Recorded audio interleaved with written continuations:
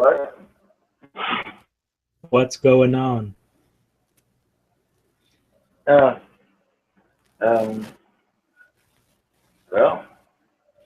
it's about a Jesus Christ teleology, Transsexualism, and Teleology.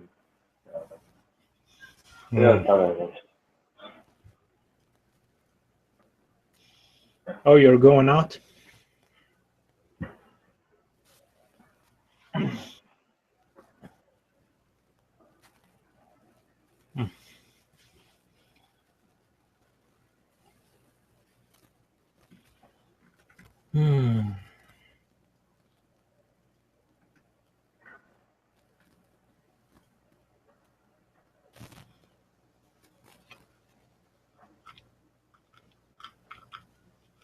I'm having some chicken nuggets. I can't hear you because it's so right on the other.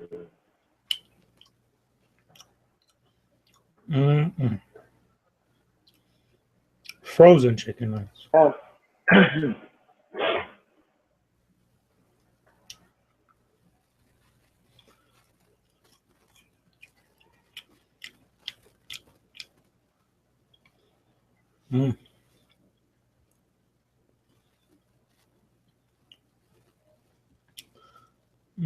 The fries are pretty bad. Yeah. What? The fries are pretty bad. What? The fries are bad. Yeah, you're still talking over you. No, you're the one talking over Tom.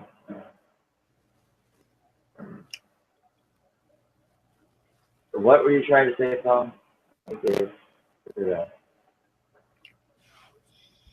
The fries are pretty bad. You're saying flies? Never mind. The insect? Hello? What are you saying? Are you talking about insects?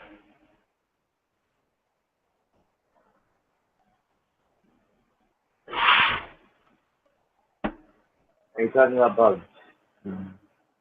Hello? No, I'm not. Bugs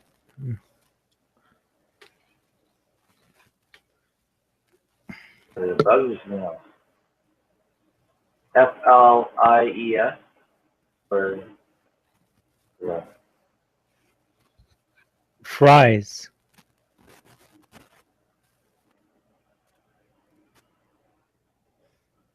Flies?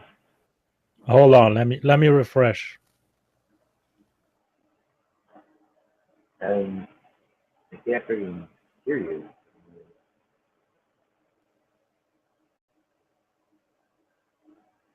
I can't make out the word. What word are you saying?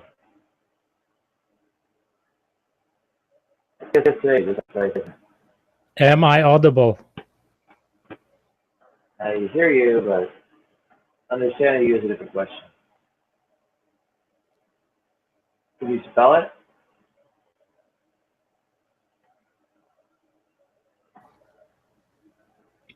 Can you hear me, Nadia? I hear you. Can you spell it? You hear me? Okay.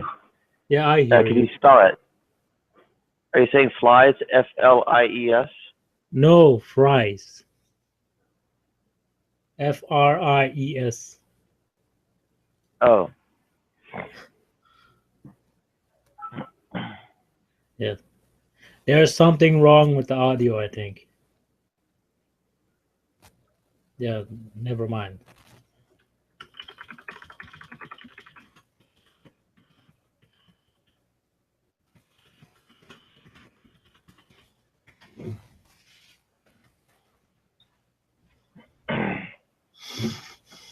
I am hearing damaged and have literal background noise, so it is not surprising to me that I can't hear what the hell's happening. Hey, Ludik, can you understand me? Am I audible, Ludik? Yeah, I can hear you. No problem. Is my audio like distorted or something? Not at all. It's clear as can be. You got the same sound card I do and a really good signal processor in it. So It's probably my internet most of the time. Yeah. No, Nadia, Nadia wasn't able to hear me. There were probably some internet issues. No, I think you're no. auto muting. I noticed that when you quit talking, it almost mutes instantly. There's No, some kind of. I mute myself actually. No, I've Oh, got, yeah. I clicked mute. It's usually things on the order of hearing damage and background noise, and add anything else atop that, and no matter the slightest distortion or whatever it is, and I can't understand people. We should get Google Plus installed in your brain, Nadia. Like it bypasses your hearing and it goes directly to your brain. Yeah. I'm not even that popular. I mean, random, you know, troll slash soft account with a, you know, ripped off, you know, hot model's photo or something. It's something like 25,000 plus followers in the space of about 90 days. And that's on Google Plus, not YouTube subscribers. Yeah, YouTube subscribers, well, I'm not sure exactly the dynamics, but something similar basically plays out, where basically subscribers, something you get in any respects by being a hot chick, whatever. The problem, which I'm not. I mean, I basically look and sound like a guy, and a fat, ugly guy at that. Which that wasn't before. Didn't say I was that. at least some kind of like, you know, skinny queer boy or whatever. hey, there may be some truth. Fucking fat piece of shit that I am now. There may be some truth to that, of course. Yeah, everyone thinks everyone else is beautiful or ugly. Everyone has different standards. But anyhow, I think, Nadia, what you're suffering from is like you're suffering from like a niche market. You go into very deep philosophical topics that not everyone is able to go with you, and I think that is why your subscriber base is not going up as fast as you would like. Most of the what you mentioned with the top model pick, I mean, what substance is there behind like a fake top model body pick getting 29,000 subscribers in the span of 90 days? I mean, it's a complete. I mean, you have to be completely, vacuous and complete and pander to like the lowest common denominator, and then your subscriber base will go up. You have to come lower. You have to come down with your discussions. You can't. You're way too deep, and not a lot of people can follow. And they just when you go into those topics, they just their brain tunes you out because they're not understanding. It's like you're talking Chinese to them.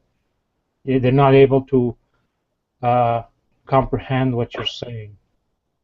Not only you, actually, a lot of people you host here, they are quite smart people. I mean, they are all pretty good in their own fields. Like, let's say Maximus when he comes in here. I mean, he's quite well versed in philosophy and such. Soviet sexual chaos number 33. Did you look at the hit count on it? Yeah. I wonder why is that video so much higher hit count? Like this, it doesn't have G-Man random popping up in keyword stuff.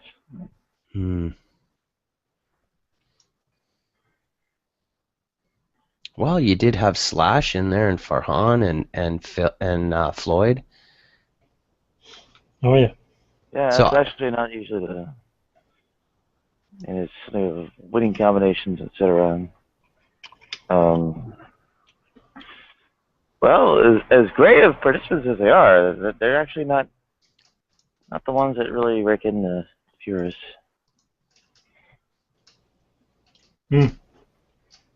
So Nadia, you know what you have to do. We should all make sure to thumb up the videos. I don't know if it makes any difference, but it does, but it's doesn't, probably not enough. It's probably not enough. It's too little. But Nadia, you can still have your intellectual discussions, but if you maybe try to get it down to a level where people can digest what you're saying, I think people would be willing to participate. Just there's an intellectual barrier. I mean, it's not to condescend to anyone, but that's just a fact. There just is that barrier. Well, that's why I try to stay out of the conversations. Just had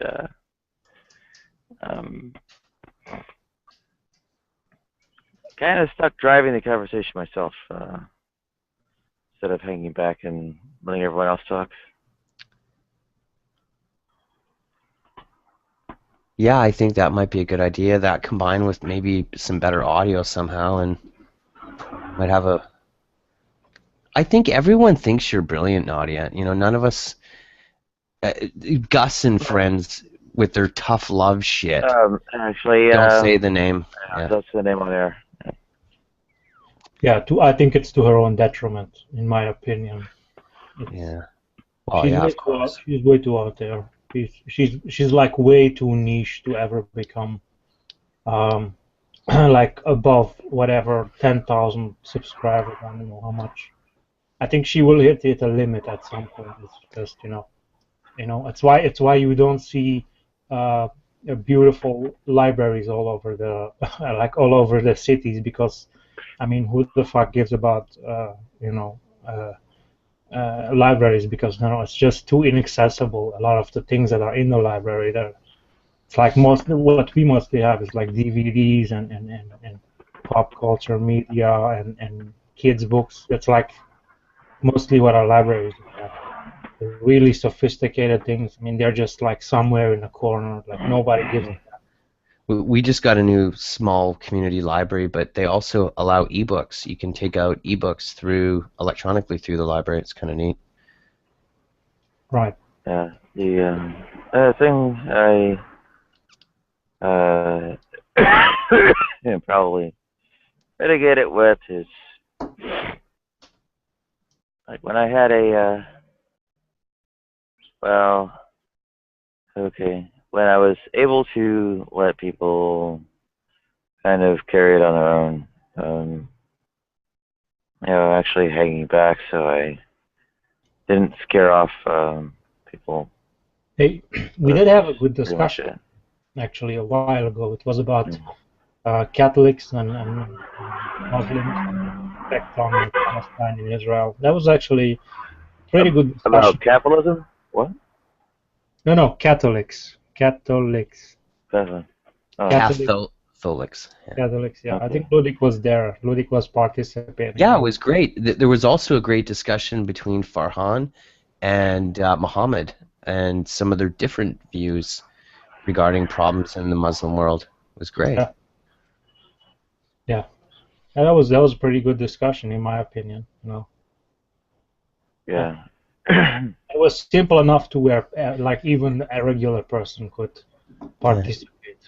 It's funny how two of the most couth people in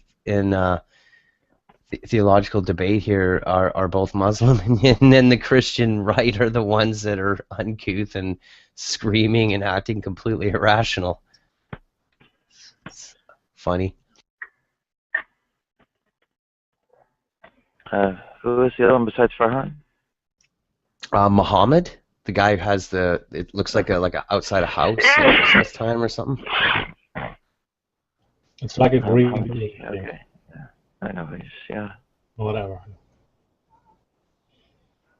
Yeah. Like a Norman Rockwell scene or something from outside a house at Christmas or something like that. Let's see how many views that got, Nadia. Let's check it out. What? Let's say how many views that one got. Let's check it out. Well, it might be which one? Last night. You know Which one? what might be a good idea is to schedule certain guests to come on with certain topics with sort of more of a framework done prior, and then maybe kind of like plan them in advance, but try and plan them like 3 or 4, at least a number of days. That way, if something changes, you can reschedule and kind of shift it around, and then maybe you can take you can probably use Open Broadcaster to like do your overlay, like where it says goddess and all that, and that can be maybe like a table on it, like the way your cube OBS. code does. Yeah. OBS doesn't have a virtual device yet. And it won't for the other long-term project of theirs. Yeah. I'm sure there's some way we can find a way to do it. I think you got the regular view count, Nadia. The last one. It says What's that? it's what you usually get on the last one. That's the regular view count. There isn't. Well, it's not like it's static, so it's has both time of day, day of week, and other fluctuations. I guess also trends slightly upward of subscribers and so on. Yeah. But anyway, yeah, kind of disaster has happened here. But I don't think people really care all that much about how you look, Nadia. Yeah, they do. Hold on. Let me. I can tell you how. All right. Hold on. I'm gonna find you. Yeah. Hey, Sugar. Well, number one, welcome, Sugar. Nadia, here's a person. He's like 500-600 pounds, and he's got 2.6 million subscribers. He's like 4 times your weight or something. I don't know how. I mean, he's a pretty big guy. I mean, I really like Boogie. and so I mean, if this guy can do it, then why can't you? I mean, What? I say this guy disproves what you're saying. I mean, he's not exactly Not a top exactly, model. no. He's not exactly a top model. Well, that's not what I said. I didn't say it was a prerequisite. Well, no, you said looks, and I gave you a link disproving that it's not the look. People don't really care about the looks. Actually, no, sorry. Actually, they do care. Actually, yeah, no. If you're like a hot woman, they're more likely to click. But eventually, they Right, that's care what I about said. argument. They stay if you have no good argument, good debates. They don't really stay long. Oh, is that Sugar talking to us or someone else? They make click if you're like hot, but then they will not stay very I long. was nodding my head in agreement. I agree with what Palm's saying 100%. Oh, me too. So I'm not saying that looks don't count, of course, yeah. Looks actually do Yeah. count. Well, I also don't look all that feminine, and that gets me pretty much like discredited as well, trans or whatever. So Yeah. I don't really consider legitimate trans.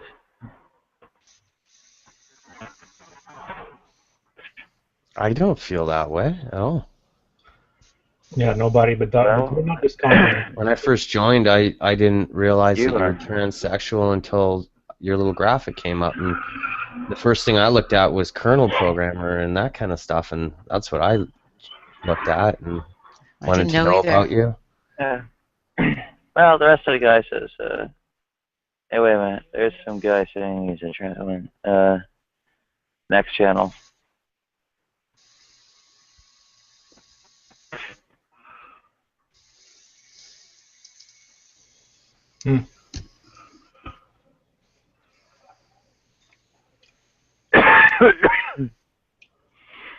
Hey, I'm gonna admit, if I saw like a cute a video like with a cute picture on it, I'd click on it. If it's like I'm a sucker for hamsters, like it's like a cute hamster, I'll click on it and I'll watch it. So yeah, maybe you I'm should. glad you're honest about that. Hey, that's a cat. Yes. Hold on, let me present you.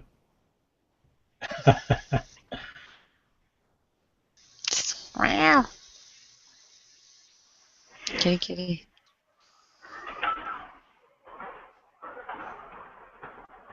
What's up, Joke?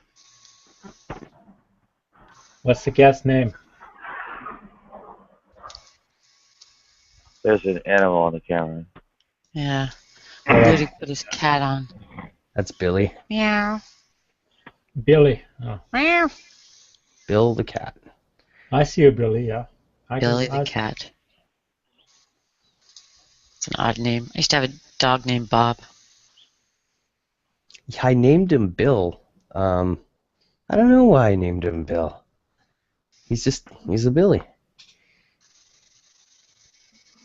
Billy the kitty. Billy the kid. Billy the kitty. That's why he did it.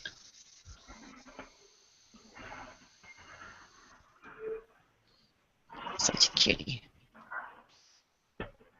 Oh, I can just feel that little chin thing there. He loves the chinny chins. Loves the chinny chins. That's cute. Here. Anyhow, what topic were we going to discuss now? What? Yeah, I recycled little title. I don't know that I necessarily stick to the topic. It was something of the quote-unquote bits about purpose and ideas about the body and all that, but at least in terms of the title, I don't need to stick to that.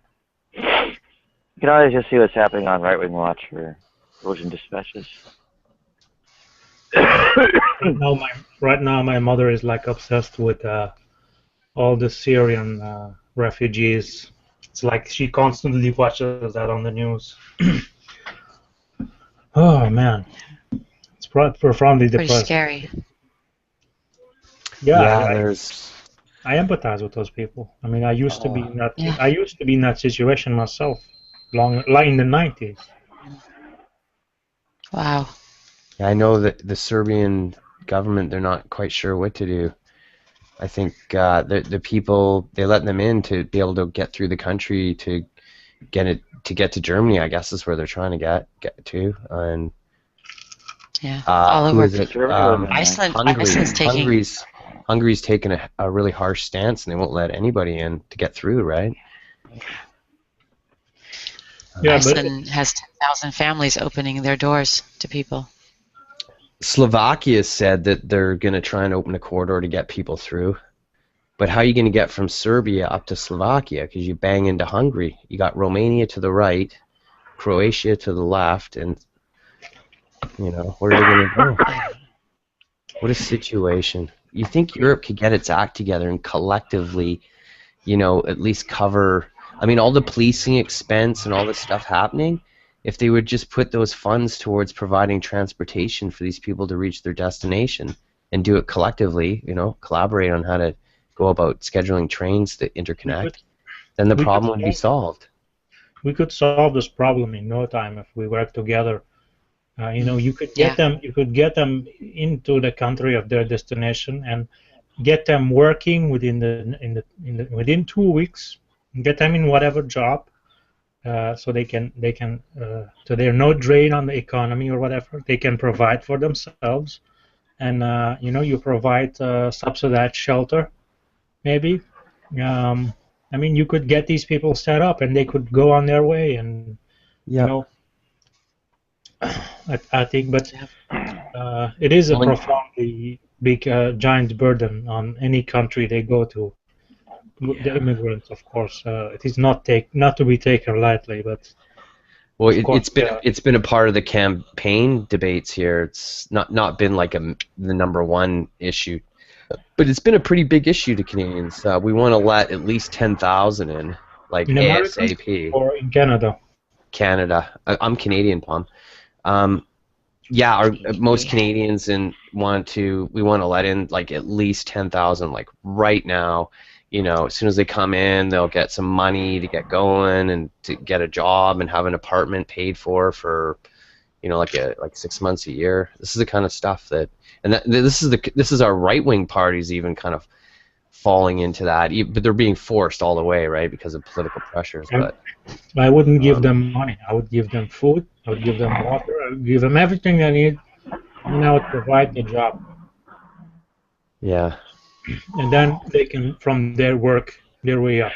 I'm not saying not giving them money and just throwing them on the street. I'm saying give them everything they need, but don't give them. Yeah, well, just the tools necessary to get themselves going, right? This is the thing. They won't have to. They It's won't like- have to start. They can. People who make money with investments and why rich families stay They have rich. shelter. I mean, once you got rolling, it's like to get the ball rolling it takes a certain amount, and until you can Yeah. do that, you know, it's. I mean, I can see that with Nadia's situation the past, however long this has been the situation that, you know, you They get could, stuck and it's hard to get past that hump. But once you pass that hump, and you got enough to get going and leapfrog, you know, step by step, then you can get rolling. But until you can get that initial, you know, critical mass or whatever, it's, you know. Tony Beatlemaniacs is here. Oh, welcome, Gary. Hi, Gary. Good to have you on. Happy Sunday. Yeah, indeed. Ugh. Happy just come back from church, so- Sunday. How was it? It's good. I was I go to a Catholic one.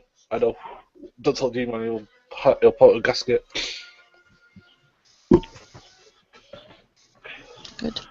Oh. Yep. I hear there's trouble brewing in the Anglican Communion. It's like anyway. The what? Here, I'll give you a The Church of England. Oh. yeah. Arthur Wellesby is the Get a Archbishop of Canterbury. Oh, look at that. Guess I should read it. Got to know everything about this country I'm moving to.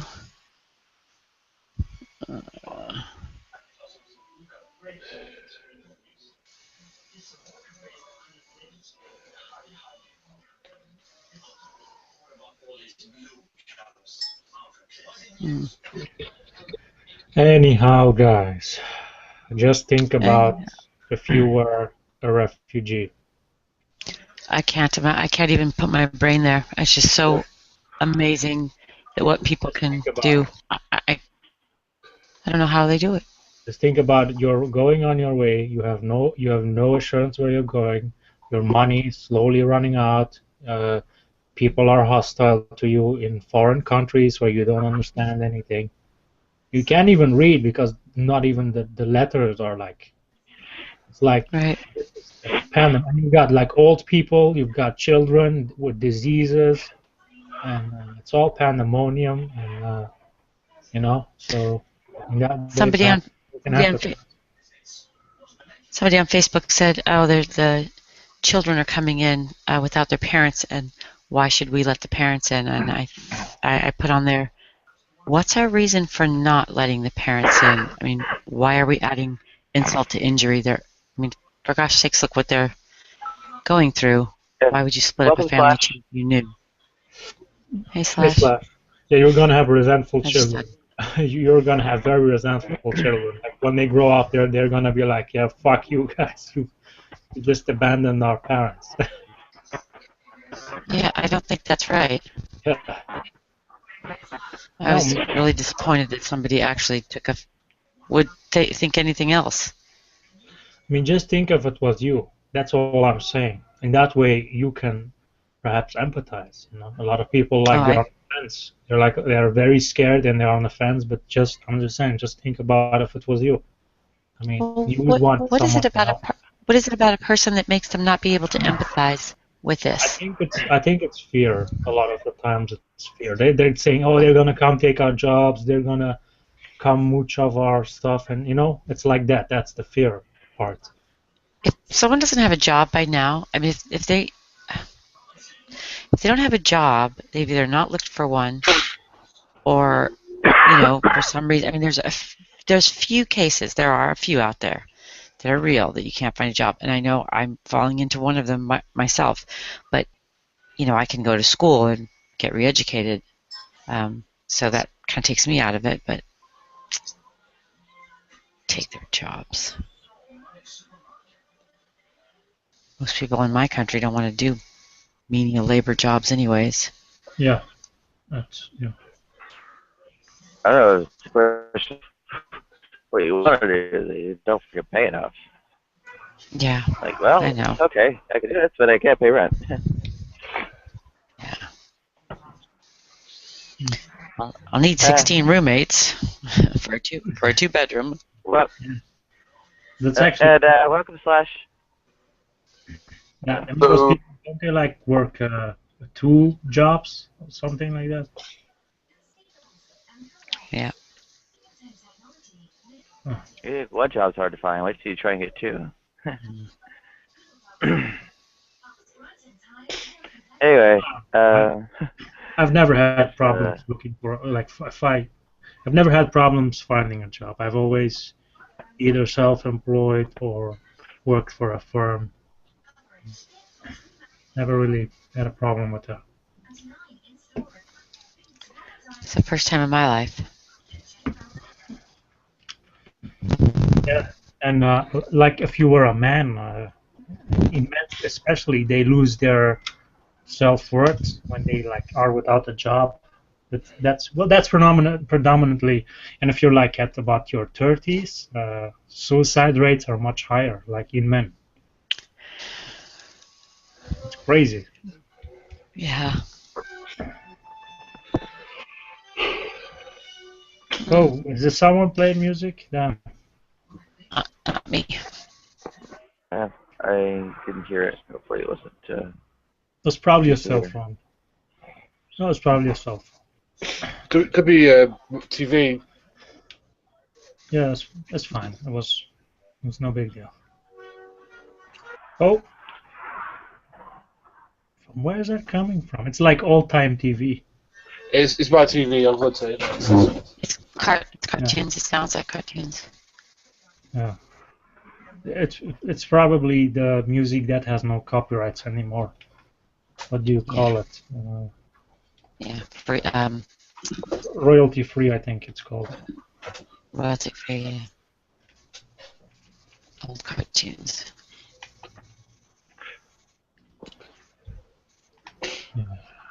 Yeah. I think the problem is that a lot of people who are not getting jobs are the ones at the bottom.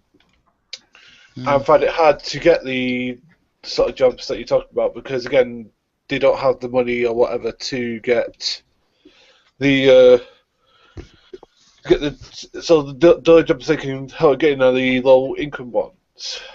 Now the thing is that usually the people who apply for that are the poor guys because they're the ones who usually get it.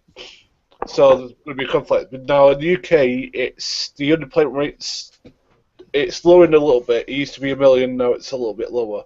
I'm not sure what it is in America.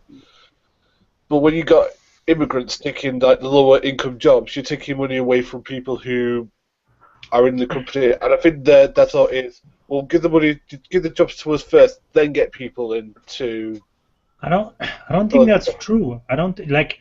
Here's how it works. If you have more people in your country, you will have more needs. So those people who are like more people coming in, you'll need to open more restaurants. You'll need to open more venues because you'll have more people, and then you can spread that money more around and create newer jobs. That's how it really is, I think, in my opinion. I remember when in the UK they had a wave of Polish immigrants not too long ago, and there was a big controversy. And after they did the numbers, they said that these immigrants paid in more taxes than they took benefits. Yeah. And actually, the numbers were good. I thought that was kind of promising if that's true. Yeah. Well, basically what it is that as an EU member in the UK, we can move to, and people can move to us freely. You know, it doesn't cost them anything and stuff like that. It's because we're a member of the EU. So, like, if I want to move, for example, to Spain or to Germany or to Holland or wherever, as long as it's in the EU, it doesn't cost me anything. And people could do the same here. Again, it's a similar thing. So, if somebody in Britain wants to get a job in Bulgaria, for example, they can do. Yeah, you So- can do. I have a British passport and can work anywhere in Europe because of exactly I what you're might be saying. able to get the Italian one. Yeah. One thing I'll tell you about the British too, if you're entering a country and you have multiple passports, use the British one, because remember when the tsunami happened in Phuket and all that, and the people would, you know, who were the first Westerners that were walking the beaches looking for their citizens? British. Were they? British cons. Oh, for sure. Ah. Yeah. They have more presence in the world than anywhere. So if you ever get in trouble, right, you can always, like, they have a really huge presence. Yeah. Rumor has it the Bangkok bomber got caught in Malaysia, by the way. Speaking of... Bangkok bomber? Bomber. What do you mean by Bangkok bomber? yeah, Never heard of him. yeah, somebody set off a bomb in Bangkok. Was that? No, that was not in China. That other one. This is in... That was Bangkok, yeah, Thailand. That huge explosion, that was Thailand, not China. It was not that big an explosion. No, that's a different Yeah, one. the big factory explosion was China. Yeah, The big that's a factory different explosion was China. Yeah, that wasn't a bombing. That was like crazy. But yeah, sugar, that happens in Britain a lot. Like a lot of people in Britain are very xenophobic in that manner, that we don't like people who don't are taking our jobs. Yeah. And we get a lot of that, a lot of tacit racism. I have a specialty job that I guess you guys are really in need of. So it's I guess it's because you can't. There aren't enough people doing it. So, Well, yeah, at the moment I understand that. We get a lot of like doctors and medical professionals from above, because not a lot of people in Britain are applying to be doctors and stuff like that, which is a real shame. Something that we really should address. I work. Yeah, I work on a paramedic ambulance, or I did work on a paramedic ambulance. So that's what Do you know where you want to move, Sugar? I'm looking at Southampton right now because there's a big hospital right by there, but it will depend on where I get the job. My aunt's partner, she's a mental health expert who treats the police department in London, the Metro Police, handles like shootings and high stress stuff that people go through. Yeah, I'd love to get into that. I mean, that's where I have my coaching. I'm almost done with my coaching certifications, but luckily the place I went through is both recognized in the UK and the US. So, but I probably will stick to the medical that I know, that I'm good at. Oh, So you mean out in the field? You mean out in the field? By the way, just so you know, if you move down to Southampton, you're in driving distance to one of 3 creationist museums that Britain has. One of 3 what, honey? Creationist museums that Britain has. Museums? Creationist museums. Oh, creationist museums. Yep. Okay. Near Portsmouth, and that's where one of them is. Portsmouth, yeah. There's one in Portsmouth. There's one in. I think there's actually one near me in Chester somewhere. It's like, why? Okay. I mean, it just bothers me. Like, America, I can get it, but here, it's like, here it just doesn't make any sense. The creationist stuff? Yeah. Sorry, my mic is going in and out. I didn't hear everything you said. I wanted to hear everything you said. I'd just say that we've got 3 creationist museums, and this is in a small country than America. Yeah. Actually, Yeah, and you'd think that'd be something that we would do. You know? Interesting. I'll have to check those out. Yeah, I mean, I don't know where else I would really go. I mean, London I can't afford. So, yeah, I'd like to go to Manchester because I'm a Manchester United fan. So, okay. but Well, someone said I wouldn't like Manchester. well, I lived in Manchester, so I can tell you what it's like. Well, I Yeah. lived in Salford, to be honest with you.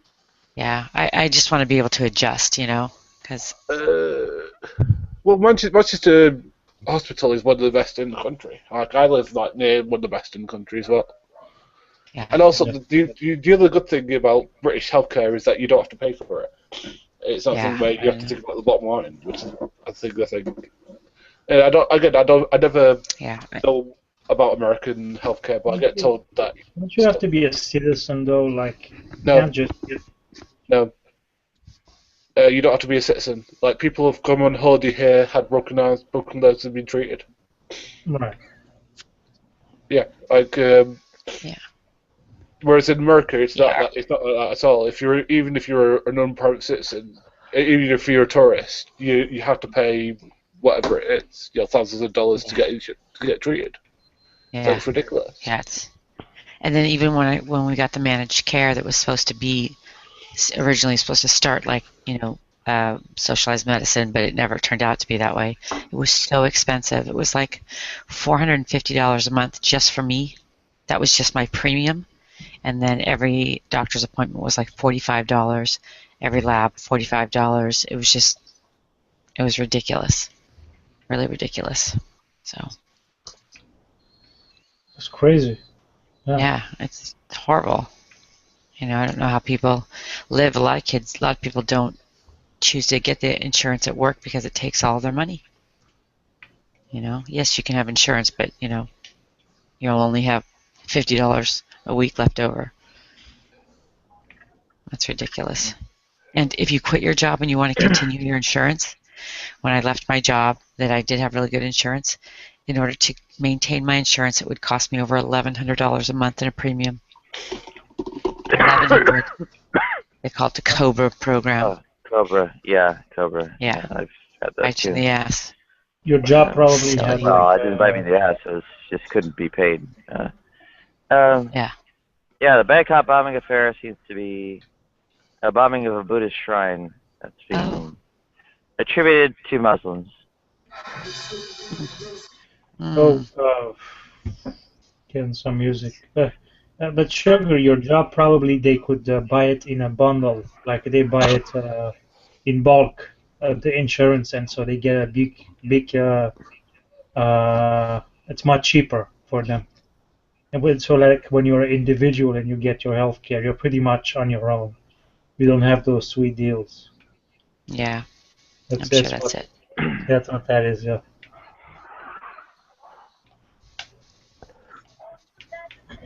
Yeah, at the time I was having iron infusions, and the bags of iron were $1,000 a bag. Are you kidding me? I'm not kidding you. So I couldn't keep it up. I couldn't keep up the infusions. Yeah, I mean, I have to get those like every 2 to 3 months. I didn't know they were that expensive. They What's are here. That? What It's called ImFed. It's an iron infusion because I'm really anemic and I can't get it through absorption. Oh, yeah. So I have to get it through the IV. I'm the same way. It was probably 10 years ago. Yeah. Do you still have to get it? How much money did you have to pay for that? I didn't pay for it because I could not afford it. When I had my insurance, it was paid for. But when I had to quit working, then the premium for the insurance That's was how they $11. reward you for working all those years? Is you quit working, and then you... No, I didn't just want to quit. I had to quit because of Oh no, the that's not what I'm PTSD. saying. It has nothing to do with you. No, I know, but what I'm It's the saying idea is that you they served they in that reward us even capacity. less. It's just the That's fact my that you point, served in honey. that capacity. And this is the other thing. You probably work for a private company, eh? Yeah. It was a for-profit company racing to go save people. Yep. See, that's just alien to our way of thinking in my country, man, and Great Britain too, eh? Yeah. And the thing Like is, you know, it's so alien that the notion that I'm running this trip to go and drive to people. I mean, what if they don't fix the wheels in the ambulance because they want to shave off a few bucks?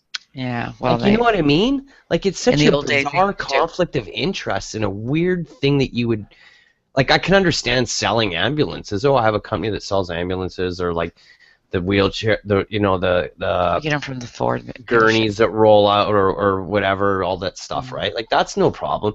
But the actual day-to-day operations of such an organization, like I know there's the BC Ambulance Corporation here or something, but it's like owned by the province, and it's not run for profit.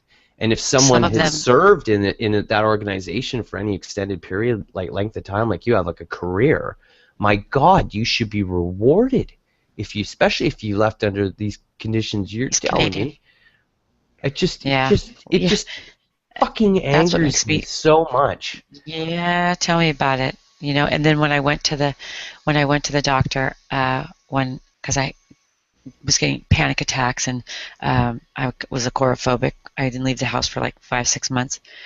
When I finally could go to the doctor, actually, yeah, it was after I finally could go to the doctor, I got out of the house, and someone said you should really file for workers' comp because it's PTSD, and I wasn't real hip for that, but I did ask them about it, and I said, this is what they told me, and they said, oh well, yeah, you can, but they're going to do everything they can to discredit you, so I don't know if it's worth it to you. And I thought back of when I used to be really heavy.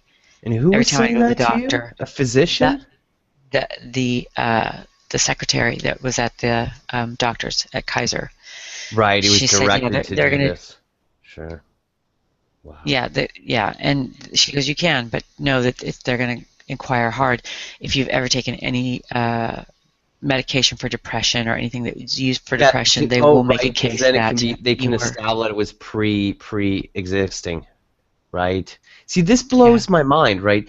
In fact, I went through a couple Michael Moore films just the other week, and I watched Sicko, and they interviewed this doctor in England about it, and he was just, to me, the idea that a doctor is making a decision on how he should treat a patient based on any kind of like monetary decision-making factor is just like, that's one thing the doctor said. They interviewed the doctors themselves, and they just said, I don't know if I could work under such conditions almost morally.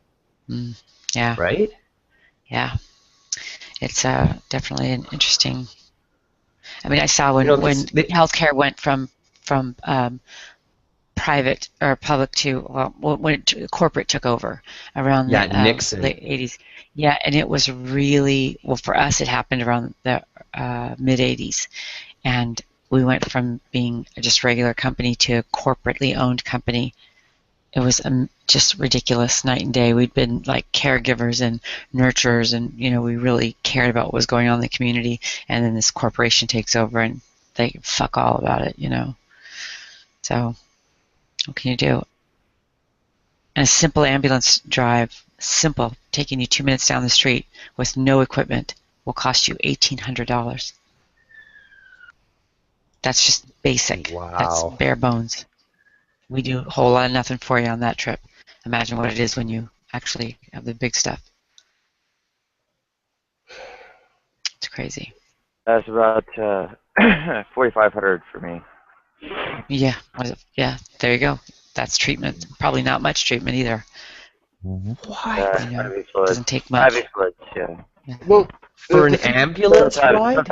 Sometimes Yeah. also morphine. This is not like when you need like something like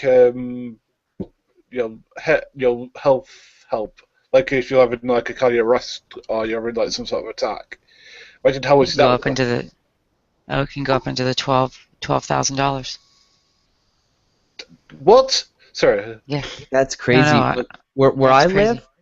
live, when something happens here, they fly a helicopter in and take people off. We have that too.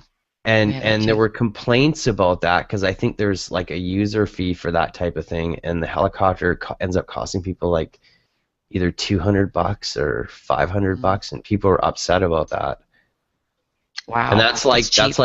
that's like Air Stars flying in to our helipad at our medical center and getting you out, right? Yeah, yeah. Well, they do that for a few things. If you are someplace remote and you're a trauma activation, there's a thing called a golden hour where they want you to the hospital within that golden hour of onset of trauma. And or if you have been taken to a hospital that has too low of a care and you have to go to another hospital, then they can fly you there. Sometimes it's just quicker if you're depending on how stable or unstable you are. Sometimes, for microsurgery, there's places in San Francisco and special children's hospitals stuff. They fly for those types of things. Sorry. Mm. I'm looking at the fees here. If $530 if you don't have a medical services plan, or $7 per mile. Air ambulance, helicopters, $2,746. Yeah, there you go. Wow. No, but that would never happen to any person because everybody's on the medical plan. You're entitled to it, right? That would be somebody like an American. That's what an American would pay if they got injured on Galliano, where I live. Which now I'm live and everybody knows, but what the fuck? So air ambulance. That's all right. This is a good time to make that mistake. I don't give a shit at this point. I know.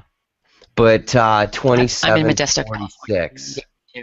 So that's the most you're ever gonna pay to get flown out on a helicopter, and that's per hour. So how long a helicopter can fly pretty far in an hour?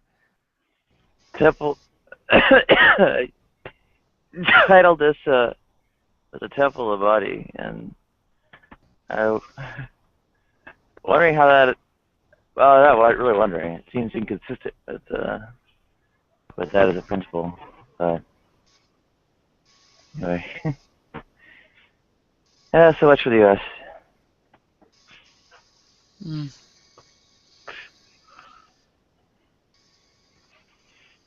UK and Canada are doing better, even if more secular. Well, the past Already decade, there, things have gone in reverse, as far as I'm concerned. But these conservatives look like... Oh, yeah, well, the conservatives have been in power. Well, yeah, I mean, it's... the Anglosphere has had trouble across the board. Although, not entirely convinced that's taking it below the U.S.'s baseline. Yeah, no, that would never happen. But, yeah, it's been a long haul the past 10 years. Oh, I heard David Cameron's been making some nasty inroads privatizing the NHS. Yeah, I hope they don't do that. I really hope they don't. I've seen a couple things in the UK that I'm like, that's very American. Don't do that. It's not going to end well. The problem we have in Canada right now is the left is somewhat divided. Like in my riding, the Green Party leader is here, right? So I don't have a lot of choice other than to vote for her. Yeah. But I guess it's a special circumstance. If I was in any other riding, I'd be voting NDP. But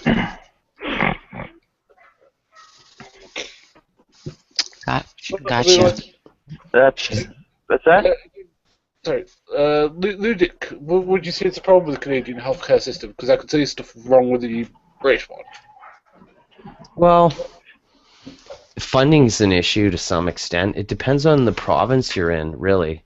There is a discrepancy between provinces because the funds are dished out in transfer payments from the federal governments to the provinces, and the provinces administer the funds through the provincial health ministry, right? So it's not as consistent as people would think. But the biggest issues, people complain about wait times and stuff like that. That's something people bring up. But I'd say overall Canadians are pretty like we're pretty proud and happy with our healthcare. I'm sure people in England feel much the same, eh? The problem tends to be, well, there's twofold. The one that the right-wing government we have, what makes it private? Well, I've been making more inroads to making it private. And secondly, we've got something that calls MRSA, which is like a hospital disease that has been a bane of like NHS hospitals. But even still, you know, if you ask, I mean, my mum recently was in the hospital, and, you know, she had the best care that she had. Yeah. No, the CARES is adequate health care in terms of them doing the best medically that they can to treat a patient. I don't think that you do hear people do fall between the cracks, and there's human error and fuck ups, but there always is going to be in any organization, right, where you have a lot of split-second decision-making processes and a lot of ways in which to make a medical error. So I'm sure it's no different in the UK either. Yeah, human error is human error. Well, the thing is that we do have a private option. It's called Bupa, but you have to choose to do it. You know, you automatically are paying for the NHS as a citizen, but you can choose to be on private. Yeah. Yeah. I think most people, if they had a choice, would do the NHS because if they have a good hospital and it's NHS run, it's run pretty well. It's just, Yeah. the problem is that some of them are just like completely. It's the way the hospital's managed, yeah. I guess. Yeah. Look at that lady. Yeah, I think you guys have an even better foresee, system than we have in Canada. The right wing starving the. It's easy to foresee the right wing starving the NHS to quote unquote promote the private option. That's usually the method they use, and then they turn around and cite flaws in that they've created, you know, by defunding or whatever. Yeah. The same thing's happening in my province right now with the ferries.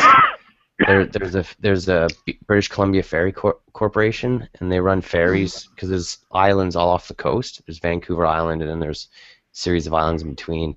And really, before, the way it's written into the provincial laws, it's part of the highways department, like, because it's transportation, right?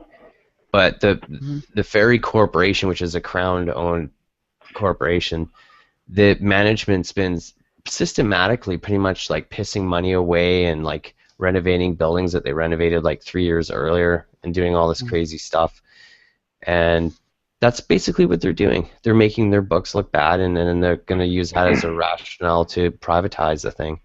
They already sold off a couple of vessels, these ships they built, to make their books look good. And That's no good. no, the BC Hydro, which owned all these hydroelectric dams, and we had tons of excess electricity we'd sell to California, and it was a really good thing, except for there's some environmental stuff with dams that a lot of people don't realize. But they turned around, and the right-wing government we had in power here sold off the transmission system. So the state still owns these dams for the most part. There's private ones too, but for the most part. But they sold off the system used to move the electricity, like the power lines, which was before owned by the government, right? Like they had built this thing, right?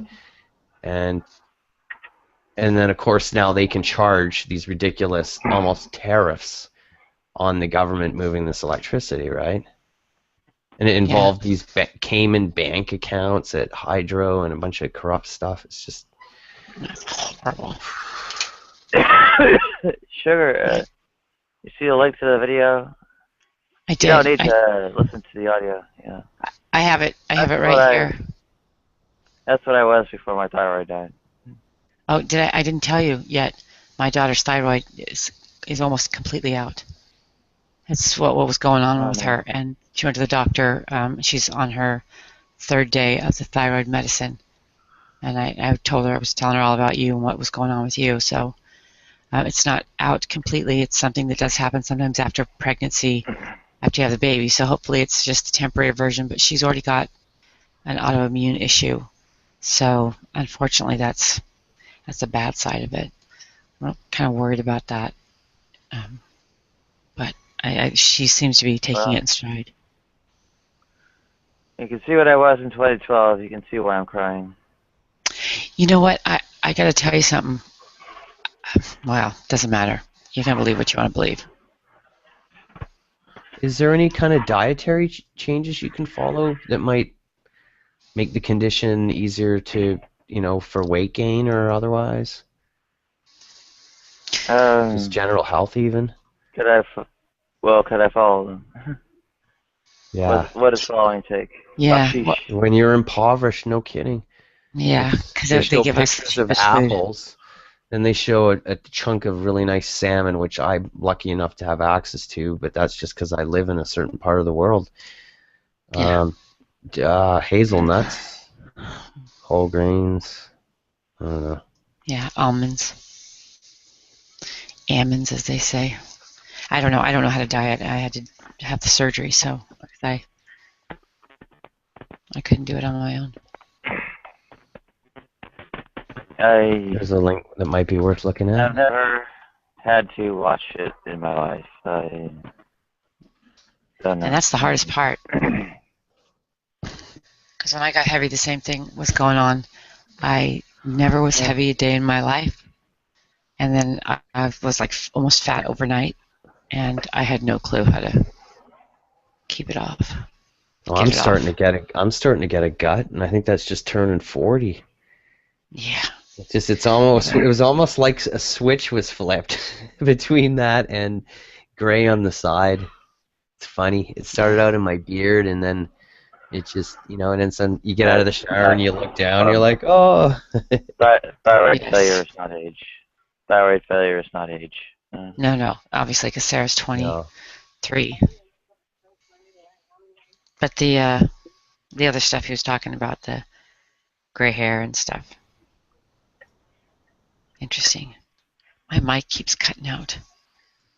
I've had this on for so long. It's pretty hot. No, it's running fine. Your audio didn't kick out. Not that I can hear It's anyway. on this side. On this side, it's click, click, click, click, clicking. So, Oh, the fan is. I see. Right. yeah, it's clicking. There's little windings in the fan, and I can imagine what's going on, yeah. Fluctuation, yeah. It's a PWM controlled fan, yeah. Oh, yeah, it has to be. I'm just going along with what you're saying. It's a way in which it's electrically driven to speed the fan up and down. Okay, I'm going to believe you. I'm going to believe you. There's a little circuit board in the fan that acts as like high-speed switching, and that's what's causing it. Yeah. Well, I think I'm going to go to bed. I think I need to get a little bit of sleep. So I will talk to you guys when I wake up. You bet. Okay. Nice chatting with you, Sugar. Night, y'all. Cheers. Night, Joke. Night. Night, Nadia. Have a good night. I just woke up. And I have yet to sleep.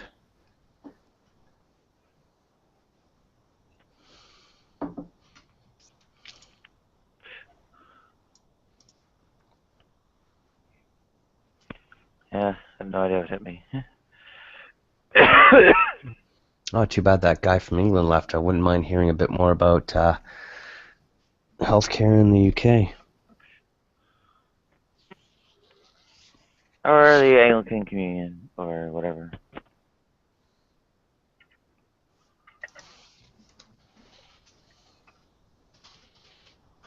Yeah. Well, this is predictable enough.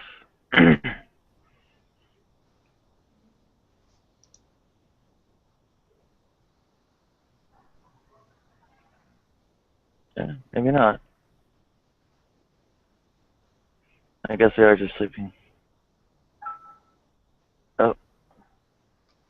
Who's just joined? Incorporated boy? Incorporated. Hey, how's it going? Capitalism is evil.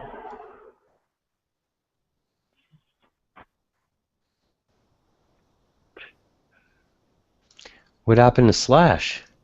He didn't really say much and he left. He said he had mic problems and external text chat and dropped out. Shitty.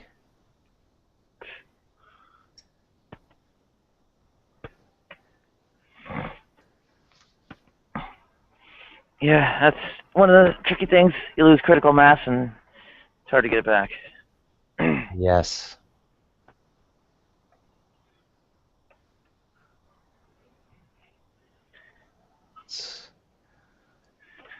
So,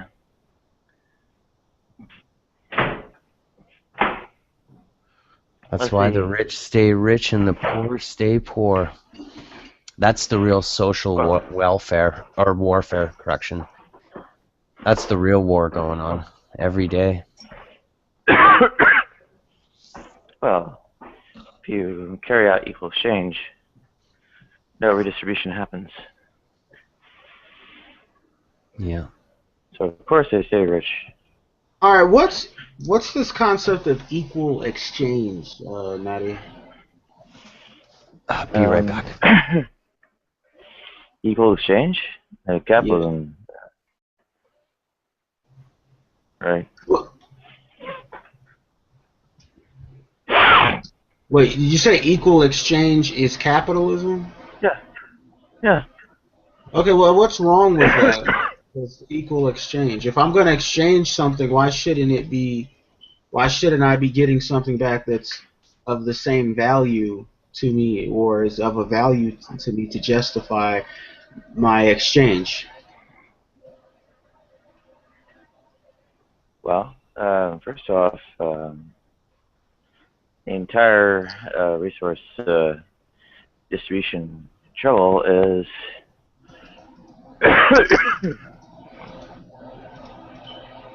in some respects to address I guess well, the lacks of resources had by some. I think someone's picking up a lot of noise. Can we tell who was picking up the noise? It couldn't have been me. It sounded like, I don't know. Can you hear my chair creaking when I move here? Is my mic that sensitive? I think so, yeah. Yeah. Wow. Okay. Well, someone who has need can, or otherwise a overall deficiency of resources, well, can't actually increase their aggregate resources by equal exchange, right? At some point, equal exchange has to be contravened for that ever to be rectified. Also,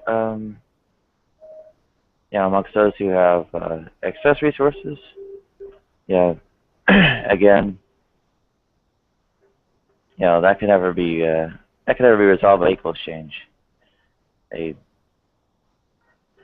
Just by equal exchange, they never actually would increase or decrease their resource base. Never actually alter their aggregate resource totals. I mean, all right, I see what you're getting at, Nadia, but I still don't. I still think what you're saying is based in a lot of. It has some fallacies in it. When it comes to resources, of course, everyone knows that there's a limited amount of resources on the planet. Okay, that's a given. But the fact of the matter is,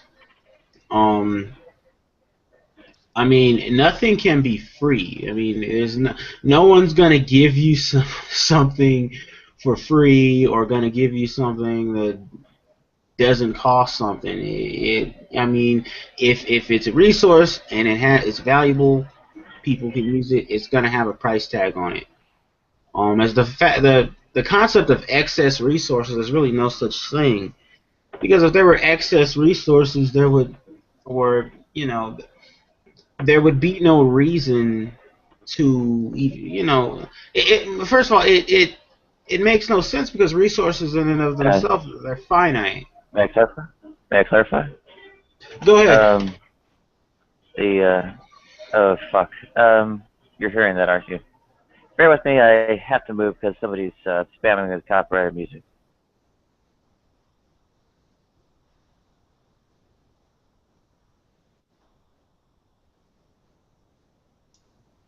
I heard some stuff, but I don't think it was loud enough that it would pick up on it, to be honest. I guess it isn't worth the risk, but it didn't seem like... I don't think your mic was picking it. It was too distorted. If it can't be heard at all, You're right. It can't be heard at all. YouTube will have its content detectors and so on pick it up. Yeah. I'm amazed. You mentioned that, and you mentioned that it picks up keyboards typing, and it's quite shocking that it's actually built right into the plugin like that, because it would have to mute the audio at the user end, right? So the signal processing isn't done on the server side. It's being done local. So it's hard baked into the plugin, right? So if it's you pick up the keyboard, pick up the keyboard strokes, then why couldn't it? Or I guess you're right. It should be able to send server-side mutes. If you can mute people through control panel, then it can send server-side, right? It's on both ends. It's on both ends.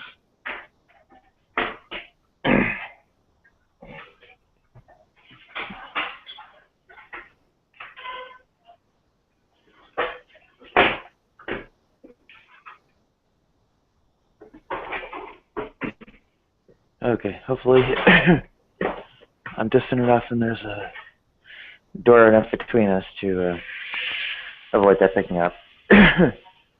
Okay, may I clarify excess resources?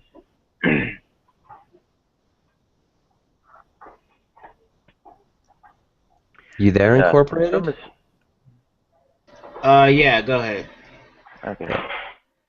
Alright, so it's realized that, strictly speaking, the marginal utility of some kind of increase in resources never actually quite hits zero. Now, so in some respect, the increase in resources always increases utility or happiness, well-being, whatever, right? Okay. I'm granting you that already.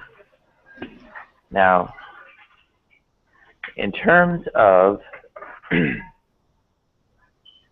what that marginal utility is, how fast you're quote unquote increasing well-being as your resources increase,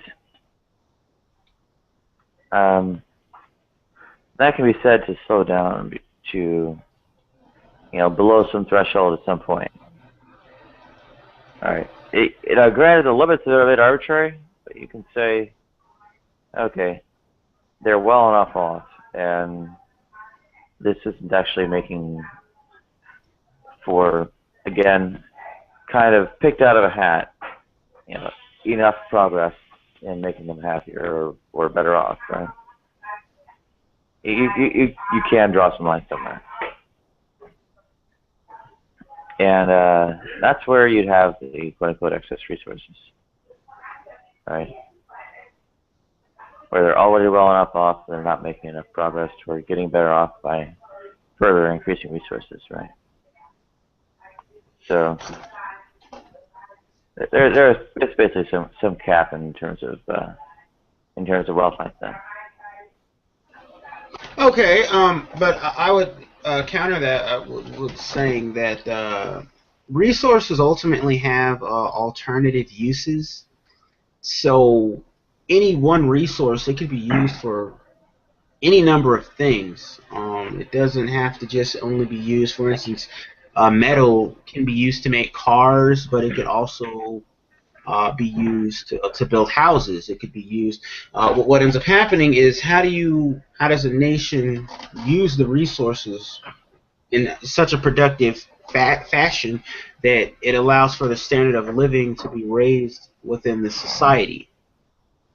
And that's how nations raise their standard of living, by using their resources, using resources that have alternative uses in the most useful and efficient manner. That's basically how they the concept of excess resources and stuff like that. It's kind of alien to me. I've never really can't really say that I've ever really heard of that. Well, yeah, I understand. What it's considering maybe a concern that might not be very familiar. Basically regards like the distribution of things, right? Out of this grand total for the nation or whatever, who inside this nation gets how much of it, right? Okay, but I would make the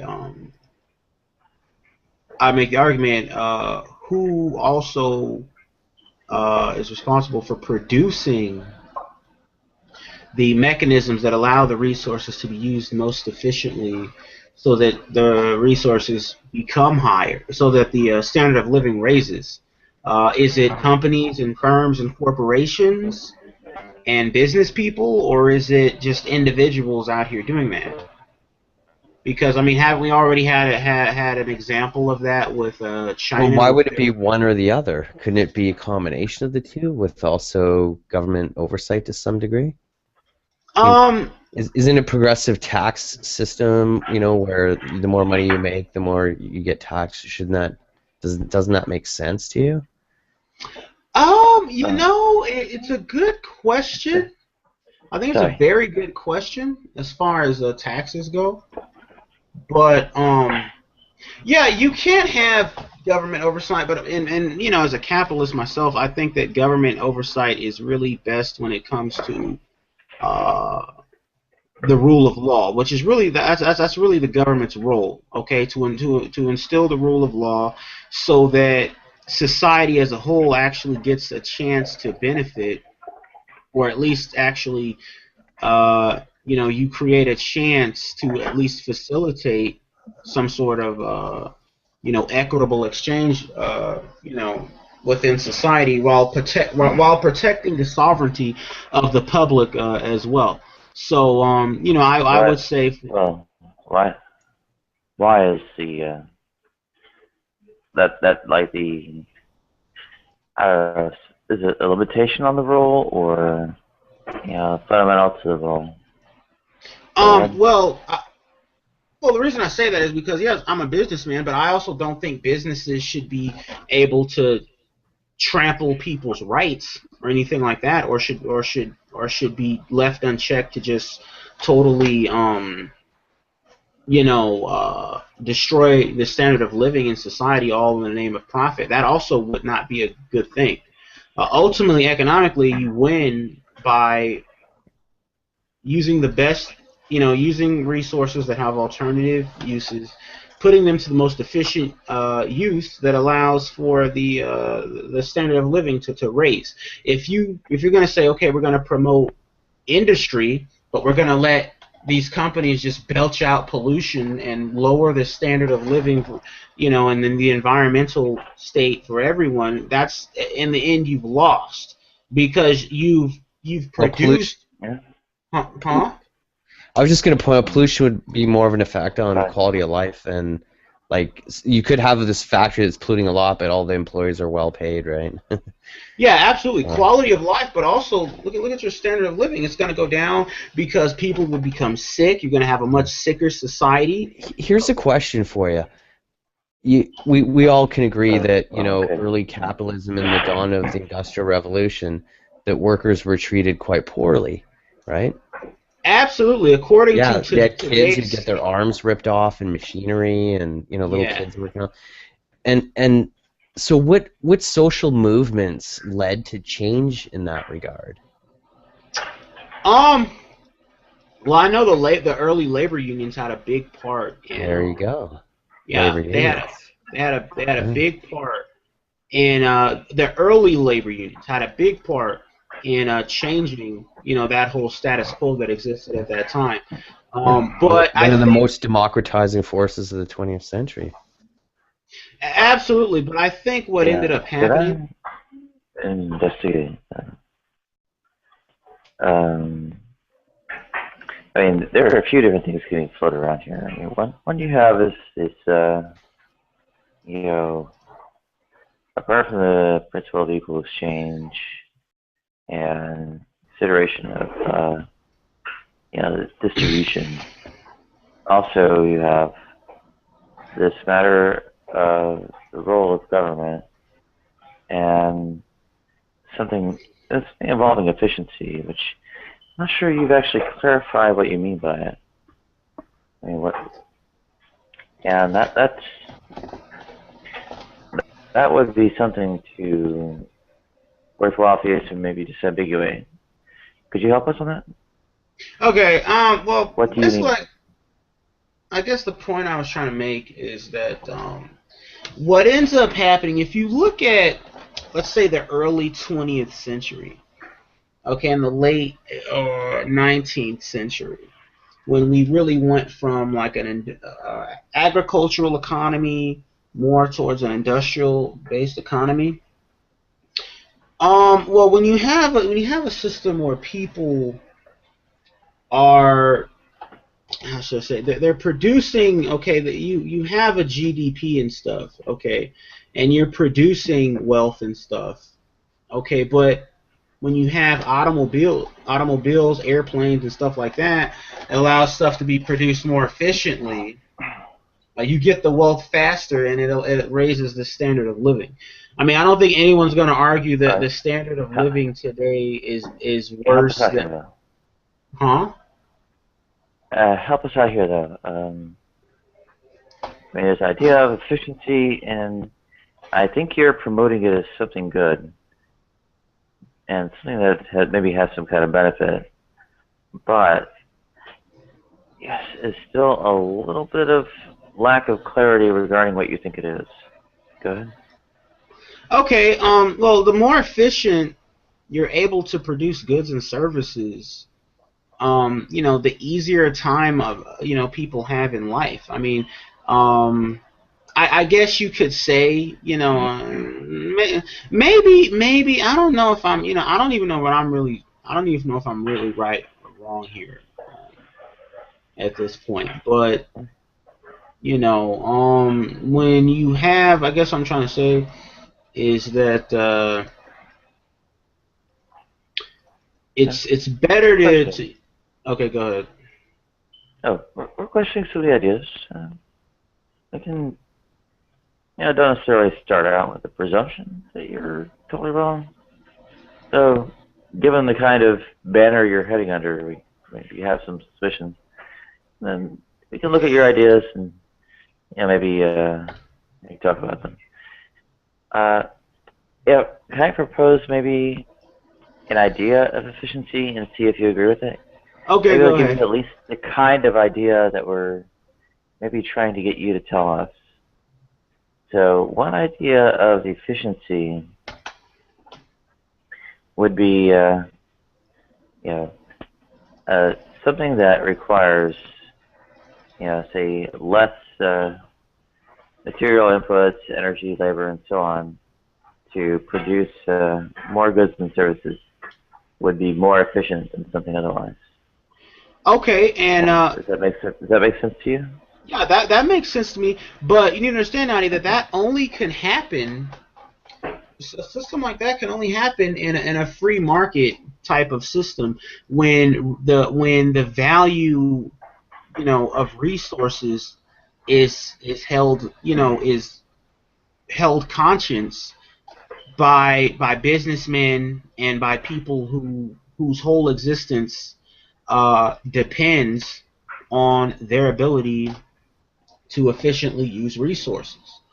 Okay, if you have like a if you have like a government or whatever, say like it's a communist government or something like the Soviet Union, which pretty much has a monopoly on all the resources and gets to decide where those resources go, there tends to be a degradation of the resources. Okay, the resources don't get used efficiently at all. I mean, look at the Soviet system when they would literally send workers all around the country to even the places where they weren't needed. Okay, just Well, because. it's interesting. It's interesting that you think that happens, but maybe more important, I think, is why you think that happens. Okay, why resources are used inefficiently? Well, I mean, you say in some kind of in a communist system or something that they are used inefficiently. Yeah, they're used Like, inefficiently. I would say in a communist system because a communist government does not have to. It doesn't have to worry about how many resources it's using because it has a monopoly on all the resources. They have the power to pretty much send the resources wherever they feel like it, and it's not in the hands of an organic free market that can determine what it needs and only take what it needs. It's just in the hands of unconscious bureaucrats and ministers, in a government who really they don't really have any concept of the resources because they don't their lives aren't dependent on these resources and how efficiently they're used. So okay, you have well, there's three things here. They don't care about the resources. They I think aren't aware of the resources, and they what is it? Don't they're some of this supposedly stems from their lives not depending on it, and I would question that. Okay. And corporate, I think you're picking up some kind of. It's hard to describe the noise. It sounds a little bit like what's a good way to describe that? I'm not sure. Maybe if I yell the next time it happens, I should be able to make a little bit of noise. I think it's not that early. Anyway, I mean, the idea that the lives of people in this country don't depend on resources is interesting. You might make an argument about which people, but I mean, people still have to eat, right? I mean, strictly speaking, if they threw away everything, they wouldn't have food, water, etc. Right? So, All right. I'm not sure they can be completely oblivious. Go ahead. Okay, I'll give an example. For instance, they had, I think, like in the 80s or something, the Soviet Union had a huge food shortage, I believe, and the shortage was exacerbated because they technically had enough food in the country to feed everyone. It's just that the food couldn't be transported because certain governors, I guess, of certain provinces, they would not allow food to be transported across their province because they felt that by doing so, then that would make the price of the food in their province go down. And they wanted to maintain whatever whatever marginal profitability that they were getting off of the food in their province. So they chose to disallow this food to be transported through their provinces, and you got a whole bunch of people that were starving. Okay, that's an example of government ministers, because they're because the government in that country The is in. the mechanism doesn't seem to be the government. It seems to be private interest groups maximizing their profits. Oh no, on but food. these were governors though. These weren't business people making this decision. These were governors and ministers of these provinces and stuff who were saying we don't want the. Are they in the business of selling grains and food stores? They weren't necessarily directly involved in that, but there were political reasons for what they were doing. So it's third party outside pressure on government from private sector food store sales. It was really so that I get you may be able to characterize it like that, but I mean, in a free market, that wouldn't happen. In a free market, basically, what would happen is the food would be allowed to travel where it was needed, not where, people in the. I wouldn't say that. How can you say that where it was needed? Is the need a function of the profit to be made on said food? Yes. Say you got one province that's really rich and they're willing to spend $5 an apple, but the poor province down in the south part of the country, they can only afford a quarter per apple. So and you're making apples and Okay, but here's the thing. We don't have a south. growing apples. Here's the thing. You're in Canada, Luddick. We don't have a south. Okay, but here's the thing. I can't. If I'm a agricultural producer, I can't get my foods to the market where they're needed because you admit that's a rather extreme example. Yeah, but it's a realistic example. example. In Canada, we have interprovincial laws about moving produce between provinces. Okay, how do those laws go? I honestly don't know, but I do know that the idea behind it is that you're protecting local producers from being flooded from other markets, and that product stays hopefully within its local market so it doesn't waste energy and is inefficient in its production to reach people's mouths. So. Okay, well that sounds like an interesting law, but it kind of sounds like to me that maybe would keep prices higher than they would normally be because you're not allowing for competition. You're basically allowing. It might be offset by the distance the food has to travel in order to reach the market, right? Yeah, well, it is a big country, so I could definitely see that. That might be possible, but then again, I'm not really entirely 100% sure. How's this, guys? Listen, in corporate. Where I live in Ontario, I go to the grocery store and I can buy apples from Washington State. Yeah. Okay. And they're no more expensive than the locally grown Ontario apple. All right. Why is that? Now, how is that possible? Hold on. Well, I'm saying you do realize why that is, though, right? Hold on. It's not like the locally grown apples are the cheapest, and the ones from Washington are $5 an apple. There's no real price difference. Okay, and the reason that is because competition is being allowed to take place. I guarantee. We're also probably selling apples from Ontario to Washington State because we're only getting the Red Delicious from them. Okay. We would primarily be growing something else, like say Macintosh. Okay. So there might be a back and forth between them. That keeps the price set in line. Okay. Yeah, I got that, but you realize that So that shows that there's more complex market dynamics going on here than would meet the eye. Yeah, absolutely. And those complex dynamics. You can't keep this stuff sitting in a warehouse forever waiting for the prices to go up and down to maximize profit. You have to sell it. The longer it stays around, the less it's worth. Okay. And for the spoilage. Eventually it spoils, now you have nothing to sell. Yeah, and I would make the argument that the reason the prices are pretty much the same is because those two, the two markets are competing with one another. I guarantee. It's also something called what the market will bear.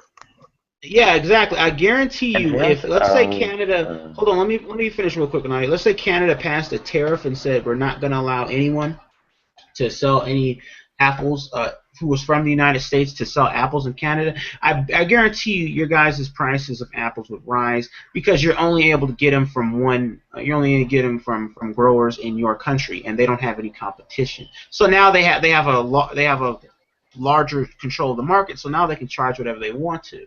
Yeah, I find that kind of interesting comment because if you look at tariffs being placed on like food or say tree, pulp, and paper, we aren't tariffing any of your goods coming in here, but you sure as hell are doing it to us. Oh yeah, let me go look that up.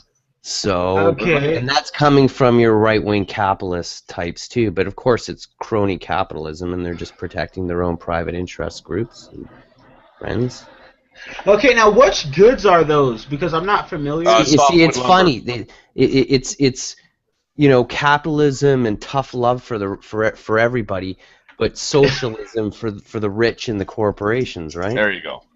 I mean, that's really I'm how not these guys think. advocating that. Yeah, really. In corporate, go read the form wiki. of what do they call it? It's like Mussolini's form of fascism. I mean, it's getting close. If I can recite the quote, that fascism should really be called corporatism, as it represents the merger between the corporation and the state. Okay. Okay, I understand. Damn straight. In corporate, go read the wiki link on the sidebar I put up there. All right. There's an example of what Luddick is talking about. All right, I'll go ahead and check it out. But all I was saying, no one's. In fact, I don't believe in corporate welfare. I think if a company fails, it should just be allowed to In fail. corporate, are you a libertarian? No, I'm not necessarily. No, I'm not. Yeah.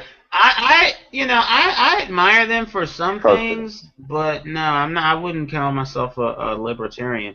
But what I would say Your is that, ideas are frequent, aren't they? but Your ideas what are I would frequent. say. Well, see, you guys mentioned corporate welfare, and that's not really a part of free market capitalism. If a business fails in the free market, it's supposed to be allowed to fail so that new businesses can come and learn from their mistakes, and you create optimization. Okay, if you're given like the bailouts of 2008 and stuff, I didn't support any of that. I thought all those banks and stuff, you need to let them fail. Go ahead and fail. Let their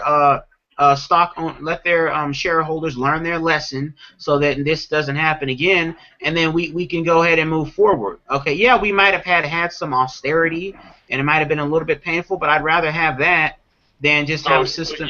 You would rather have the Great Depression. No, that's not the that. No, because you're letting all the banks fail. You'd much rather have the Great Depression with the austerity the Great Depression had versus bailing them out. All right, let me finish that. First of all, what happened in 2008 wasn't necessarily it wasn't the same thing as what happened with the Great Depression.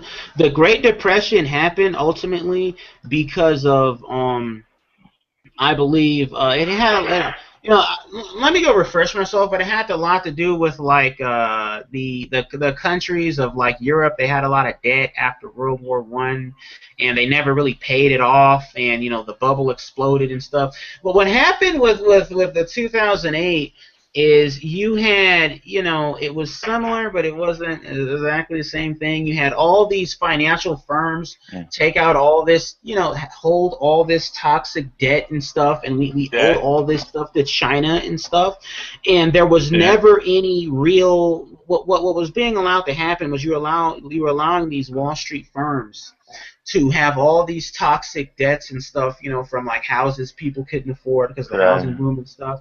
And what happened is they were never allowed to learn from. They were never made to learn from that stuff. They just kind of, the government just kind of came in and said, "Oh, it's going to be okay. We're going to help you out," and then you wonder why you have these situations. That's not what happened at all. The whole narrative is totally wrong. Could I? Now, as for the real facts of, what went on under communism, would you accept Mary Fulbrook's, what I understand is a relatively authoritative text, The People's State? East German society from Hitler to Honecker. Will you accept that as a reference? I'm not familiar with that particular work, so if you can like give me a link, but I will give you a link to a text to it, a text to it shortly. But the main thing is, if you can basically like Google, see what the reviews say about it, see if you would consider it something you would deem as reliable as a source of information.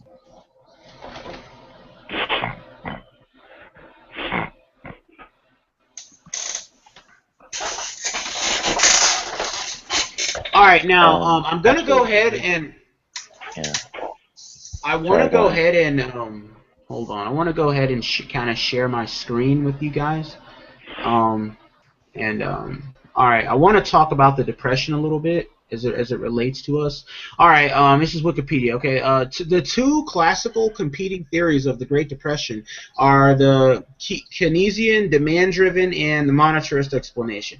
There are also various heterodox theories that downplay or reject explanations of the Keynesians and monetarists. The consensus among demand-driven theories is that a large-scale loss of confidence led to a sudden reduction in consumption and investment spending. Once panic and deflation set in, many people believed they could avoid further losses by keeping clear of the markets. Holding money became profitable as prices dropped lower and a given amount of money brought ever more goods, exacerbating the drop in demand. All right, monetarists believe that the Great Depression started as an ordinary recession, but the shrinking of the money supply greatly exacerbated the economic situation, causing a recession to descend into the Great Depression. Now, me personally, and I've been researching this, I've been reading a book about this. Are you aware of the different? Sorry, hang on. Are you aware of what the different conceptions to money supply are? Absolutely. When you shrink the money supply, what that does is it actually makes... All right. You need to actually be rattling off letters and numbers here to discuss different concepts of money supply. Things like M0, M1 through M4, right? Okay. Are you aware of what those are? Okay. I get what you're saying, Nadia. You didn't answer a question. Do you know what M1 through 4 is about? I have not done, my research. I haven't gotten to that part quite yet. Yeah. But I think they might have a link for money supply, and they should describe it in the article there. That'll help clarify what they mean by the money supply shrinking. It's not like somebody collected up. It's not like somebody collected up all the or a whole buttload of the dollar bills out there and set them on fire, right? How does the money supply shrink? That's important to keep in mind. Okay, now go ahead. Who was talking? What's the book you're reading that you said you're reading? It's called The Great Deformation. You can go ahead and look that up. It's by hold on, let me get it real quick.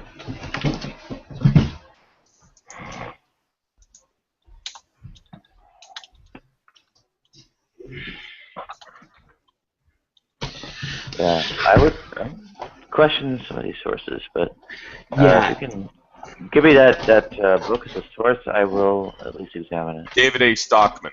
Yeah. It's actually a really good book. But one of the things that what ended up happening, what actually made the Great Depression worse was the fact that I believe that I think the Fed printed more money. I guess they were trying to. I don't know. Were they trying to? They were trying to help the economy by giving people more money, and it ended up backfiring because the money was worth less and less. So it couldn't really do as much in the economy. Companies couldn't hire as many people. That's why you had so many unemployed people. Well, I would actually bear in mind the, I guess, claim that is what happens from the money supply being increased like that is actually contested. It's actually a controversy. So you might want to check out the, I guess the discussion of the money supply as far as what this really says. Go ahead.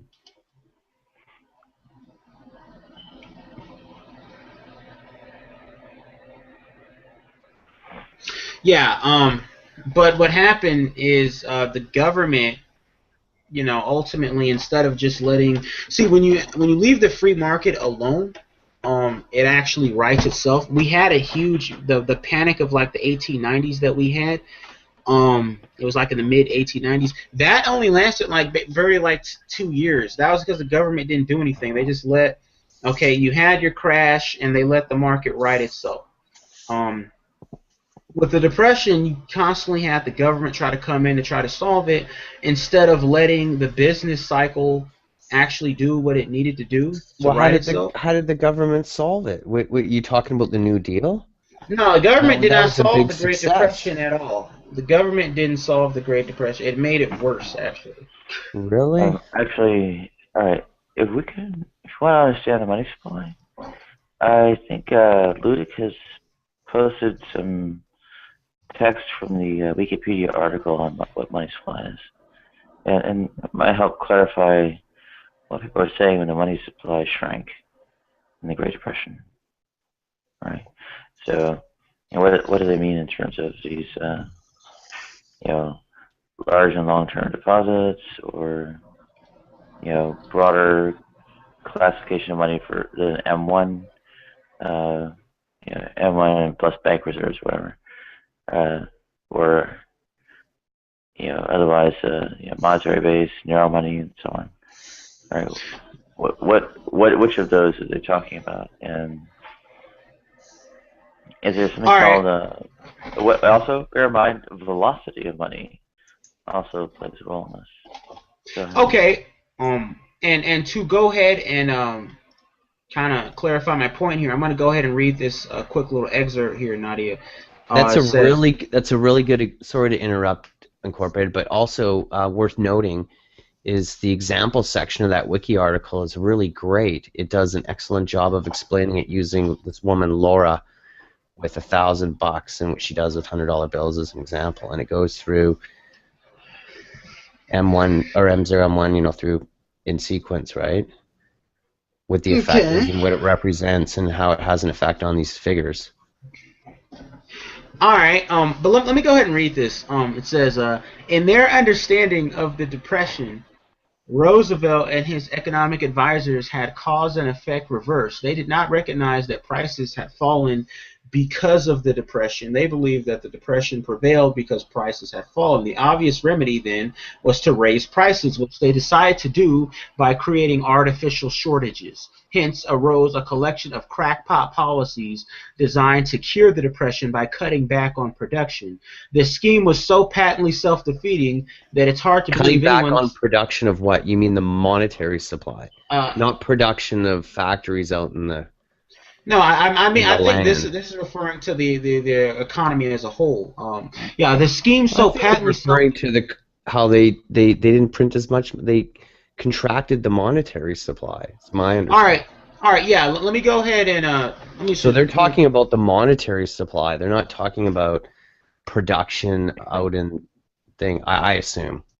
All right. Now. Okay, maybe so. Let me go ahead and read this. It says the goofiest application. Okay, go ahead.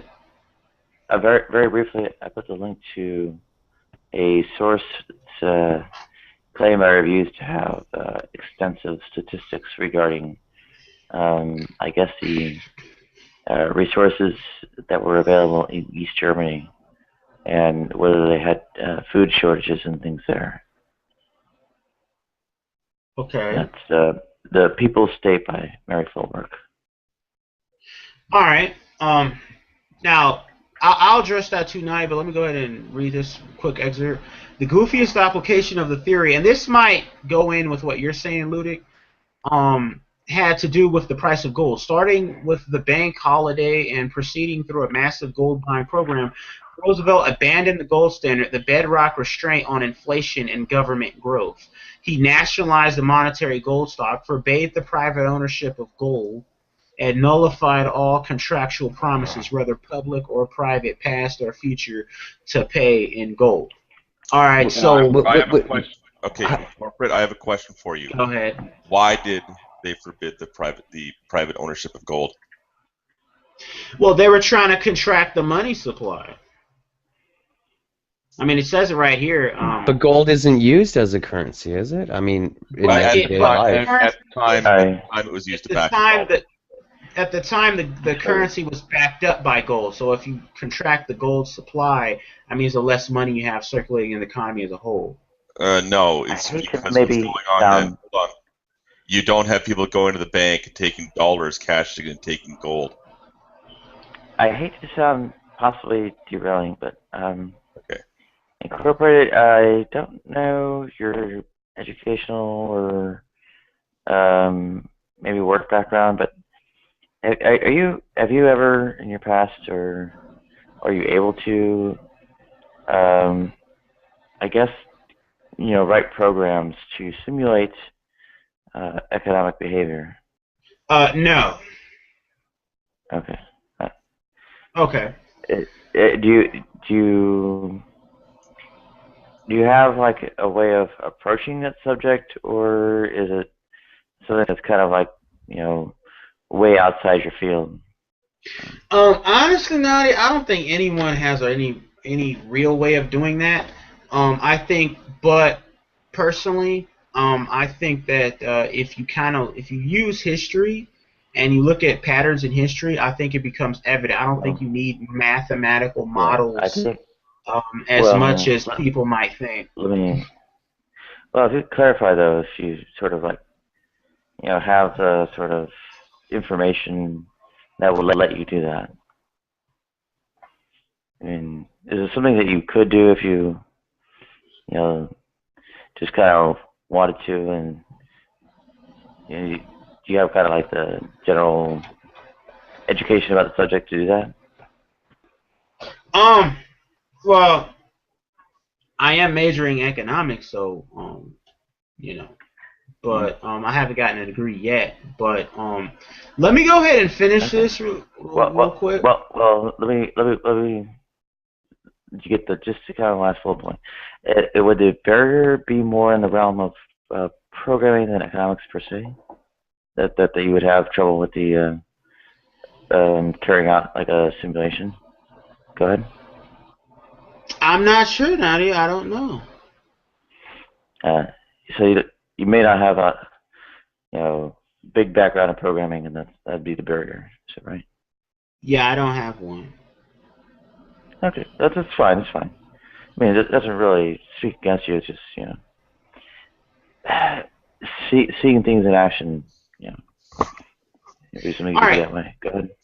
All right, but let me go ahead and read this. It says, besides being theft, gold confiscation didn't work. The price of gold was increased from $20.67 to $35 per ounce, a 69% increase, but the domestic price level increased by only 7% between 1933 and 1934, and over the rest of the decade, it hardly increased at all. FDR's devaluation provoked retaliation by other countries, further strangling international trade and throwing the world's economies further into depression. So like what I was saying, the government intervention, it made it worse. It didn't make it better. If they had just left things alone, it would have eventually righted itself. That's the point I was trying to make.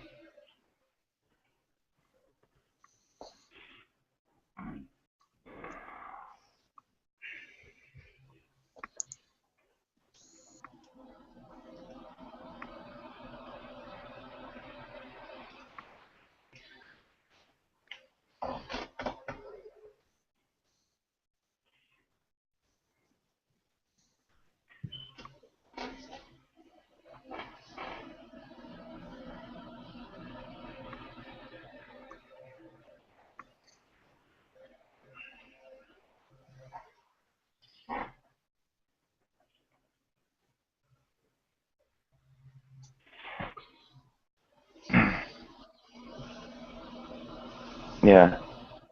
Well, in some respects,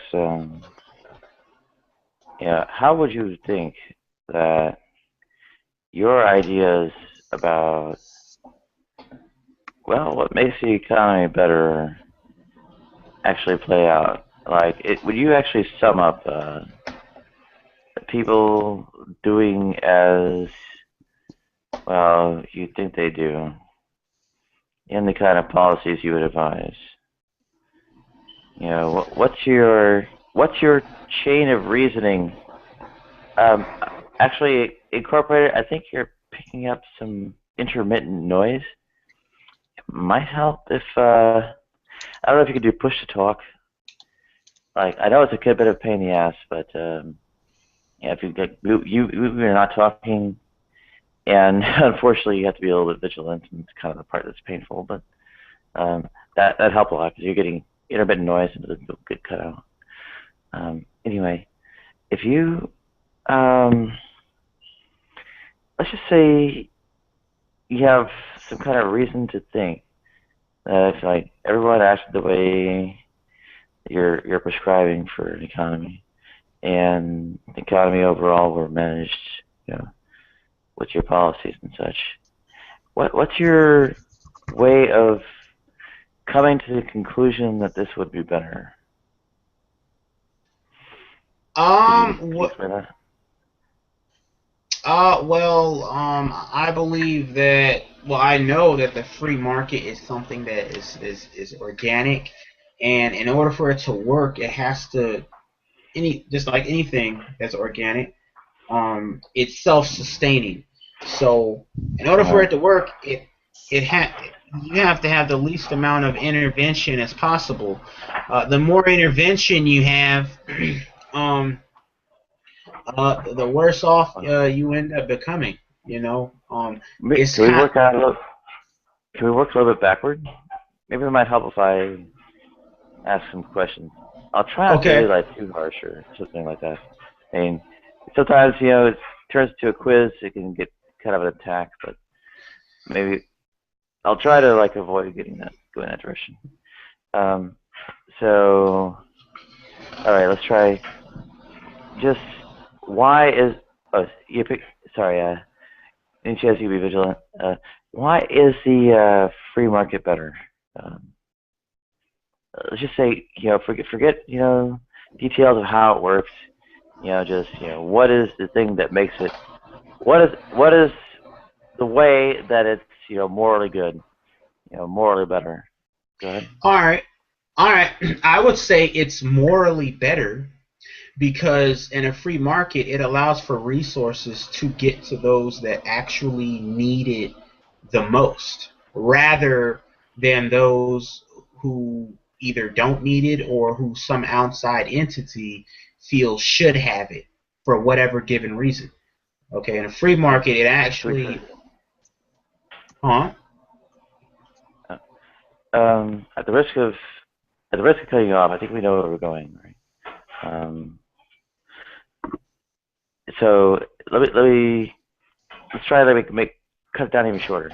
Like something like the free market basically gets things to those who need them in the I guess a best way, or or addresses needs in the most comprehensive way. Is the way that it's better, like it's being comprehensive, or the way it delivers it, extracts it, being more moral, or what's the moral part about the way things get to who needs them? Okay, it allows, not only does it allow the resources to get to where they're needed, it also incentivizes those that provide the resources to get these resources to where they're most demanded and where they're most needed. And how do you plan to do that, sir? I own the truck. Okay, here's the thing. You want? Let's say. All right, hold on. Let me do this with pseudo really quick. Okay, sure, but I want to back up to the moral question when you wrap up. Go ahead. All right, let's say pseudo owns a truck, right? Yeah. All right, you own a truck. and I'm in a province that's too. Let's say we're in some generic country, okay, that it has a free market economy, and I'm in some generic province that's 2 provinces away from where you are, that has just had a huge food shortage, or I mean, that let's say No. You're the producer. Okay, I'm the producer and you're the truck. Right. All right, I'm the producer, you're the truck, and we're in a province that has a food surplus. And let's say 2 provinces over, they've just had a huge drought, and the crops spoiled that year, and the people are starving, and they need food. So the food that is there, the price is very expensive, and it's prohibitively expensive to the people because the goods are priced so high because they're in such there's so little of it. So what happens is I go ahead, me and you, we work in tandem. Okay, I produce. No, this is a free market. Yeah, it's a free market. Well, what happens is we're going to end up working in tandem because the goods, my goods, need to get to. In order for me to make a profit, I need to get my goods to that province as quickly as possible. So that I can take advantage of the high demand. That way, I make a profit. You need to transport these goods to this province so that you can make a profit off of your truck. Okay, if your truck's not going to make money if you're not transporting goods that are not in demand. So there you have it in a free market. Now in a let's say in a communist system. Now it's my turn now. Okay, so you got your product and you need to get it to market within a short period of time. Yes. Okay. And you're going to take it there. And I'm going to take it there because you're going to hire me to do it. Now we have to discuss the price of how much it's going to cost you to use my truck to get it there. Okay. And I'm a trucking company. I'm also a major trucking company. I've also got a contract here with Nadia, but it's a lesser contract, but I'm still guaranteed to make money with her. So in order for you to get the trucks from me, you got to pay more, thus reducing your profitability on that product. Not necessarily, because... Now, hold on. Because now everyone is shipping stuff. Their fuel prices goes up because of demand. Now Luddick, on the other hand, he runs the fuel company. He raises prices. Okay. But you're looking at a very simplistic model of just how you make profit. You're not looking at how everybody else is going to make profit from this too. Okay. Now what happens is everyone may have shipped it there, but now prices in your local area go up because you shipped all the product out. Okay. I get what you're saying. You also fail to take into account that I may be shipping products on my trucks as well that are not time sensitive. But that's a firm contract that I can make more money on doing that than shipping your stuff in a short period. So maybe I don't want to ship your stuff. You have to encourage me to want to ship it. Therefore, the price of shipping goes up. All right, but here's the thing. In a free market economy, you wouldn't be the only trucking company. There'd be other trucking companies. Free market, I could have a monopoly. I could have bought out all the other trucking companies. No, a monopoly is not. There's no regulation.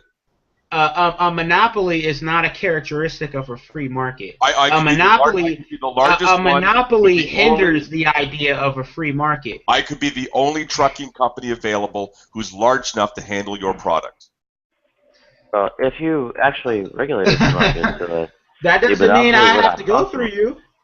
I could be the only one with refrigerated trucking. You could be. I don't have to transport it by truck. I can transport it by train. Train don't go there. Train system's falling apart by now. Nobody ever said that initially in this scenario. All right, Nadia, go on. May I briefly point out that the market were regulated in such a way as to forbid or prevent monopolies would in some sense not be entirely free. Go ahead. Okay, in corporate, we haven't been using rail a lot for shipping goods since the 80s. Okay, first we didn't say this was... we started cutting back on a lot of that as trucking came in, and that's been post-war. Okay, but didn't we say this was a generic country? So theoretically, that's also happened in a lot of countries. As highway systems were developed post World War II, transport has switched from rail to truck because trucks go door to door and there's less handling. Okay. With rail, you have to take it to the rail yard or have a rail yard in your factory to load it on and then drop it off at another rail yard or another warehouse on the other end and then ship it again. There's more handling involved. Okay, I get that, but here's the thing. You having a monopoly, you realize that's not a feature of But you took away regulations. Okay, when did I say I took away regulations? You've been saying that the whole conversation. I don't think I've ever said. That's why I asked you earlier. I actually specifically. That's why I asked you earlier if you were a libertarian, because libertarians tend not to like regulation. Did I say I was a libertarian? No. But that's why I asked you, because you kept talking about I even said when I first came in here, I said that government needs to be there to enforce the rule of law. Preventing a monopoly is enforcing the rule of law, because a monopoly, it kills competition. Free market is based on competition. Oh no! So in a competitive free market, listen. In a competitive free market, you might have a trucking company. If I feel your prices are too high, I don't have to go through you. I can go through Adriano's trucking company. He'll probably give me a lower price. I can get the ships. I can get the goods shipped then. Well, then what that's going to do is, by me shipping through him at a lower price, that's going to make you lower your price, because now you're going to have to in order to get business. No, because So guess what happens? The price comes down for trucking. The price becomes cheaper for me to transport the goods. I also said I'm the largest one who has the equipment to ship your goods. Yeah, but you're not the only one with that equipment. Adriano has a trucking company too. But he may not have the equipment for it. He doesn't have to have an elaborate fancy equipment. He just has to be. When you're shipping things that spoil, you need to have a refrigerated truck. He may not have those. Well, if he doesn't have it, Ludic probably has it. You're not going to be the only one. Fuel company. All right. No, here's the thing. If Adriano doesn't have it, how complex this is? No, wait. If Adriano doesn't have it, what's stopping him from just buying some? If he realizes he can make money transporting some. Because he can't. Because you won't be able to. Hold on. If in a free market, let me finish. Let me finish, because what you're saying is a fallacy right now. All right, now Adriano left, so whatever. And you're moving the goalposts here every time. Okay. But let's say it's Jukasa, what's his name? Jukaseko. Let's say it's his trucking company. I don't have to. He might not have refrigerated trucks, but he can buy some if he realizes he's going to make money. Okay, all right. That would be an expansion in his company. You're right. And then he would have to either have the money to do so or get investment, and then actually purchase the trucks, and that'll take him 6 months to a year. At which point it depends on the laws. It depends on how. No, it's just how fast it takes. That's just how fast it takes in a given country. There is not a refrigerated truck dealer sitting on a street corner waiting to sell refrigerated trucks. You go to a manufacturer and place an order. But in this generic observation, he doesn't have to buy them. He can rent the truck. Nadia has other companies. Nadia has the floor. Well, all right. Well, thank you. Well, one thing that's going on here is, there's something of a factual dispute you're kind of burying, and it's subsidiary to something that's ultimately something of a moral argument, right? That I think what you're arguing for, Pseudo, is in favor of regulation. Is that right? There is a limit of how many regulations you do need, but you do need some regulation to keep things from grinding to a halt or becoming stupid. That's what you're arguing for instance, what if I simply just don't want to deal with in corporate? I don't have to sell to him. Well, so no matter how high he raises that price, I just keep saying no. Is that what you're trying to advocate right now? There could be a situation from that. In fact, in Canada, we have a law. It's called the Combine Act that kind of stops things from like that. Well, what I was hoping though was clarify where you're driving at with your argument. You're using this factual thing regarding, I think you're citing natural monopolies or some such, and this to support a moral case for regulations, right? To prevent monopolies or some such, right? Is that right? Because even when you're just dealing, like, say, province to province or state to state, someone may not have a monopoly on the national scale, so they're not a monopoly. Wow. But the monopoly force because they're what's available within your working area. That's an is. I'm asking you for an ought. Oh, sorry. I kind of missed. What are you saying ought to be done? Yeah, I'm saying, what is the moral case you're making that you're backing up your factual claim, right? I was just showing how Nadia, I was just showing them how complex the system really is and how complex it does get. From what I understand, he's oversimplifying this. Yeah, you can. There are ways of dealing with simulations of firms as well as combining them with individual consumers and such. I think there was a Marxian somewhere out there who does at least inter-firm competition. I think he might throw in some consumer bases too. Now, the main thing though is you're making a moral case out of something, and maybe it doesn't have a specific prescription. Maybe it's less of a prescriptive case than it is a perhaps evaluative case, right? You're carrying out a moral evaluation of capitalism, saying it may not be as good as things should be. Mm-hmm. Is that the kind of direction you're going?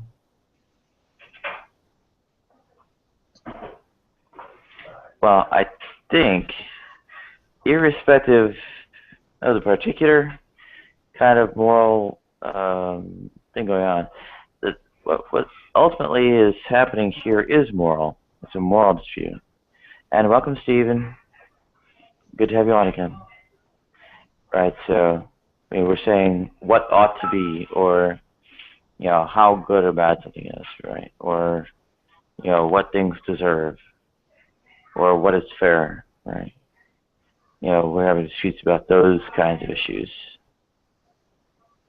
And so maybe examining things on a more at the kind of higher level than just the mechanics. I mean, you're going to have to delve down into the mechanics, into the, whatever it is, to even say what it is you're talking about that you're saying is good or bad or deserved or fair, right? But, at the same time, I try to keep the kind of moral, overarching, say, theme in sight. And, well, if I'm just playing getting the floor outright, I would actually press Incorporated regarding, why he thinks the free market is good, and maybe go a little bit of back and forth to clarify, see if I understand the notion. All right, because earlier it was sounding like Incorporated, you were claiming the free market is in some respects more effective and less resource intensive in getting everyone what they need. Is that right? Because I'm actually making a little bit of a leap here, but using the example we had with the area that was in need of goods and the prices there were higher because of the demand. Everybody then would be flooding that area to make profit, which then in turn, as it gets flooded, it's basically the first one there makes money. After everyone else gets there, the prices drops and sinks. Now you've reduced it in all the other areas, and now you got to bring it all back because that's where the profit is. Well, I think one of the things you're highlighting there is the notions of, say, general equilibrium and such. I mean, except they have quite a number of other difficulties regarding, say, information asymmetry and principal agent problems and so on and so forth. They also have the difficulty that even to account for anyone ever actually having made a profit, you definitely have to consider these kinds of transient tendencies and events, right? You have to, see that, okay, well, this first mover, captures all this stuff, and once the quote-unquote things mature, it all drops off, right? Is that right? Mm-hmm. Oh, is that what you were talking about, right? It's transient, initial, quote-unquote market opening to all the profits made, and then once the equilibrium happens, right, it's merely equal exchange, it all drops off, right? So at some point, in that transient period, something different from equal exchange happens. Is that right? And something else that can happen too is because you get areas where demand is high, products will go there, other areas that are always in constant need. So you have what happens in Russia where today's store has shoes. Yeah. Tomorrow we have pickles. And there's never anything on the shelves because it's always going somewhere else.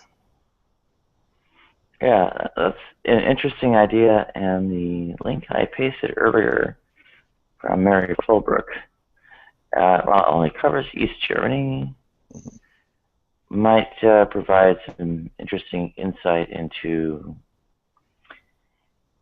well, I hesitate to say accuracy, but accuracy of the plans regarding the Soviet Union and the Eastern Bloc. Now, as far as the idea of equal exchange, in that this free market system would make it happen, right? If equal exchange were in fact to happen, profit would not be possible, right? It would be categorically impossible, right? To profit is to have an equal exchange. You get back more than you put in if you profit, right? Profit is definitionally unequal exchange. So, this kind of see what I noticed with in the market with a lot of these models, and it's always a function of monopolizing something to some degree, right? No, it's not. Either no, be no, it no, resource. No, it's not. There are more. No. There are more effects in play. May I just say, Nadia? Oh, for sure. When Nadia brought up about making like a computer model to run the numbers and see where it works out, everyone makes these things and they support that this is what I like because this is how I understand how to make money. What they fail to realize is everybody else will be doing it too, and you can't predict what they're doing. When you build it in a bubble, it may look good because you see how you make profit. But when you've got everybody else doing the same thing and your consumer gets to choose where to go, they don't have to come to you. They can go to somebody else. Well, but what you're not taking into account is the consumer's mentality, the mob mentality, and the herd mentality of where people go. Yeah, and the way, but that's why I say what you've done here is you made an oversimplified model. What Nadia suggested about making a computer model to run it out, to play it out, would not just be but a a computer model, single product. A computer model isn't necessarily going to be, and someone's having some major. Okay, thank you. All right, what the hell? A computer model. I'm gonna just mute. No, Palm's playing a game, so it's not even him. It's that Nadia's. Okay, but here's the thing. Okay. Here's the thing. A No, it wasn't computer me. I picked up model. noise from somewhere. Okay. A computer model is not the most accurate way to determine anything, because you could plug in whatever variables you want to. She But, could plug in variables Hold on there. you know, Incorporate. that would Once give you her build- a result that she wants. Yes, and then you can also plug in variables too to see what happens when you change the variables. See how do you make the system fail, not succeed, so you can correct for it. Okay, You don't just plug in the variables to make it work. You plug in the variables to make it fail, to see where it failed and why. Models can do a pretty good job. That the point you were making earlier was They pretty can much account for certain proving things. my point, that when you say that, oh, well, there's no way you could know what could happen because you're trying to make a profit, but everyone else That's is why trying you to build the model, to test it. Okay, but it doesn't mean it's going to be accurate, though. Well, it's a hell of a lot more accurate than just licking your finger and sticking out the window to see which way the wind's blowing. Okay, but you do realize that whole concept of you're saying that it's so complicated that, well, the fact that when you have more than one producer producing a product, what that does is it lowers the price of the product overall, and it increases the quality of the product overall, because everyone's trying to sell their product in the market, so they have an incentive to have low prices, and everyone's trying to get the largest share of the market as possible, so they have an incentive to optimize their product.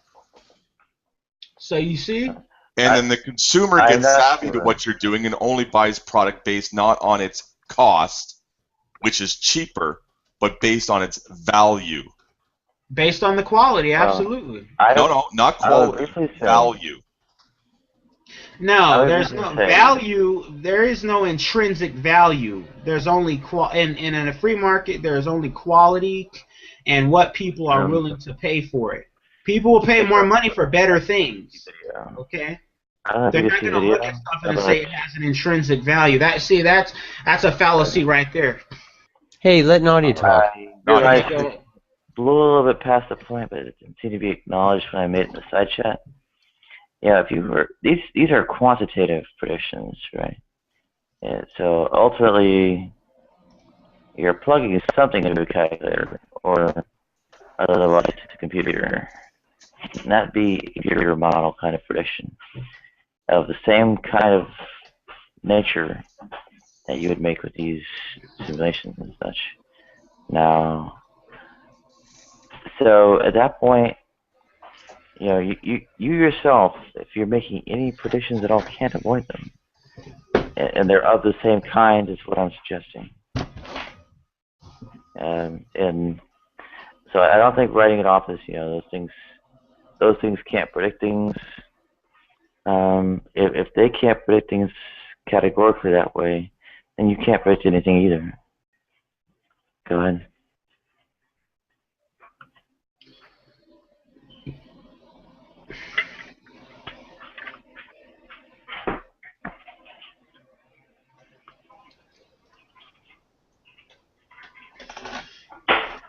Does that sound does that sound proper to you, or do you agree? Oh, it was very succinct. It was very succinct, and I'm not sure how we can retort from poo-pooing your computer models when you put it in those terms. And that's why you said in the 70s they started making models like this, because that's hell yeah, that was some of the first things ever done in computing. That's what they did with it. Predict where something was going to go, or what would happen if you do something before you did it. You didn't have to have a chicken go shit on the floor and take a lucky guess based on where it shat on the floor. You could actually say, well, what happens if we raise this? Although, I'll tell you, we lower it. Did you hear about they got monkeys? They got monkeys to throw darts at a dartboard, and they did better than your average. That's almost as accurate as not using the computer model. Well, they said it was as accurate as your funds manager or stockbroker. a monkey throwing darts at a dartboard. All right, but let me ask you something. What's the point of being Couple able times better. to predict? Why do you have to be able to predict what's going to happen? What's the value? Okay, so you're going to make an investment in something, and then it's going to fall apart and not make Okay, well, that's the name of the game. If you could predict what's going to happen with at least some accuracy, you don't have to have 100% accuracy. Just knowing that you will or will not make profit or what direction things are going to go in, then yes, you make money. All right, there is no way. For instance, in corporate, when would be the best time to invest in chocolate sales? First of all, there is no scientific way for anyone to ever predict the future. Okay, that's never. There is. No, there is not. It's called. Okay. The entire. You can't predict. You can predict what is likely to happen in the future, but you can't predict. The entirety of science utilizes a pragmatic theory of truth centered around predictive value or carrying out acquisitions. The entirety of science is prediction, right? Even things like digging up fossils, that's predicting things like, you know, what kind of animals will appear, how deep, etc. when you find a fossil, or what kind of stars will appear, you know, where in the universe or something, you know, when you look out with a telescope, right? Yes, not just say test tube experiment or whatever, right? This entire thing is all predictions. Some people suggest that that is in fact the key to intelligence, that we are in fact predicting machines. Right. A lot of AI research. That's why we know. That's why we managed to survive, Luddick, because we knew at a certain time of the year, based on the weather or the color of the leaves in the tree, that we better get down to the river and start fishing. Yeah, but that's not a prediction. That's an observation. That's a prediction. If I observe, you've observed something, you've seen the pattern. Now you realize next year I have to do it by this point. Yeah, but that's not a prediction, though. When I get to the river, the fish are here. It's more foresight on that level. If you're looking down low like that.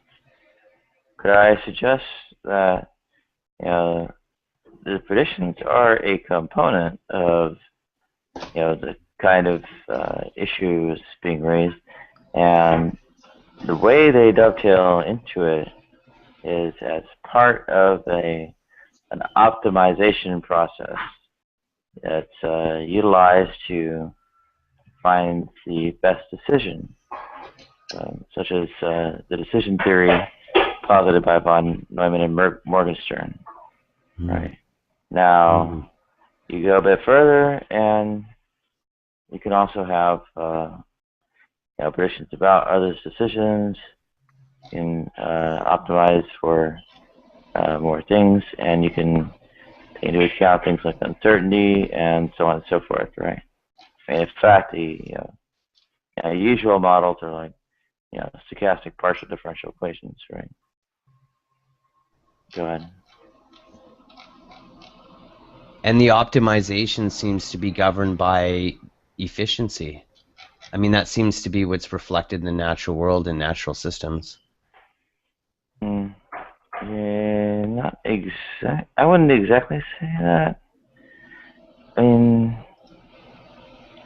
I think efficiency gives some manner of I don't know, value or trade-off, and kind of what's the product and what's the input or whatever. How do you derive that efficiency? Yeah. That kind of entire kind of categorization or valorization or whatever you want to call it rests in I guess the way people or other quote unquote intelligent agents interact with it all. So I think what is so clear is there's despite the elements of randomness, despite the other agents that are quote unquote intelligent, right? You also have some capability of carrying out the prediction and the decision planning and such in that context. In fact, I mean, almost the entirety of game theory is, you know, playing against an opponent, right? So, go ahead. In Luddick, when is the highest sales day for a grocery store in Canada? When's what day? The highest day of sales, like the peak of its sales year. It's in early December. No. No? Or You'd be could be surprised. Thanksgiving. Could be Thanksgiving.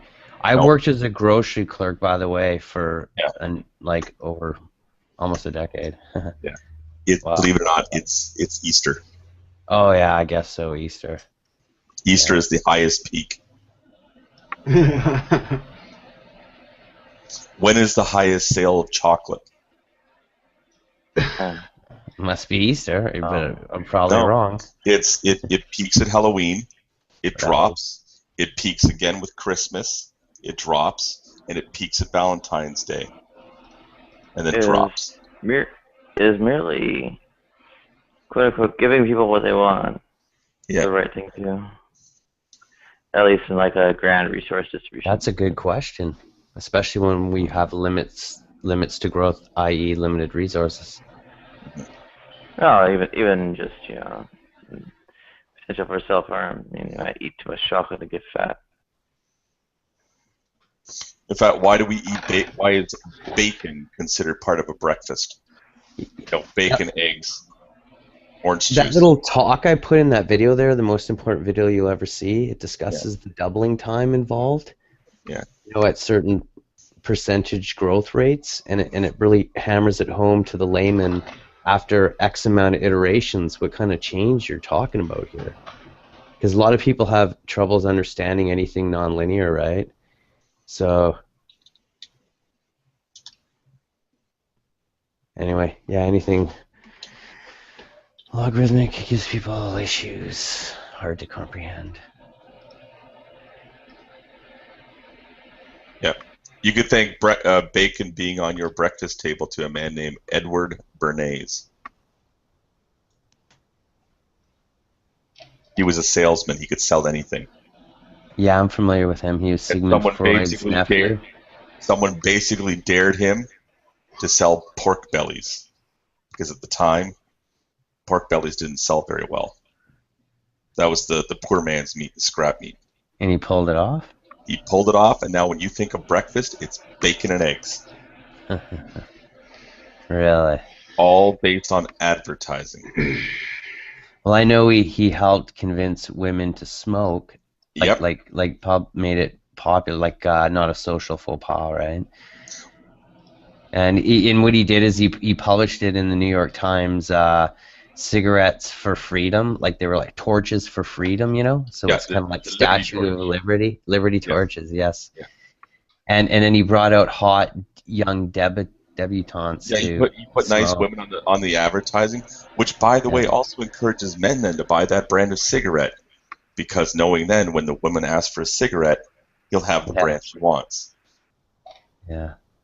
And then you've doubled your market to sell cigarettes. Have you seen Adam Curtis's documentary on it? Adam Curtis did a pretty good documentary that covers Sigmund Freud and Edward Bernays. It's called The Century of Self. I'm not a big fan of Curtis. You don't like Curtis? He does come to some. I have seen some kind of. I don't know if it was Century of Self. It's one of his things. But that was a lot of fun. And welcome, Seamus. Good to have you on. What's the Christian position on capitalism anyway?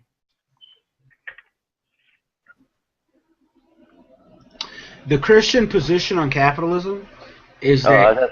We're asking Seamus. You're not Christian. You're not but hold on. How do you know? You're not Christian. I think I can answer better than Seamus, actually. Okay. The Christian position on capitalism is a quote right there in the Bible. It says, "Blessed is the child that has his own." Hey, Incorporated, you're not Christian? So, you're not Christian, much, Incorporated? right there, that shows you what they mean. Huh? Yeah, but Jesus was. You're not Christian, Incorporated? I think that's what Nadia said. Am I not Christian?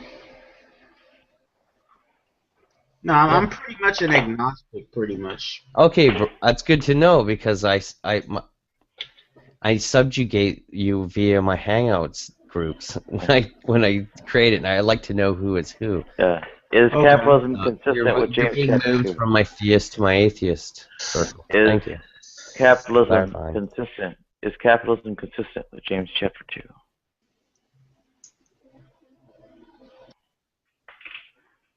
That's a good question, isn't it? Yeah, to speak on behalf of Christians or speak on Christian doctrine might help to actually, like, study what they think or whatever. Well, doesn't the Bible say usury is to not be allowed? Pretty much across the board. Well, usury is something very particular, though. One could take it as extreme as any form of compound interest, so that all loans must have amortized interest or some such, like what do they call it, halal banking or something. But usually it's just taken as kind of there needs to be an upper cap somewhere on interest rates. Compound interest is still allowed, as are late fees, but Right. some And kind it of varies by state. some kind of upper ceiling on the interest rate. Yeah. And I believe it varies by state when it comes to credit cards. Anyway, that's why I think it's Nebraska that a lot of the credit card companies operate out of.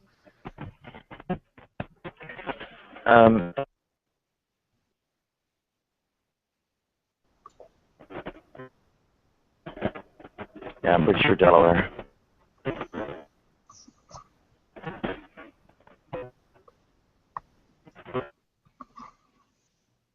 Yeah, I think both states. Nebraska's actually. Oh, damn, I couldn't hear what she's saying. Somehow, you gotta be kidding me. It's usually been East Coast states like Delaware and such, but. Right. Oh wait, I think Shavis unmuted. He might be commenting on capitalism and Christianity.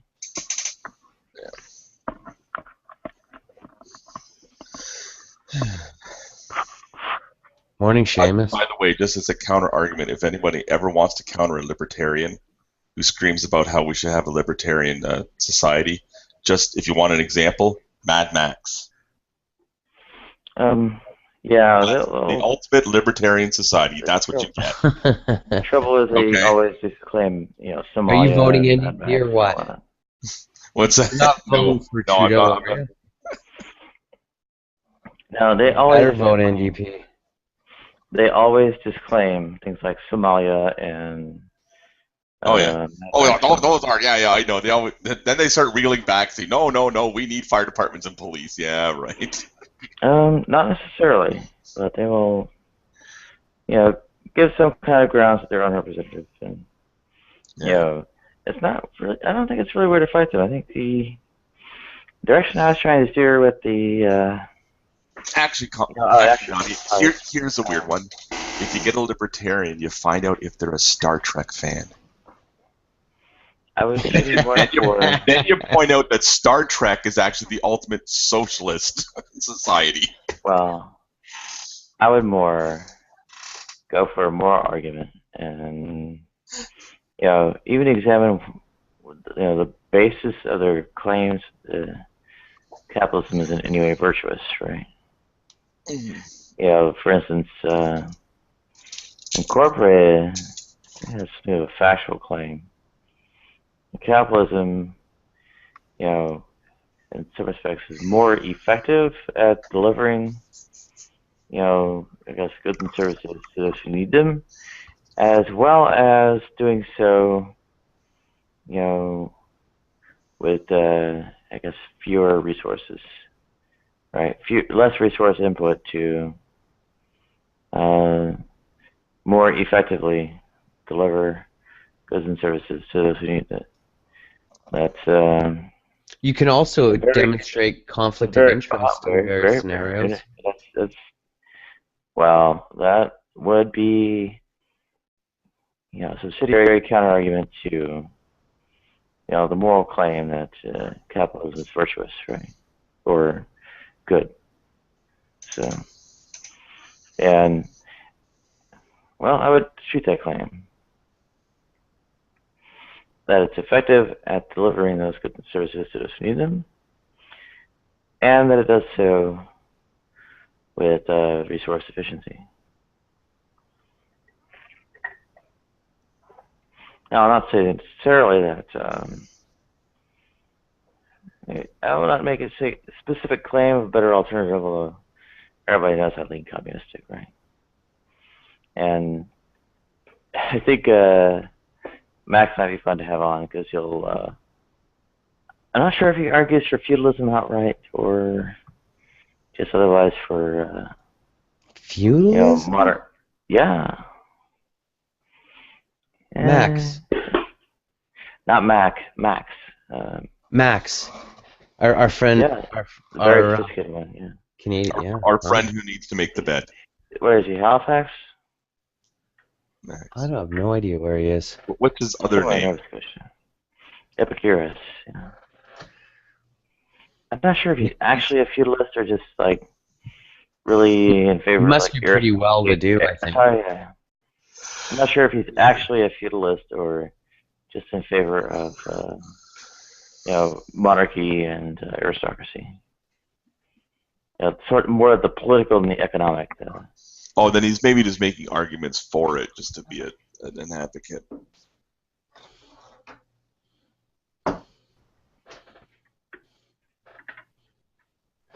Well, his folks certainly have a nice place in Lebanon, or not Lebanon specifically, but I thought Halifax. But pseudo, I was switching Wi-Fi networks and I missed what you said. Oh, he may just be making arguments as an advocate, as a devil's advocate. Okay. Well, I don't think he is. I think the sort of political leadership, quote unquote, should be aristocratic, etc. Seems to be in earnest. He's not arguing technocratic, aristocratic. But he's arguing. He figures himself with blue blood. But he's not arguing for serfdom and manners as an economic system. Yeah. That he's leaving out the economic part of feudalism. Oh, okay. So. Yeah.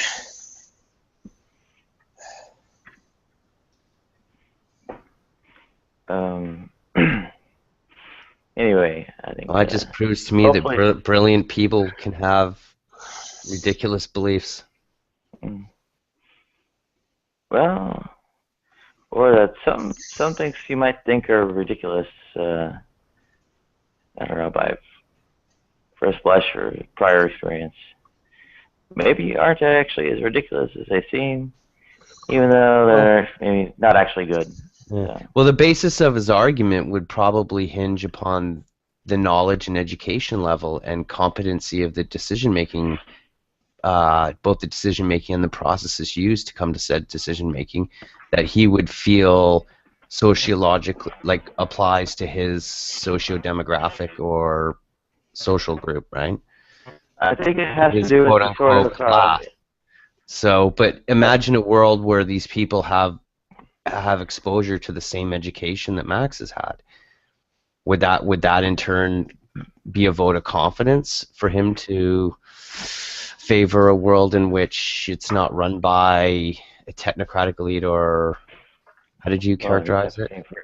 He's advocating for outright aristocrats, lords and kings. Wow. But where I think saying that, I'm certain. Where I think the argument for that lies is that the sort of family or whatever it is being bound to sort of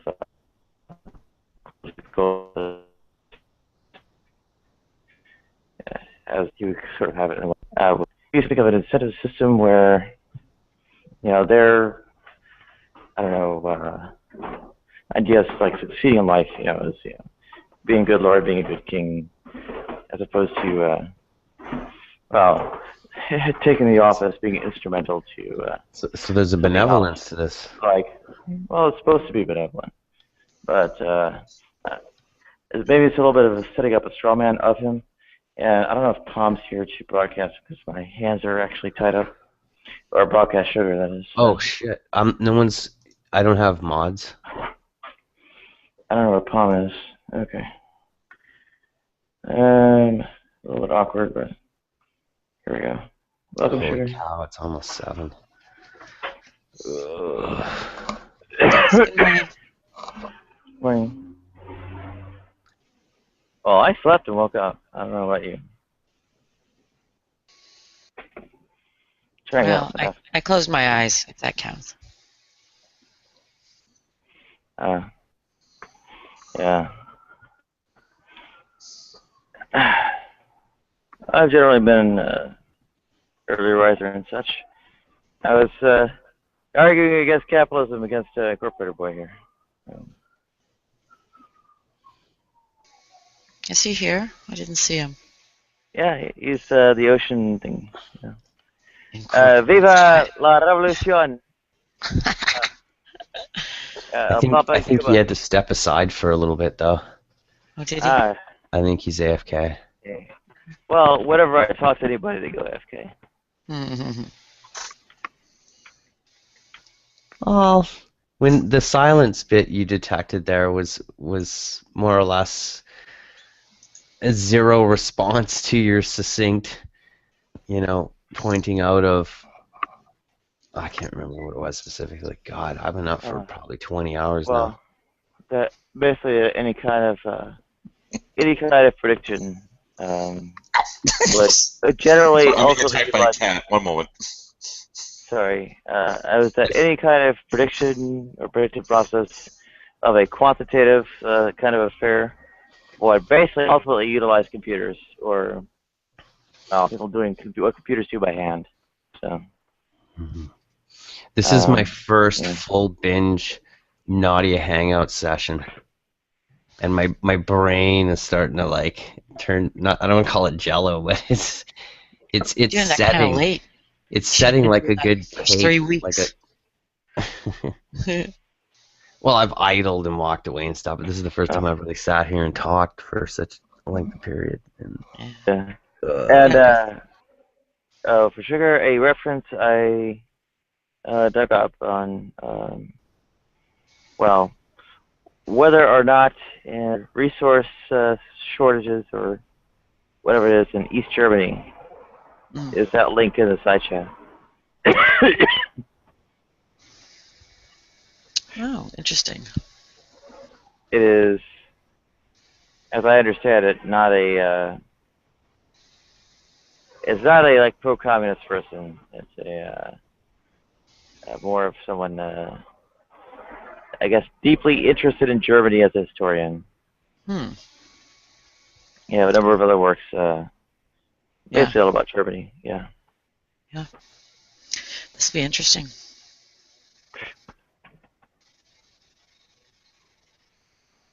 Thank you.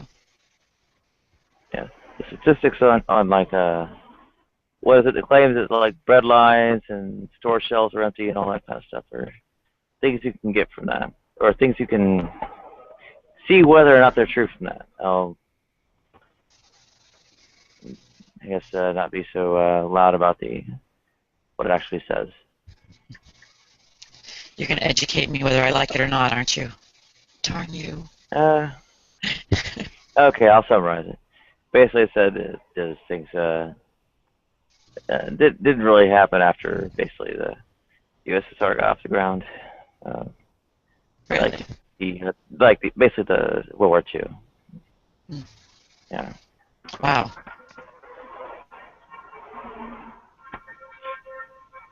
Anyway. Read through it anyways. I'm going to read through it anyways. That's why I said you're going to educate me whether you like it or not. Okay. Yeah. I think we isolated Incorporated Boy's claim about capitalism being a very good, if not the best system, on the basis of it being somehow most effectively getting goods and services to those who need them, as well as doing so with a great deal of like resource efficiency or otherwise utilizing the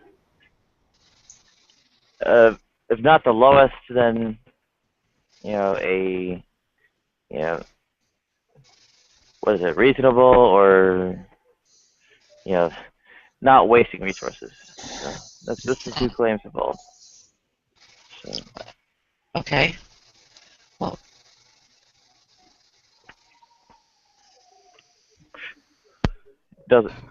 Capitalism doesn't waste, and it gets things it doesn't need them. yeah. So that's. I think you have a big problem in like trying to get out of this system. People always form us and them, us and themselves. There's always going to be us and them, and so long as people form us and them, you will never have a system that will work where you can be cooperate without the need for exchanging money and things like that. You're always going to find someone you don't like, and they're not going to like you. That's just human nature. That's just... Sure. But that might be true. But the moral counter-argument can be raised on the kinds of I guess very laissez-faire free market principles he's espousing, having various kinds of intrinsic ways, right, where the that fundamental laissez-faire-ness acts as a causal force that works against both of the goods that he claims are what makes it good, right? So I think that's enough. I think that makes the argument that what he's proposing is not good enough if it can be carried out or otherwise effectively communicated. I think a lot of times what these free market people mean is that in the circumstances, this is the best we have. It's still shit, but it's the best we have because people, people, they are people. This is it. This is the pinnacle of how good it's going to get. Realistically. Well, Eastern Bloc was real. Today's store has shoes. Tomorrow, pickles. Well, you can see what the people actually live there really said. But those things might have made as jokes, but they well, no, weren't quite. They were very much exaggerations of reality. That was due to the under the Soviet-Russian system there when you had supply problems. Yeah, there have been those in the past, and they reflected things like try to recover from wartime destruction, so on and so forth. Yeah. Have you seen Sudo? Have you seen Pandora's Box? It's one of Adam Curtis's series. I know Nadia. That must have been the one Nadia saw. I don't think she. No, it wasn't the one. Oh, okay. No. Well, you should take a look at that one. That Pandora's Box might interest you more than whatever one you saw because it covers communism and efficiency and things of this nature. Nadia, I think you're falling into the trap of tit for tat. I think you're falling into that trap of okay, damn it, what the hell is the English word for it? Tit for tat, retribution, revenge. No, it's that. Okay, it's like your system was actually this, therefore my system is better. It's like how do you say? USSR, strictly speaking, was not my system. Wait. On the other hand, no, hold on. No, it's not. It's not even about the system. It's about you have a big ugly nose, therefore my nose is less ugly. That argument. you're falling into that trap a lot of times. I- What are you talking about, the two crochet fallacy? No, Yeah, I'm not sure. I can't articulate it. The one up you. You mean us them mentality? Like No, I can't articulate. I'll come back to Maybe this. we I think it's the rhinoplasty fallacy. Your Pandora's box has distracted me. Type it into Google Translate. I'm sorry. I'll articulate it, but not all things are roses and sunshine with capitalism. We have a. Oh, we you have mean? a Oh, millions- sorry. Hold on, Palm. Is it the grass is greener on the other side of the fence? I'll think about it. But we have essentially millions of slaves. We have had them for years and years and years, for decades. We have Oh, millions don't of. go to the debt slavery stuff. Okay. We have had no, not dead slaves. We have Okay. millions of slaves overseas. We have Chinese, and now the Chinese are exporting the slavery to Africa, and this is how this great capitalistic endeavor has been able to economic slavery. keep on steaming along. I mean, Oh yeah. slavery never ended. It's Slavery was just exported. It never ended, really. the international order is of crucial importance for maybe the grander arc of what I make as a concrete proposal, but I would rather not have the argument rest on a concrete proposal. I would say that to rebut Incorporated Boy here, it's sufficient to pretty much just show the moral deficiency of the laissez-faire. That would be within an internal domestic context. Go ahead. This capitalist system doesn't. I mean, I personally agree that it's for now it's the best system, but it doesn't account for human welfare. It doesn't even consider it. It just steams all over the place. It steams over like poor people. It rolls them over, whatever. It doesn't care about your well-being. It is just a profit machine, and wherever it finds weak people, suppressed people, there the system will grow like a cancer, and it will take whatever they have and give it to the people that have the power. And this is how we have done it. And the Chinese have learned from the best right now. They have taken the flag and they're running with it. The theory, the way the theory of the firm fits into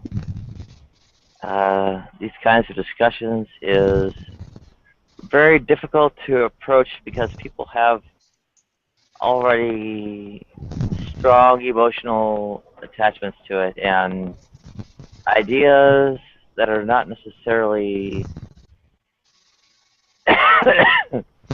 I'm not sure. I guess I would say entirely accurate. So it's and also there's a matter of how good a grip I myself have on it, which has some limitations.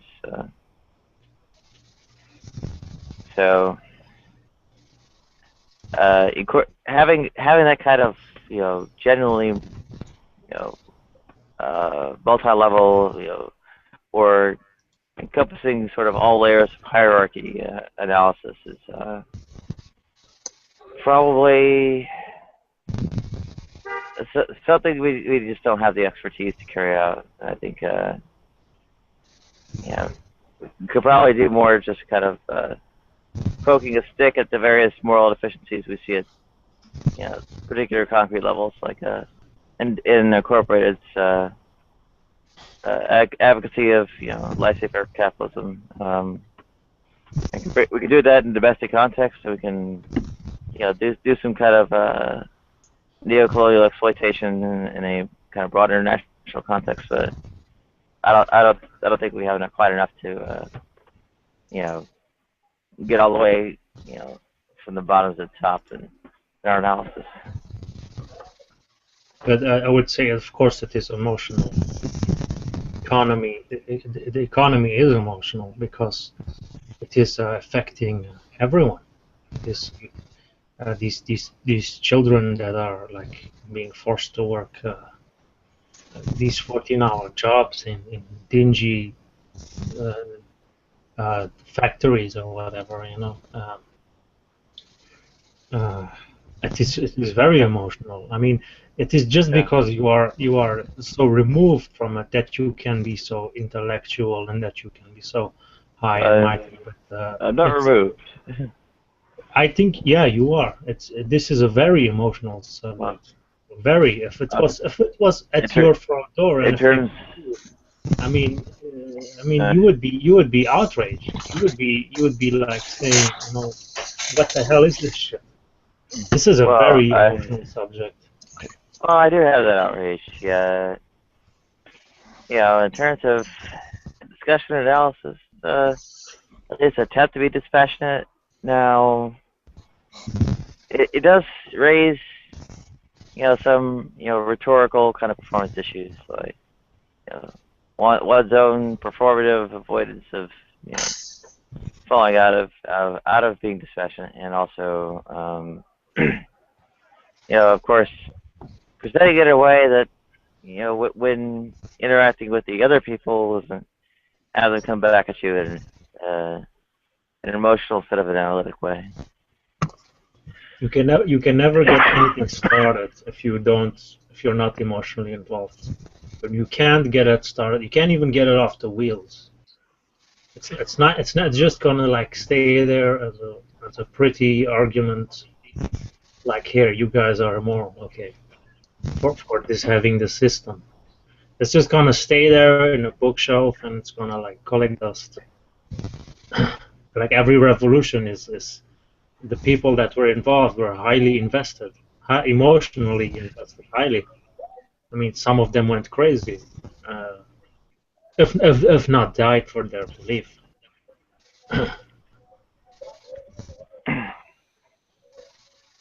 Yeah. Well, what is it? Revelation chapter 3, verse 16. You look warm, I spit you out. Yeah. Maybe I'm not the hot, but the cold.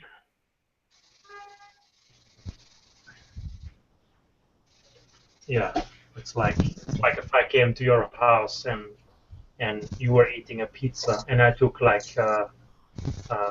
9/10 of the pizza and I left one for you, and you would be like you would be like outraged. You would come after me and you would say, hey, I'm gonna starve to death. This is just one slice. I can't, you know, I need more calories. I can't live off of one slice. That's how I see it. I can tell you That's how I see personal it. grand outrage. The NHS would have covered the surgeries. In the U.S., baksheesh. That stopped me cold. That's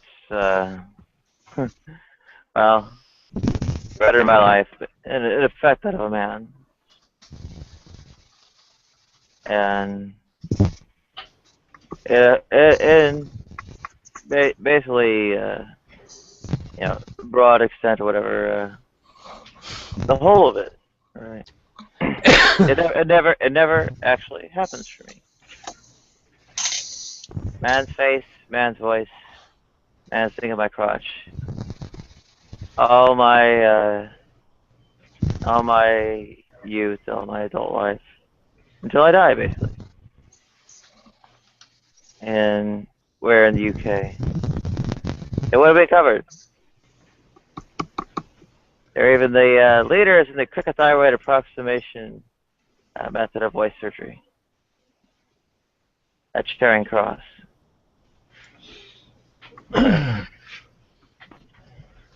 Yeah.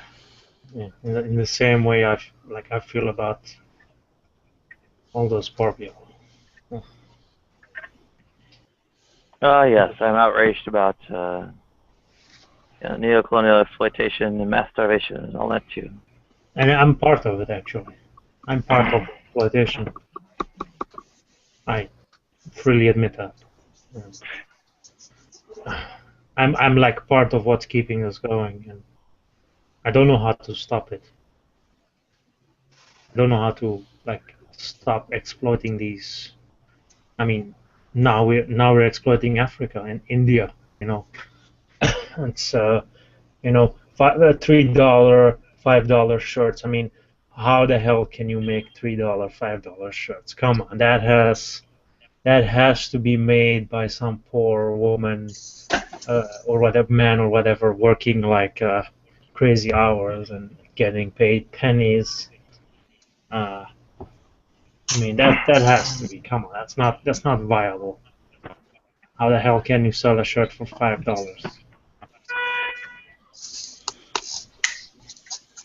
The shirt for $5.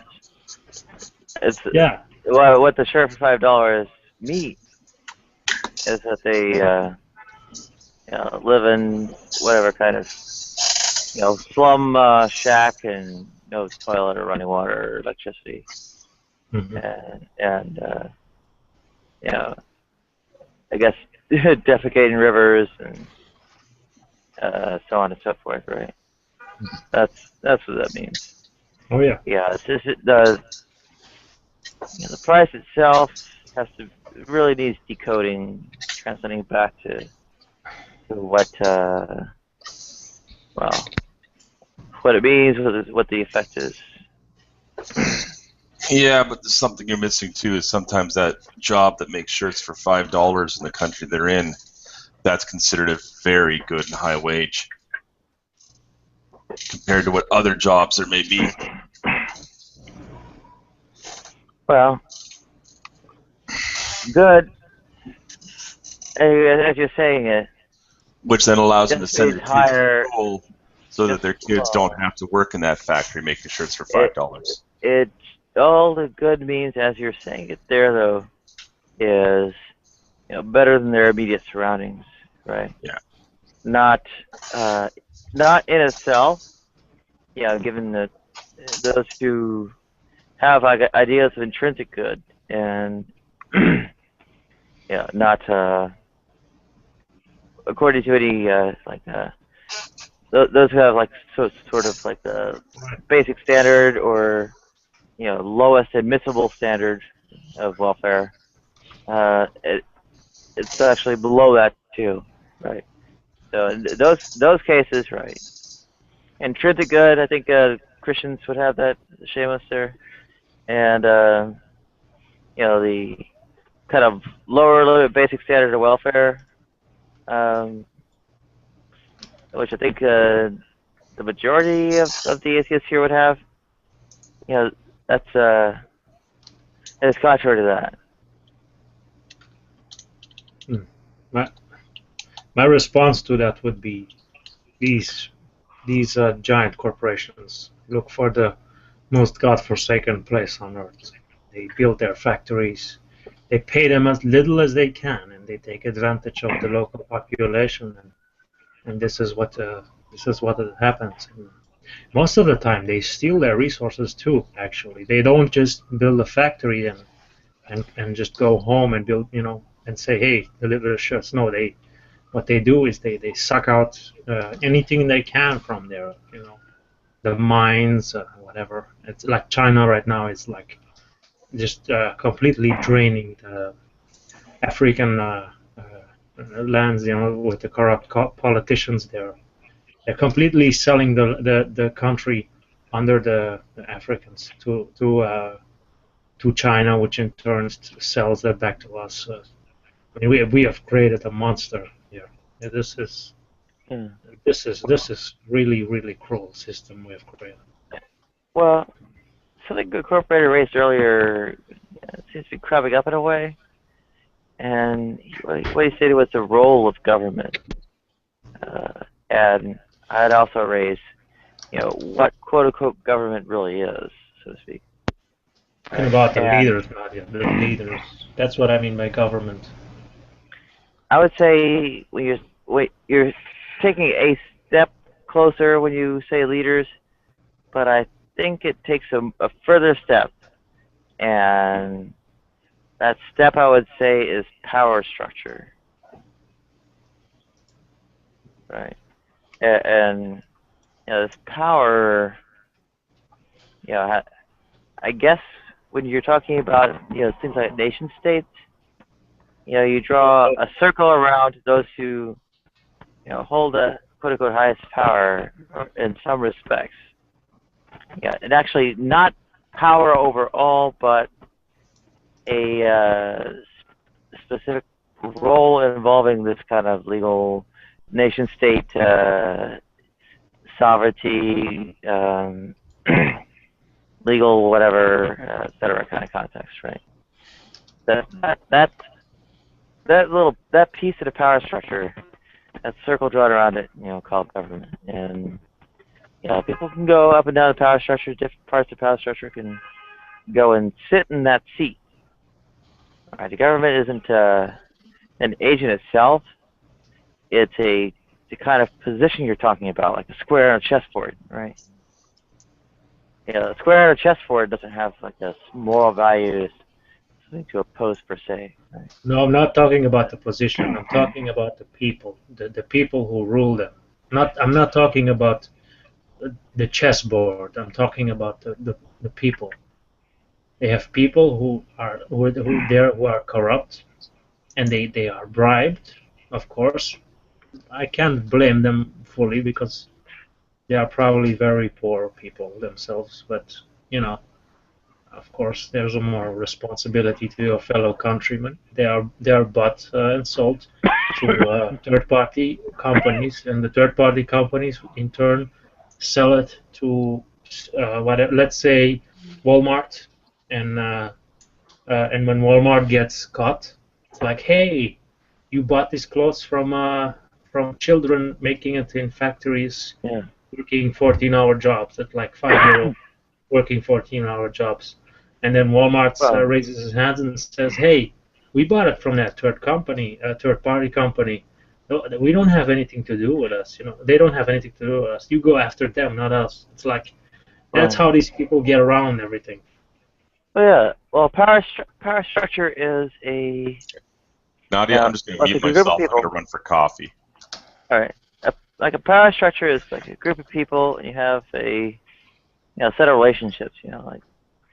It's not strictly accurately characterized the way, but you can crudely approximate it by saying, okay, one's kind of higher than the other. You kind of make this kind of tree thing. Say a king sits at the top. They got their lords and vassals, and then their individual vassals have vassals beneath them, and so on, right? And whatever chamberlains and who knows what. Right, this you have kind of like this top-down thing, and you say, okay, here's a little arrow. Who's in charge? Is the immediate superior of whom and what? And the quote-unquote government isn't the one at the top. It isn't a circle around people at the top. People at the top are somebody else. They're the rich and powerful, etc., who buy out the government, right? It depends on the country. It depends on the people ruling. Depends on a lot of factors. In many African countries, it's like you have many small clusters of government who are loosely affiliated, and all they have to do is buy one small cluster and perhaps one higher official above that to just whitewash everything and get just not to raise any suspicion, and go ahead and do what you're gonna do, and nobody's gonna challenge you because those people they're dirt poor. Absolutely. That's how I sort of see it. Yeah, there's an analog of that happens in a little bit in the U.S. Donald Trump. Donald Trump was. Well, sure. He one of the stories came out. He actually bought a mayor, and he paid a mayor some undisclosed amounts of money and this mayor sold him a piece of land for next to nothing. I think it was maybe, I don't know, $1,000. I don't know how much. It was a very small amount. It's like not realistic to buy like the amount of property he bought. It's like that's one example, and all he needed to do was buy one mayor, and the mayor, he set up everything for him. And Well, we can also try regulatory capture, right? Like what is it? American Pfizer, etc. send their, I guess, former employees to be, some kind of, regulatory board over Hey, the that's pharmaceutical industry, and get their, whatever it is approved, or Monsanto, gets into the agricultural regulation, buys that seed out, and so on. I mean, yeah, they have like the loosely affiliated bits, and maybe more tightly coupled in the West or whatever, but it still has a similar pattern, right? So, I mean, still, they're not actually sitting in the seats of government, right? Government's a circle drawn around people who, are the lackeys of those who are paying them. There's a higher power of these, wealthy plutocrats, whatever, right?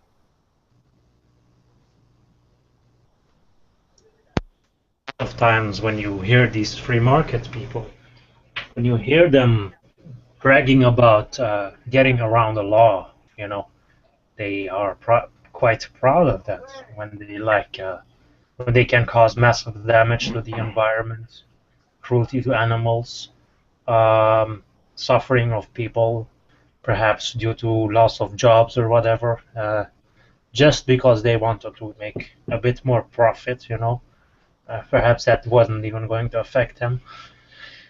They are quite proud of that. It's like an achievement for them. They have beaten the government and they have gotten what they wanted. It's like, yeah, you should pay attention, like when sometimes they brag about this. Yeah. Well, they commit there's also moral. a reason. I would What's say that? they are proud of moral crimes, which are not necessarily crimes on the books. They just get around it. They have all these lawyers and all these advisors, getting them around every law. Like Walmart, going through third parties to get their shirts from 5-year-old, 6-year-old children who work 14-hour jobs every day. Mm. Every day, 14 hours. Well, and I'm not even kidding about that. That's real. oh yeah, I know it's real. Oh yeah. I think I've seen it most heavily documented in India, actually, but still, there's a reason I said power instead of just money. I mean, they do play together, but it's not one necessarily over the other, right? You mean For instance, influence? well, You mean influence? You could say it's a synonym, but I think power, maybe, I don't know, is it? I feel it's kind of a better attachment. That's not that important. The thing is that, part of the reason why the U.S. can print its own money, why the U.S. has its debt denominated in its own currency, where it can, just have the Federal Reserve write a check for any debt it, supposedly owes. But that's to protect its own people. What? That's to protect its own people. The reason it did that, it had to bail out those giant corporations. But why were they in that mess to begin with? Wasn't for its own people, but yeah, No, why it it was in that place to begin with is it was to protect their own people.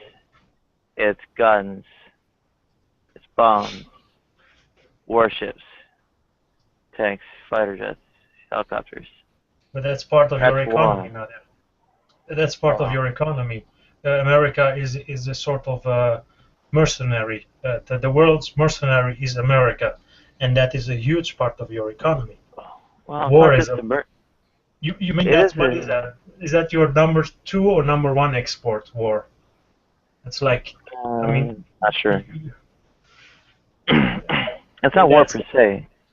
Weaponry, I think, is what you're referring to, but still. No, people Yeah, also. it's important Soldiers. to note that I mean, they're mercenaries. NATO allies, right, are on whose behalf the U.S. most typically acts in terms of military intervention, as well as espionage.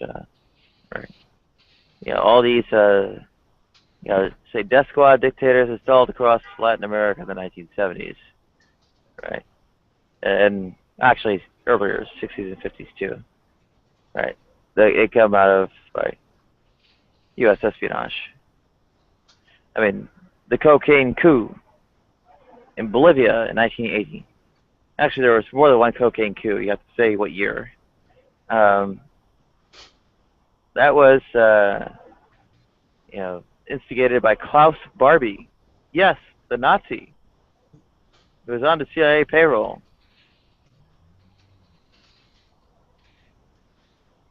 Well, yeah, they had many informants. Actually, I should try and dig up a biography of Klaus Barbie. Hang on. It's why they don't release their information, of course. Yeah. It wasn't necessarily released, but it got out anyway. After It's not really a secret. After a certain while, they do release it. It's not really a secret. Hang on. Usually it's like, what is it, 70 years? Like after everyone was involved is died and cannot be prosecuted, everything is released.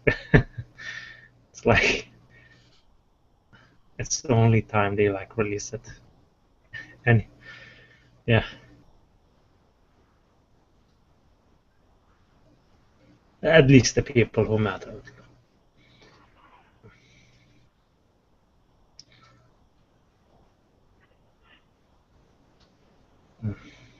Yeah. Let me see. Hotel Terminus. Okay. That's a film. Looks like.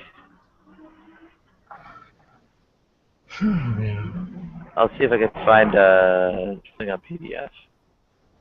Ooh. Oh, welcome, NeoCloud. Hey. Good morning. Hello. I was going to ask if how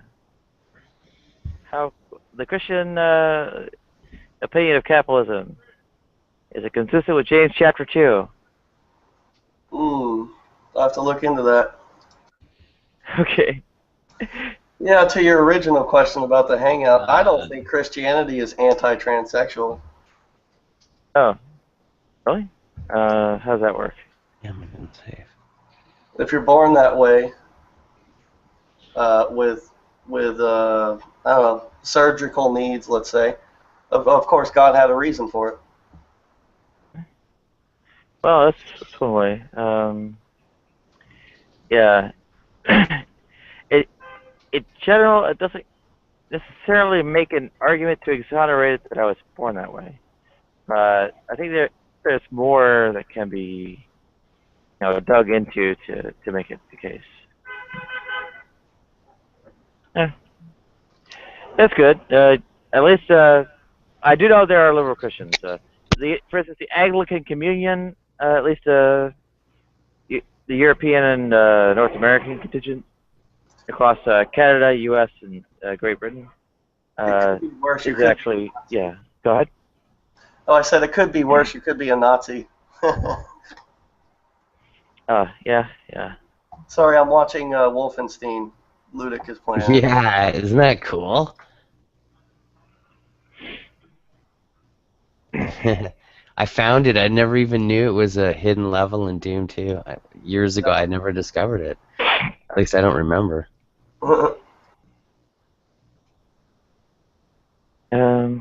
Oh, Klaus Barbie boasted of hunting down Che Guevara. That's interesting. I don't see the biography I thought would be available. Oh wait, okay. I see. His books are listed after the other references. Yeah, Klaus Barbie, The Butcher of Lyon, by Tom Bauer, I think. Funny, I just said that Born This Way thing, and I know a lot of people that don't like Lady Gaga, and with the whole Born This Way thing, and they disagree with it a lot. But I found it funny because I was reading about a story and I never knew she was sexually molested by a record producer, supposedly, and she's got a new video out.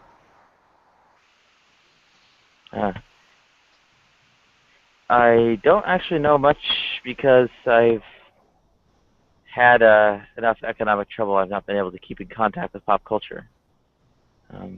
Thank God for that. I wouldn't necessarily say it's a good thing. Although I wouldn't necessarily delve much into pop culture, I think I'd have a better time if it weren't the case that it were inaccessible. What's this whole thing, Mad Max? Somebody's watching Mad Max. Is that the new movie? I hope it's not the movie itself. I hope it's just kind of like a title screen or something. Cool. I think it's a video game that Palm was playing. I didn't know they made a game out of that. I gotta go find that. I was thinking the same. Wondering if it was on Steam.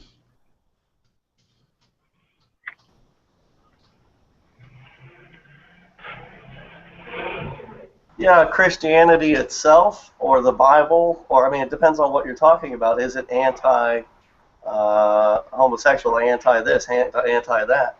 I don't think it's anti. I think it's anti-sexual perversion, but not like anti.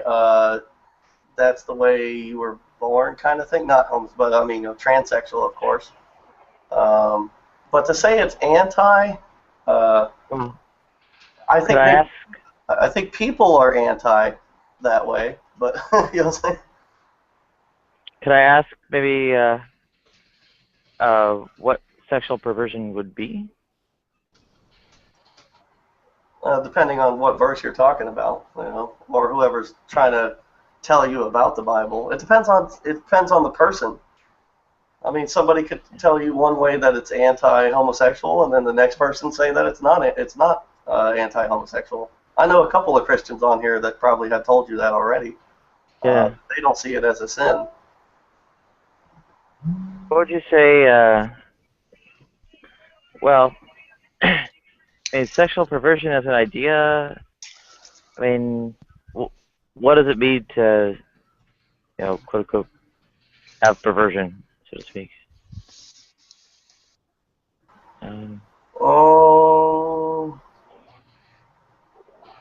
I think when the men wanted to rape the angels, that would be considered sexual perversion in a way. Yeah, but there's no such thing as angels, so that's... Oh, well, the Bible says that. That's what I'm saying. So I can't think of anything that two same-sex people do that heterosexual people don't do. Yeah. Well, cisgender people also don't have their genitals surgically changed. Well, that's not your fault. That's not perversion. That's not perversion. Okay. It's not. They can say it all they want, but it's not. It's not perversion. They can say it all they want. No God would allow anybody to be born the way you were born and call it perversion. It's just not. It's just not true. It's not true. Yeah, I didn't say it that way. What could happen? Like, if perversion is turning something away from its purpose, then you could exonerate it on the grounds that that it actually is its purpose, or something like that. Because there's a lot of teleology and such that comes into all this. At least the way Christians or Christianity traditionally evaluates it. Well, You know. I know this kind of shoots us in the foot if I say these types of things, but fuck them. I mean, really, at what point do we just stop arguing about this and go about our life? You know, eventually we all outnumber the rest of them and we become the norm.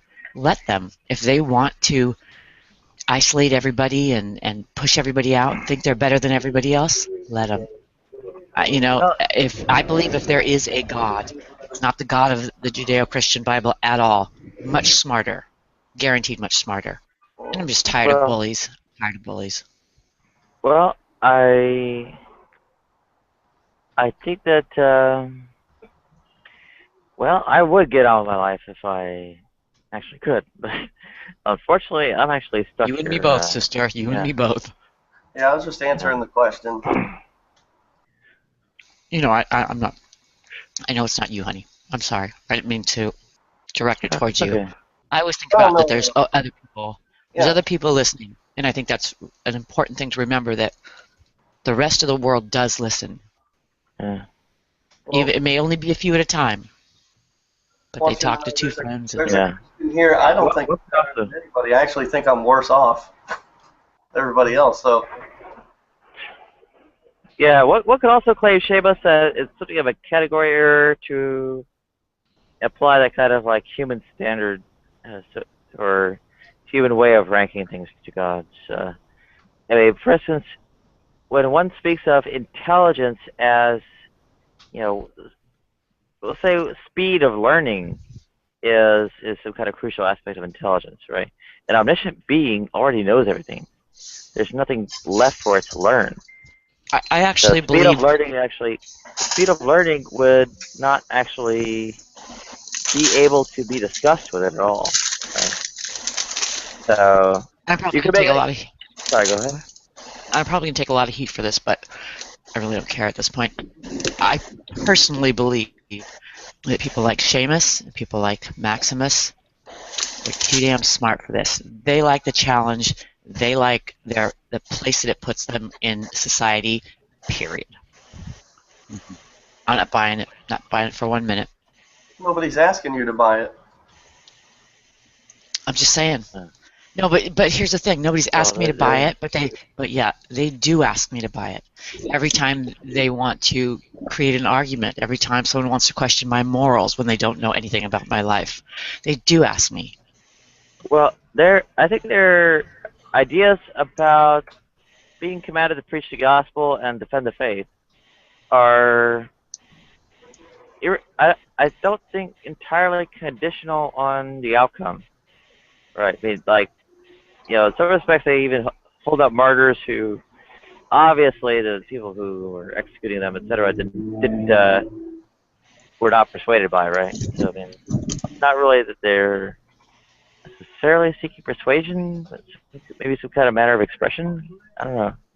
But it's also not necessarily on their own, for their own desires' sakes, but for, you know, on the basically command of their religion. But anyway, I don't know if that represented Neo or Seamus very well, but just to comment on two things over here. Seamus says that there is no entity that could be smarter than the Christian God. Says who?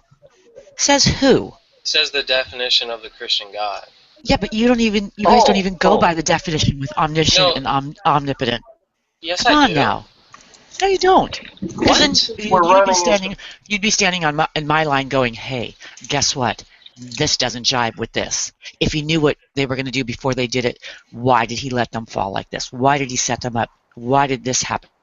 It doesn't make any sense. It has to do with God's plan. It doesn't mean that. Look, there is no damn plan. When you die, it's done. There is no plan. Sometimes there's pain in the world. Prove that to me, sugar, and I'll believe you. Prove it to me, and I'll believe you. Here's the thing. I don't need you to believe me, because you know as well as I do that this is the Kobayashi Maru. There is no way to prove it. You know that. Okay, but I've lived my life for 50 years on my own. If it can't be proven, sugar, where did you get this degree of confidence that there's no God if it can't be proven? Because I have lived my entire life. You just Okay. wake up one morning and figure it all out or something? Oh, yeah, because I just woke up one morning and I'm just saying, like, I where do was you this get it age, right? from? If it's a You Kobayashi want to shut version, up long enough for me to say it? Yeah. Yeah. I lived my life every day without somebody telling me that there was somebody in the sky. I did not have the option for not knowing why things happened. You know, I didn't get to give my problems away to somebody else. I had to handle them myself. If I hurt somebody, I made up for it. If I got something, I was grateful to either who gave it to me, how I got it, who around me helped me get it. These are the things. And all of this heathen lifestyle led me to a life of serving my fellow man, regardless of where they were. And I learned that taking your last breath, dying is a great equalizer. Every person takes their breath the exact same way. I've seen life and death go through my hands more times than I ever want to think about it. And at no time was there any God there anywhere, good, bad, or indifferent, nor has there been one anywhere else in anybody else's life. If my children call me, I call them back. When my children needed to get ready for the world, I brought them into it slowly. I told them the rules. I did not give them half rules. I didn't say, I'm the greatest, and then be a piece of shit. You know, so here's the thing. I make life within me. So I know a little thing about being a creator. Every mother does. What you don't know is, see, this is what a lot of people think. They're like, they think, well, I could do it better than God. You know, I just wouldn't let anybody die, and I just wouldn't let anybody do this, and I just wouldn't let it go like That's this. not what I wouldn't let think. it go. Just No, so but you I'm know, just don't saying go that. down that road if you think I think that way. No, but what I'm saying is everyone you wouldn't do it the same way the Christian God would do it, okay? Let's just Nobody put it that would. way. Okay, Not then. even a Christian would. So what you're saying is the way that you would do it would be better than the Christian God. That you know, you'd be more compassionate or this and that. But see, No, then you've never heard me. If you're going to call somebody omnipotent and omniscient and omnipresent, then damn it, make him that. But the inconsistencies are inconceivable. Listen, he could still be omniscient, omnipresent, omnipotent, and still decide to do nothing because he has some larger plan. There's no logical. Believe me, I've looked at a million. Okay, he might be a dick, but there's no logical inconsistency there. I'm not following anybody. It's not even the fact that I'm not going to follow anybody who promotes separatism. Yeah, that's the worst part about it. He's not even a dick. It's just that you perceive him that way. No, Yeah. it's not that. You are not loving when you separate your people. When people are born, for whatever reason, Nadia was born the way she was born, for whatever reason. You don't have the whole picture. You're like someone that reads like 2 chapters of a book and starts writing a fucking book review on it. Like, really? Sugar, you don't have all the information. And I think you don't think an original thought in your head. You haven't come up with anything. You've been fed it by every, scholarly information you can get. But that doesn't mean shit. It doesn't mean anything. I never said it did. I'm tired of people getting hurt. I saw that other clip on YouTube where that religious family, they're beating up on their son. I've had it, man. I've had it. Well, you got to stop. We're talking about people, and you got to stop looking at the worst kind of people like the Westboro Baptist Church and equating them with anybody else that's Christian. Really? I could give a damn about those people. I really could. I wouldn't call somebody beating their son. I mean, that's not really representing Christianity to me. So. None of it represents Christianity. Every argument that we bring. If you don't mind, I'm just going to watch Ludic fight a revenant here, okay? Thanks, hon. You can continue. Every argument that comes to Christianity, that's the excuse. That doesn't represent Christianity. Well, then what does? Well, you got to look at the good things that do represent Christianity. Show them to me. Bring them. Oh, read the Gospels. Read the life of Jesus Christ. What does that mean? What does that mean? What does that mean? Do you want to know what Christianity stands for? Wait a minute. Go to the person that started the movement and is our role model. But we don't know that's true. What don't you know that's true? Oh, Seamus, come on! Don't even go down this road with me. I have seen the arguments that you've had with other people. I just want to know what. Or not you, but theists. I didn't even understand. Matter. Okay. Just trying to clarify what isn't true. It doesn't matter what book what I read, whether it be the Bible or any other book. It is just a book. That's it. So Could I'm you not prove quite. that to me? I agree. Can you I would prove me? agree. Can you prove to me it's not? I didn't just make a claim. You did. It doesn't though. matter. You know Well, what? I sometimes don't it have. does. Here's the thing. No, it doesn't. Burdens of At the proof. end of the Sometimes it does. day, at the end of the day, I know what I know. I know how I live. I know what I see. I know what I experience, and I know what I don't experience. You can't run up into a conversation. On our throats. You're saying Christianity is bad, so I mean, there you go. Yes, it is. It has poisoned the world in a way that I could I just wanted to go with the it's just a book thing. Like, how do you just run up there and make a claim and then not support it and then just say, fuck it, it doesn't matter? But you can't support it either. But, Sugar, Yours I is didn't just make any already. claims. I didn't make any It doesn't. claims. Today, in this conversation, you didn't. Yeah, that's what I'm saying. Today, in this conversation, but that doesn't mean that's not your position, and you know it. So you don't hold someone to the stake by virtue of their position. The burden of proof is not from their position; it's from the claim they made. You don't just say Here's that, the hey, thing. you believe this, therefore you have a burden of proof. No. What I believe is what I believe. What I say and what I claim shifts to me a burden of proof. This is madness. See, I'm not here. No, it's not madness. Here's what it is. It's about real people talking about real shit that doesn't get done Groundhog Day every other day. This is the real thing, right? The real thing is we've gone over this how many times, and we know what the position is.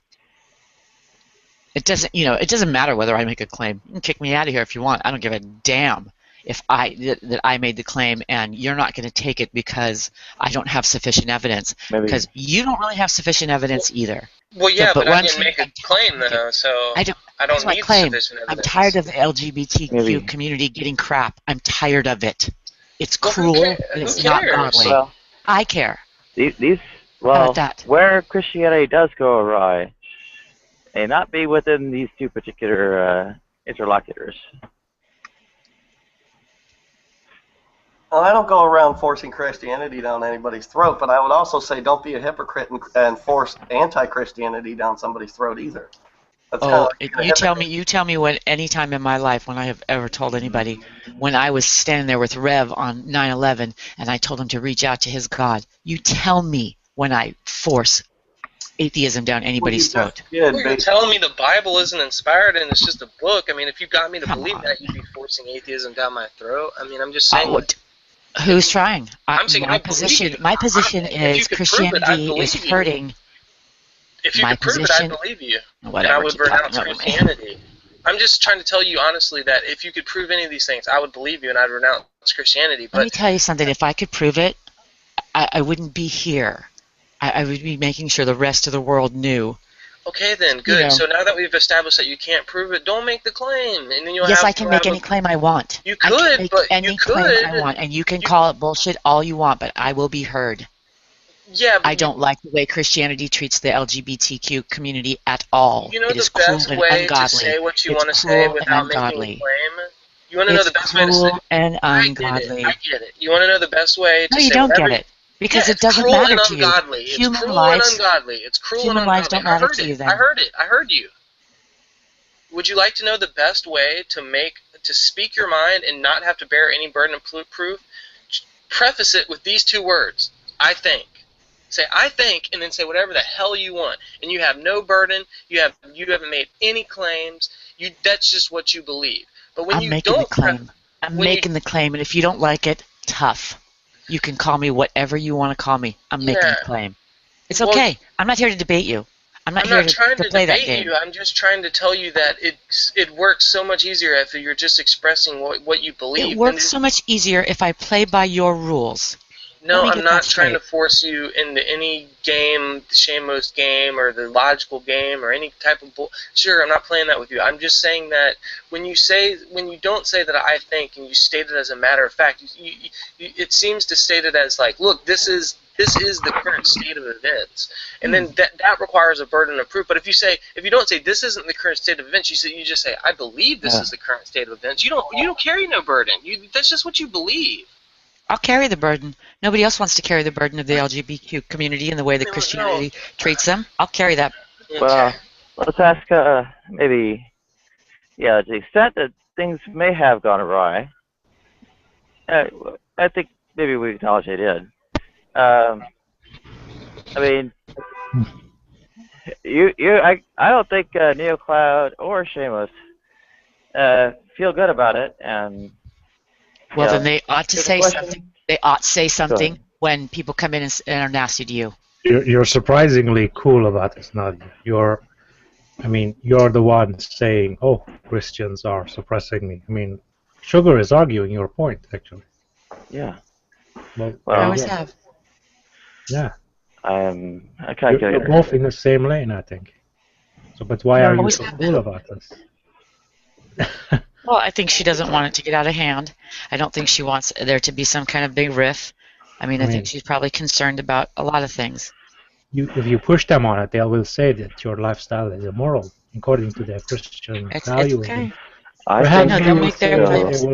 Perhaps they will say they will not push it on you, but you cannot separate your beliefs from what you're doing. It's gonna affect you in whatever way. And I don't blame anyone for holding whatever view, because they hold it because they were convinced.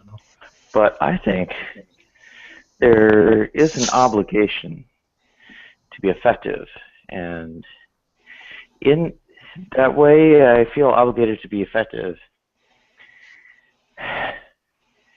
I am also obligated to think about what I'm doing, so I come to, the right way to address it, right? I agree with that, Nadia. And then, why are you not at all times this rational about it? Like at other times you will espouse what Sugar is saying. Why are you calm now? Why isn't always your approach of cooler heads will prevail? Sometimes you will make blanketed statements. Yeah, I do have moments where I make mistakes. Of course, yeah. That's okay. We all make mistakes. I'm sure I just made a huge one, but... No, it wasn't huge. Okay, I missed something. I was away from the keyboard, now I missed it. Yeah, I give Nadia a lot of freedom, because she does. She's on here 24/7, and she's constantly speaking, and when you do that, you will, like every mistake will be magnified because it's recorded, and people are constantly listening. Like let's say if you were home and you said, "Oh, I want to kill Barack Obama," whatever. You say that, just you're randomly angry, and and nobody hears that. It's not recorded, of course. Yeah, this is not your life. Yeah, creeping me a bit out, Palm. But that's just like a random ridiculous thing that pops in your head. Like let's say if you hate Barack Obama, whatever. I don't hate Barack. Yeah. When we ask ourselves, what to do about it, or what are we obligated to do about it, and so on. There's a question, and matters of, say, policing our own, as the kinds of counter arguments that can be raised that, say, I don't know, who was that atheist gunman who killed 2 Muslims, or I guess somebody atheistic making ridiculous statements. Lawrence Krauss abusing philosophy, or was it Richard Dawkins and Sam Harris getting claims of misogyny against them or something? Then we get called to police things too. Yeah, but that's that whole thing. It's just a gunman. A gunman killed 2 men. Yeah. Every time we put the atheist, Christian, Muslim, black, Asian, whatever on it, we make that stuff a thing, right? So it's a gunman killed 2 men. That's it. Anything else is perpetuating all the bullshit. Was he a Muslim, by the way? It doesn't matter. It doesn't. Did you see? It doesn't matter. It was 2 human lives were taken by 1 human life. That's it. What, beliefs don't influence behavior? Yeah, beliefs do. I do all that, Sugar. Yes, I know. But as long as we keep them in the forefront and keep them hot. But when we stop making them a thing, they'll stop being so much of a thing. when it's more important that one person is killing another person as opposed to a Christian killing somebody else, or any other combination, it's a human killing another human. That is the crux. I actually is it an important?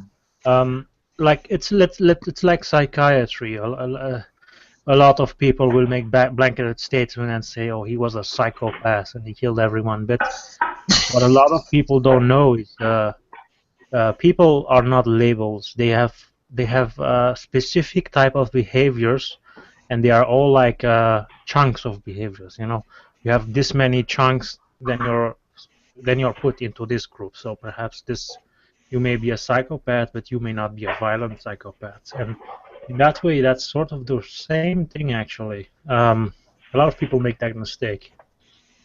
Well, a lot of times when something extreme like that happens, one thing we want to ask is why, and how do we stop it from happening again, and things like that. And I'd say that raises the question of what belief is and why it matters. And I think that's an interesting question, because it was being looked into recently with respect to Plantinga's evolutionary argument against naturalism. Right? We had our idea that beliefs influence behavior, and they're called, I guess, in philosophy, propositional attitudes, or a kind of propositional attitude, right? And what that means is, like, there's proposition, like the logical thing that it's saying, and the attitude is like how you behave that depends on it.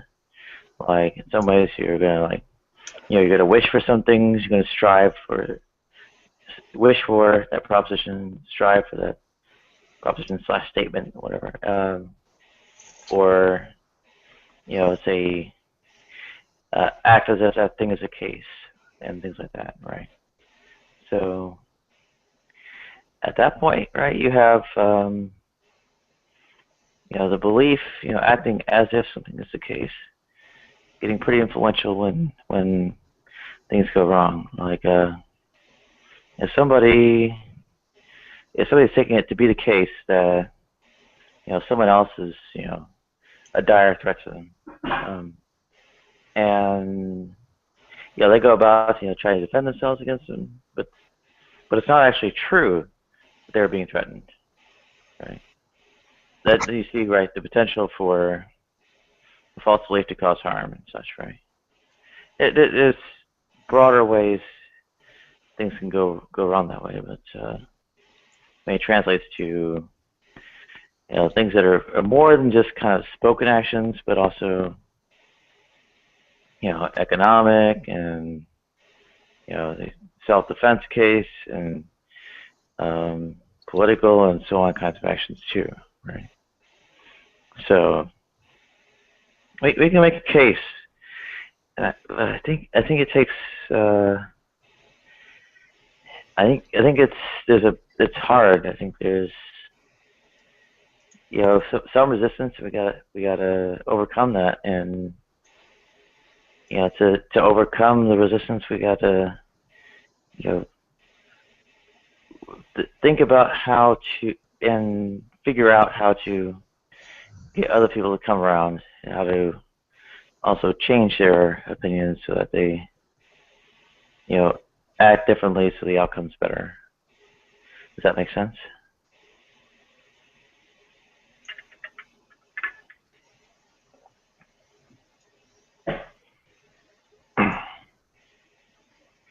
I hope it made sense.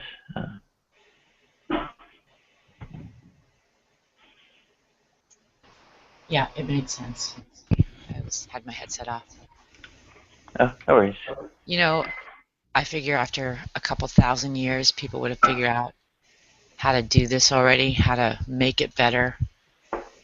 But yet here we sit in this little virtual world that most people don't think is real. But for a lot of us, it is a huge part of our world. It's as real as I can figure. Oh yeah. Yeah. So it is very real. But we don't still feel, sometimes I think Mhm.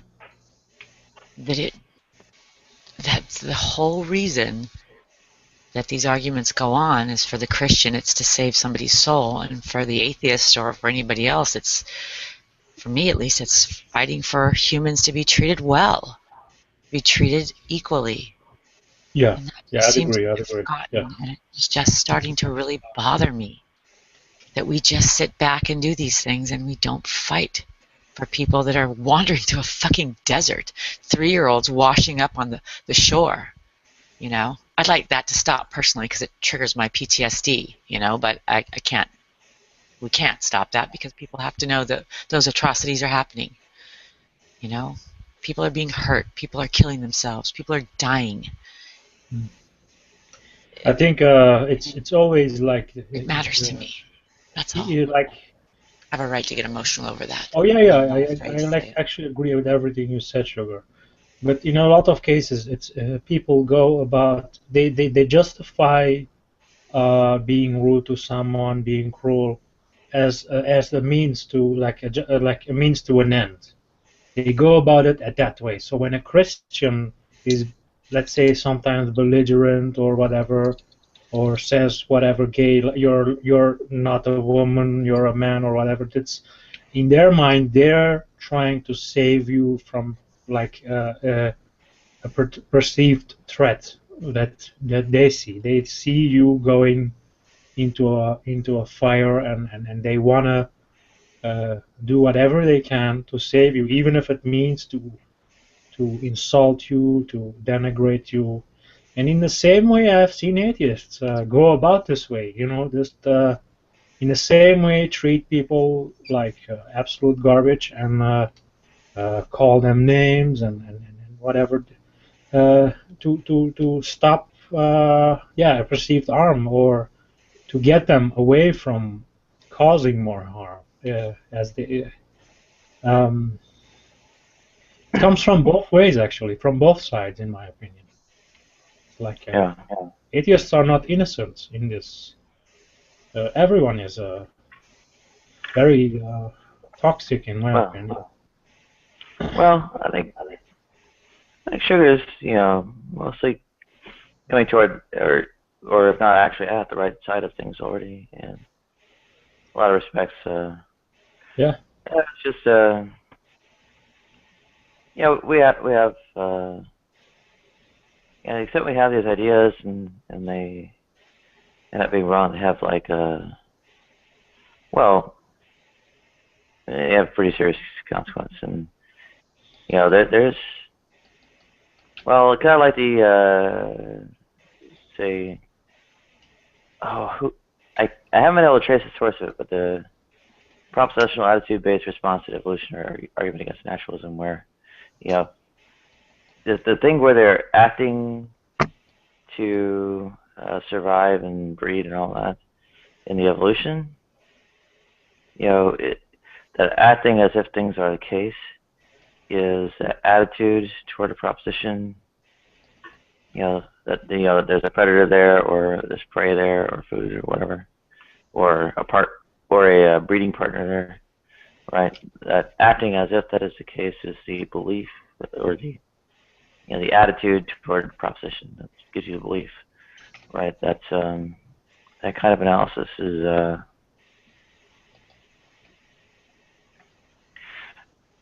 part of how the persuasion matters, how the communication and interaction matters, and to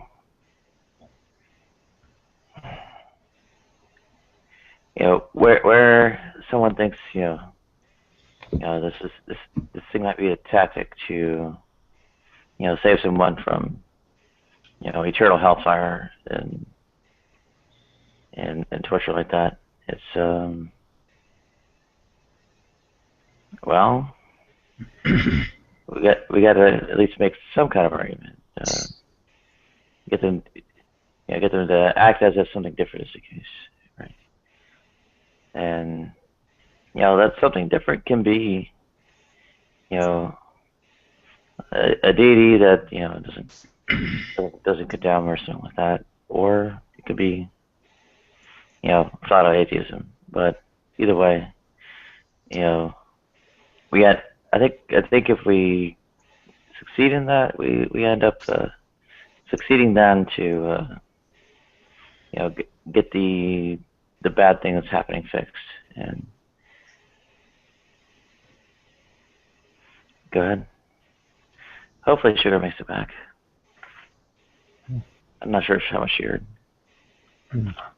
I don't know how. I mean, you can't control what people believe because you have to convince them. In many ways, when they get into insults and fighting and whatever, it's always errors in reasoning. It's always errors in like they go on a path, and along the path they get distracted by things, they get sidetracked, they stumble, and that's in a lot of ways when they get insulting, when they get cruel, when they get vindictive. It is in a lot of ways. That is like how I see it when that happens. Yeah. They have their end goal somewhere in the distance, but there's always the now. There's always errors you make. Oh, sure, yeah. I mean, we're not welcome, Bane. programs. We're not. And good to have you back, Sugar. We're not Sorry, programs. I mean, we are not programs. We are biological beings. We're not like singularly programmed. We constantly have to evaluate and reevaluate our surroundings. I think, that's what leaves us open to flaws. Well, I mean, some of the flaws, that come about in us, like let's say recurrent laryngeal nerve, right? It's a nerve in the neck. I think it's all tetrapods, not just mammals. Basically goes up and down because it's wrapped around a blood vessel. There's no way for evolution to get it to cross, right? Yeah, they showed it in a giraffe. They showed this. They showed this in a giraffe, and in the giraffe, it is an extreme huge case. Yeah. I'm not sure how much. I think it might be just some mammals, and I'm not sure which. But the urethra and the vas deferens, are tangled up against each other too. And you got the rods coats, the eyes backward. So the nerves have to come in for the front. Gives you a blind spot, stuff like that. Yeah, yeah. Our vision is corrected by our brain, actually. Yeah, the brain's got the same kind of trouble. Like kinds of things that come out of evolving, especially when there's not really enough of a brain there to be to really have a sophisticated idea. Is pretty crude, sort of heuristics and a little bit of patchwork, kind of layered on top to lead to different kinds of decisions and such. But is it not because the eyes were like when we were first coming out of the water? Is it not because the eyes were on top of the head, like what is it called? An animal that its eyes are like up. Like a flatfish. No, it's And when you evolve, the eyes just morphed forward, as to say, instead of its location of the back of your head, it's the whole head morphed forward, and so now it's upside down. Could have been. I don't think it's too important as specific as so much the idea that it was kind of baggage from or we came out in a more primitive state and don't have a way to break out of it, right? Like the blood vessel and the nerve can't really cross, right? So you can't get the nerve to just go straight to the neck. Right. So and the urethra and the vas deferens can't really cross, so they're stuck tangled around each other, right? So same way, like, with stuff in our heads. We have like a pretty crude way of like understanding, other people in a way. You might call it the sort of intuitions or kind of built-in way within one person's psychology of how they understand another person or another creature or something. And that way seems to be almost definitely wrong. Like wrong isn't maybe quite a word for it. It's got serious inaccuracies and unfaithfulnesses, right? Like the way we think of people having beliefs, right? To act as if something is the case, right? There's all kinds of things like, having discussions involving hypotheticals or counterfactuals, or, playing pretend, or, some kind of hypocrisy, or, so on and so forth, right? I mean, we say that these things are held as belief, but then look at all the places where we don't actually act as if that's the case, right?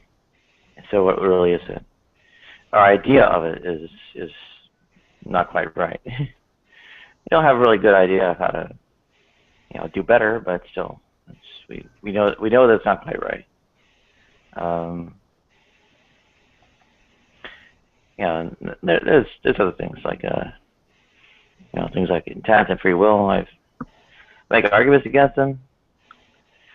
When I make the arguments against them, it's maybe important to think that they're sort of ideas, way we conceive of them, ways we kind of express what they are in this logical framework, and the expression of what they are in the logical framework is something you can see actually doesn't really hold up, because I point it out all the time. Now, okay, you say, well, the description's wrong, but there's something there, and well, the probably is, but did we cut it in the right pieces, or who knows? Intent, free will, that kind of stuff. That's also kind of fishy as far as ways of achieving a genuine understanding of other people, and that's evolutionary baggage. I mean, it came out of probably the way. We don't really have good ways of inspecting how other animals think of it, but we can see the same kinds of like parts of the brain involved, sitting in other, nearby evolutionary things. And as far as we can tell, it's like baggage from, lower forms of evolution. And it sucks because we make mistakes because these things are not really accurate or faithful, right?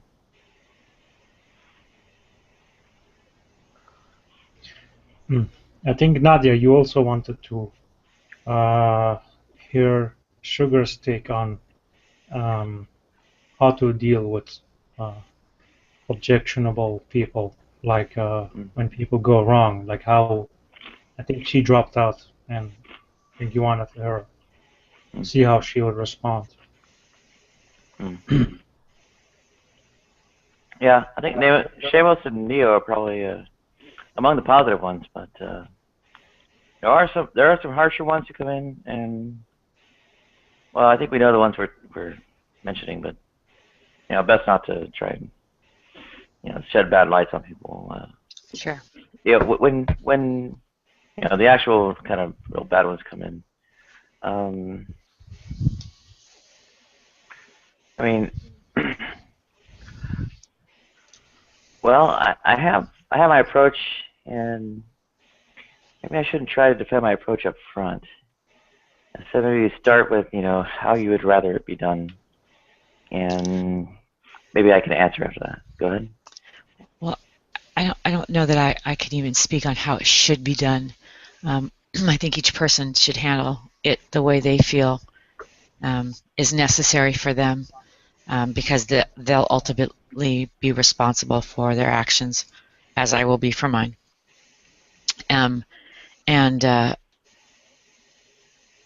I think there comes a time when you do your best to present the other facts and say, nope, sorry. All the time, though, rejecting. I mean, I don't believe in giving in to anybody because they want to, tell you that their way is better. Anything that creates separatism, anything that makes another human being not equal, I will reject, and I just won't participate.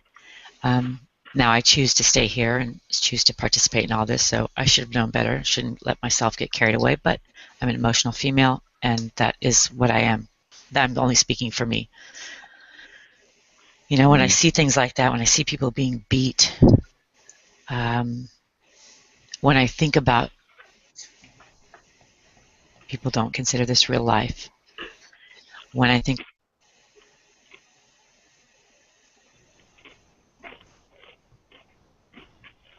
that are like Google and YouTube and all the rest, when they will act one way off camera and another way on camera, or even with an avatar, which I don't have a problem with, but when there is that different behavior, you really have to ask yourself, what's that all for? Am I not living a genuine life? What is it in my life that says I can't be this way? I'm working out some shit right now. I don't know if anybody can figure that out. I've spent my life being pretty damn nice, and I've never said a sideways word about Christianity until I got here, until somebody dared to question my morality. They didn't even know me. And you know what? That stirs something in me. And that's all the proof I need to know that this is not the way. This is not the way to do it. This is a great forum. We should do this. We should continue to hash it out. I'm not suggesting that this go away at all. But because new people will always be coming in. New people always going to be younger, growing up, whatever. There's always a need for this. But at the end of the day, human life is the most important above all else. And I just won't believe anybody who says that all life isn't sacred. And the fact that we can be okay with people shooting each other and the fact that we live in the United States is more important than people dying by guns, right? Not that it was an accident, not that it was... This is purposeful, and we stand by and watch it. We don't petition our governments when people are fleeing countries. Other countries are opening up their doors. Iceland's opening up. 10,000 families are opening up their doors to people. We're a country of immigrants. To the Syrian refugees? It's what our country is founded on. And yet, you hear people in our country saying, they can't come here. Are you talking about the Syrian refugees? Sugar? I think, yeah. Are you talking about the Syrian refugees? That's what I said, yes. That's what's happening sorry, right now. You lagged for just a second, sorry. Oh, I'm sorry. I apologize. They can't come here. They're a terrorist threat. These poor refugees that are... Yeah. They're terrorist threats. Is that right? Massively. He's joking. Massively. No, I know. They're gonna go he's gonna be mad at me for a while, maybe forever. I'm not mad at anybody. That is my responsibility because I opened my mouth and I said the things I said, and that's fine. If he wants to troll me, then he can. If he wants to take a situation right now that fucking means a lot to me, are you serious? The fact that what I was saying meant a lot to me, and you want to make light of it, you go right ahead. I'm not. You just show yourself. Keep showing yourself, Seamus. Sugar, I'm not trying to do that. Listen to me, darling. Holy shit. Darling. Oh my god. Sweet. Okay, listen. The reason why they can't come here is not because... the reason why is because Syria has been in a civil war for like almost 3 years now. Probably a little bit more than that. The people over there in Syria, like... how kids in high school around here know how to roll a joint, kids in Syria know how to make a bomb. No. That was a clock. It was a clock. No, that I'm was not. here in Texas. I'm not talking Silly about that. rooster. I'm just saying that I know. the type of people over there in Syria, if we were to take a bunch of them, it would not be what.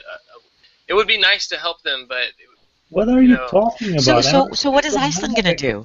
What is Iceland going to do? What is all these other countries going to do when they take in all these terrorists? Yeah, Iceland's not America. Iceland hasn't been dicking around in the Middle East. They're better than us right now. Iceland hasn't been dicking around in the Middle East for the last 50 years, pissing everybody off. So Iceland will be just fine. I know, but you heard what you just said, right? Now we can't help other human beings because we fucked everybody else. Because we screwed everybody else. That's really great. Can't help them because let's say if we took in I don't know, let's say we took in 20,000 refugees. It's not the humanitarian thing. I'm with you on that, Sugar. I would love to help these people, but what I'm telling you is that then help your religion see the way. It's not then help your religion see the way. About religion. This isn't even about religion right now. This is about politics. You could not admit 20,000 Syrian refugees into the country without having a super high terrorist threat. Okay, all right, Seamus, you want me to go put a stick up your butt here? Okay, Canada, our population is about 1/10 the size of the U.S. I'm familiar with that. We are going to be resettling 10,000 Syrian refugees into Canada by 2016. Good for you. So why can't you take 10 times that amount of 100,000? We can't. Do it. Why not? It's too much of a terrorist threat. Okay, so you're saying that Canada's going to be having resettled 10,000 terrorists into Canada. Let's see what happens in the next year when that happens. Not the best idea because you're so closely affiliated with the United States. It's probably not the best idea for Canada.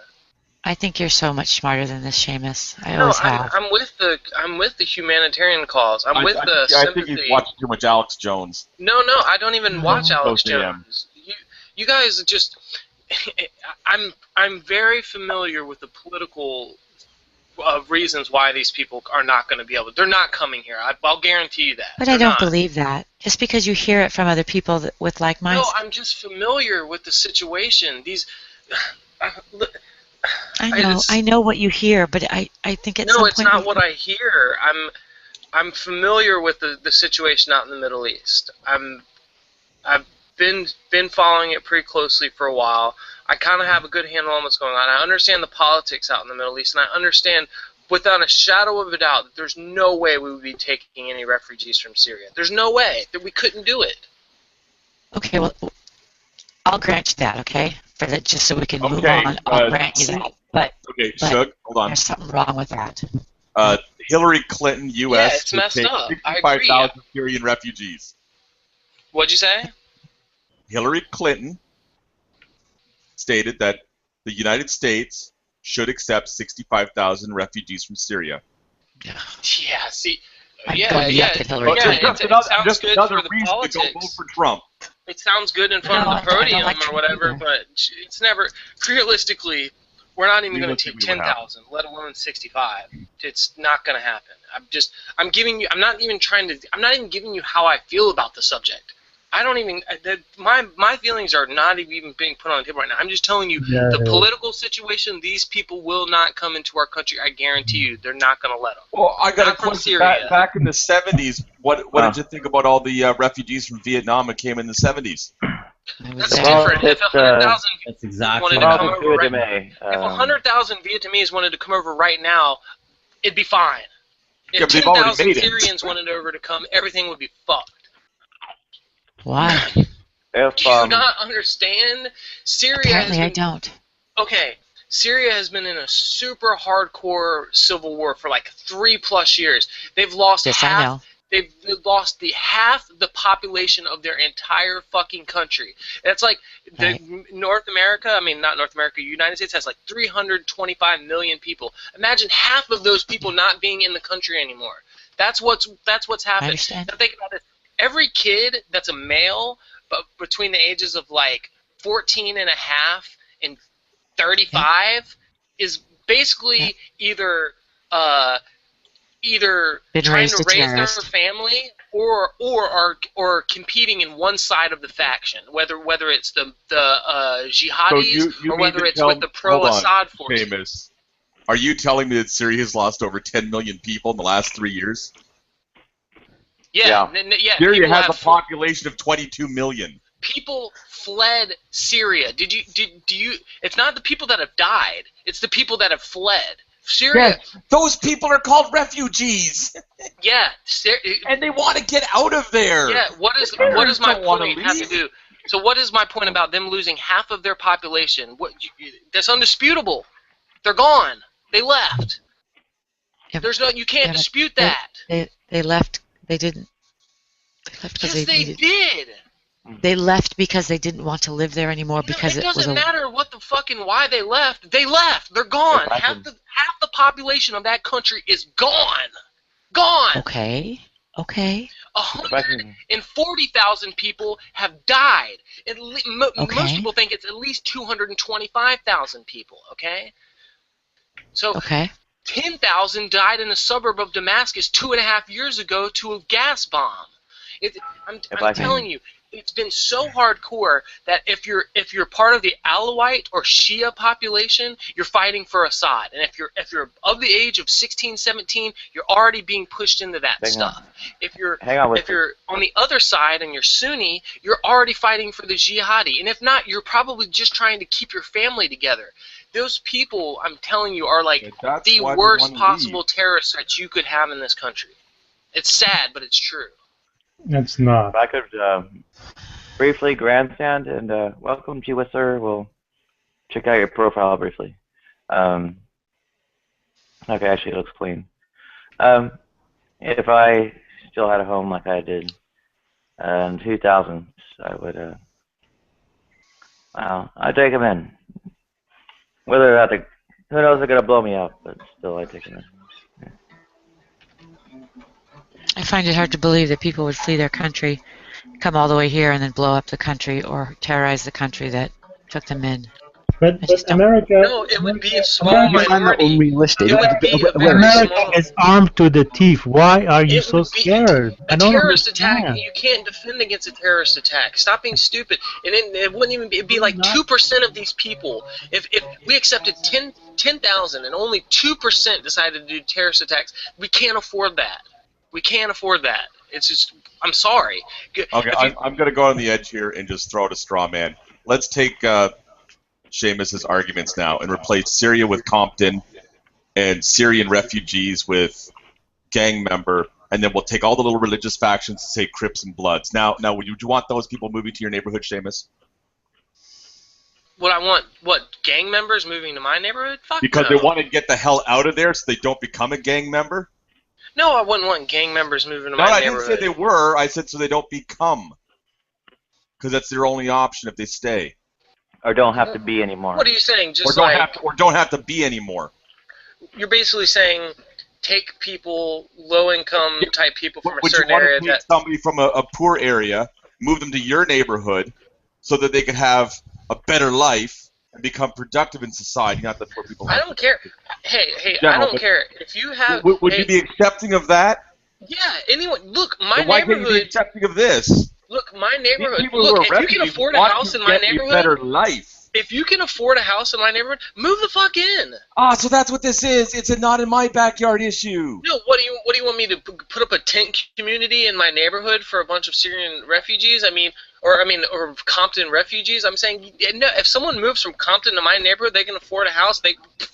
I'll go walk them a cake over there. That wasn't the point. It was. He said, if you take the argument of the Syrians and you replace that word with Compton, if you just take that situation and, you could replace it with, let's say that 100,000 Germans wanted to come to the United States. I'd say bring them the fuck on, okay? But if 10,000... after World War II, they were called displaced persons, not refugees. It was just a matter of just, name calling.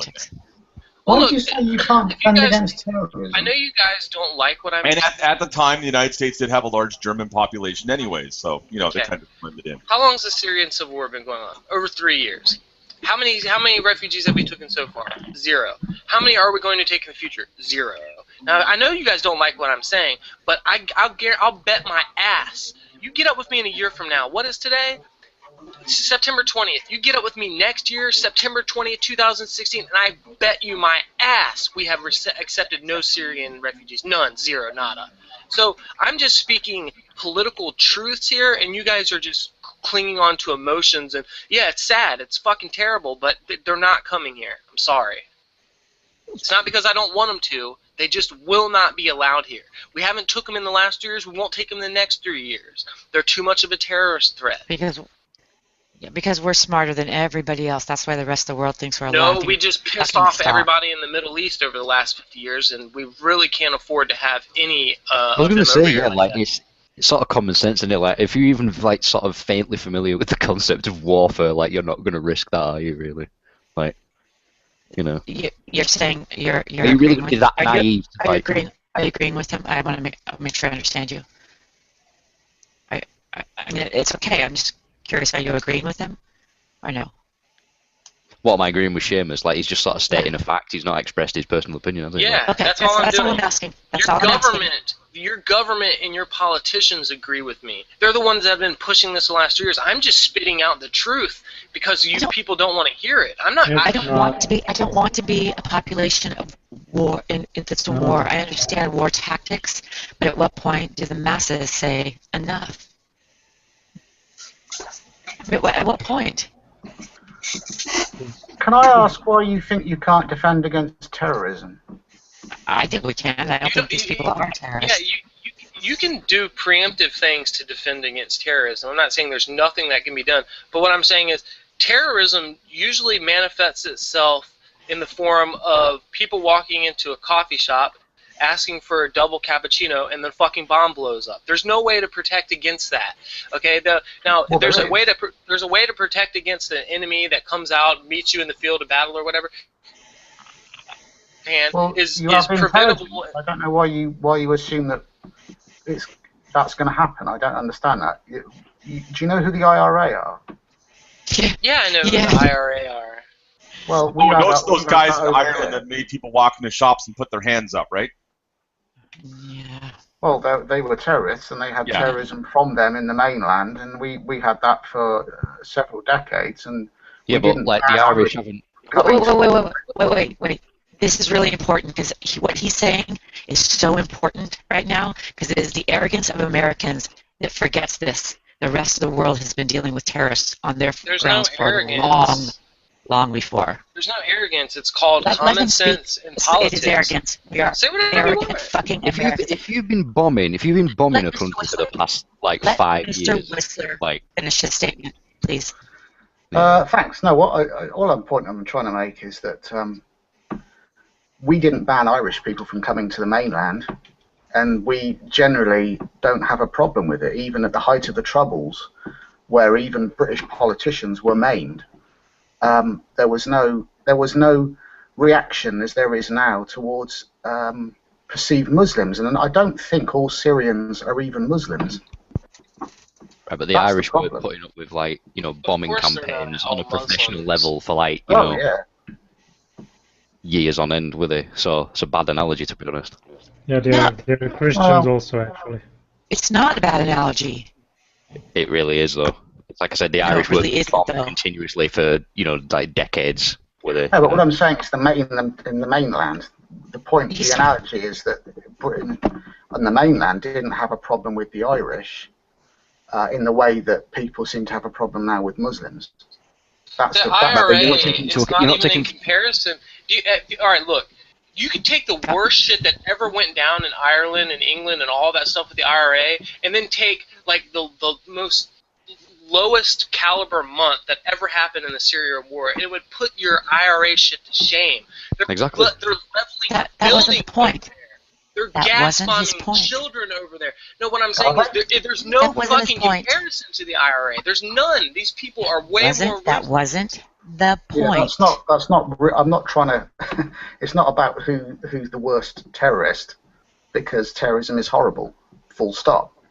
But regarding gas attacks, has that actually been confirmed then? That has actually happened, has it? Yeah, are you crazy? I'm Wow. not crazy. I'm just 2.5 years ago, 3 years ago, right when America was about to run airstrikes on Syria, is because they gassed 10,000 women, children, and people in a Damascus suburb. Okay, and the United States was right about to fly into an airstrike when fucking Russia buffed up all crazy and said, you better not do that. And that's when we took a vote on it and decided to just stack down. Remember, and when we took away all of the new chemical weapons from Syria, that's how that came about. Yeah, they fucking gassed 10,000 people. They were dying with foam in their mouth. It's a suburb of Damascus. They had bodies littered all over the streets. They were shoving them in the back of dump trucks, burying them in mass graves. I get the picture. I was just curious as to whether that actually was the case and not. Yes, 10,000 people in a whole neighborhood. Right. Okay. Well, if that happened, then that's obviously disgusting. Right, exactly. So you're not going to be as naive, are you, to sort of let the civilians who've experienced that, or who've had people related to them, experience that into your country? Then are you? Like, if you're that naive, if you're not familiar with, like I said, like the basic sort of concept so of you're war. saying that the people, are you saying, Commando, are you saying that the people that are the refugees that we're talking about are these people? No, I'm not saying that at all. I'm saying, I won't say some, I'd say quite a lot of them will sort of, have been around that. Let me explain one thing to you, okay?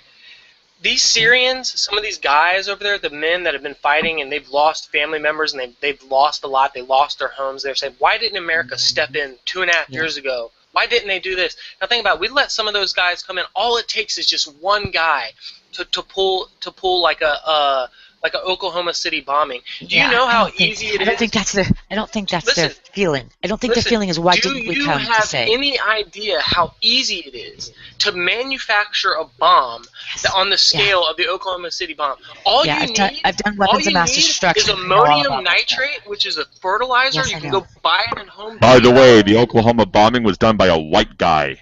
Yeah, that's everyone knows that. Everyone knows that. What has race got to do with what he's talking about? Actually, Sugar, I would actually just like to add let me something about Seamus. When the chips are down, you know where Seamus is. And when the poor people are at the door, he locks the door and gets you guys, I'm speaking realistic here. You don't even know what you're fucking talking about. Seamus. I'm not thinking how good about of a that, Christian you are. Seamus, I'm not thinking about that right now. I just want you to. You're talking about my character. That's just shows you how lost. No, I just want to know your whole personality. No, I'm not talking about his whole personality. You just don't get it. Because I really like Seamus. You just don't even get it. Well, why would you talk about his personality?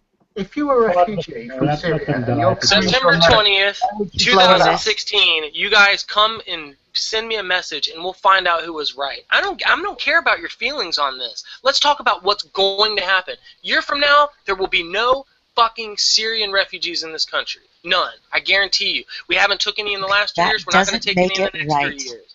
I never said it did. I never said it did. You people just don't understand facts and politics and reality. I get the facts, but I'm asking, at what point do we start making changes? At what point do we stop just sitting back? Oh, so we just sit back and let them do whatever they want to do.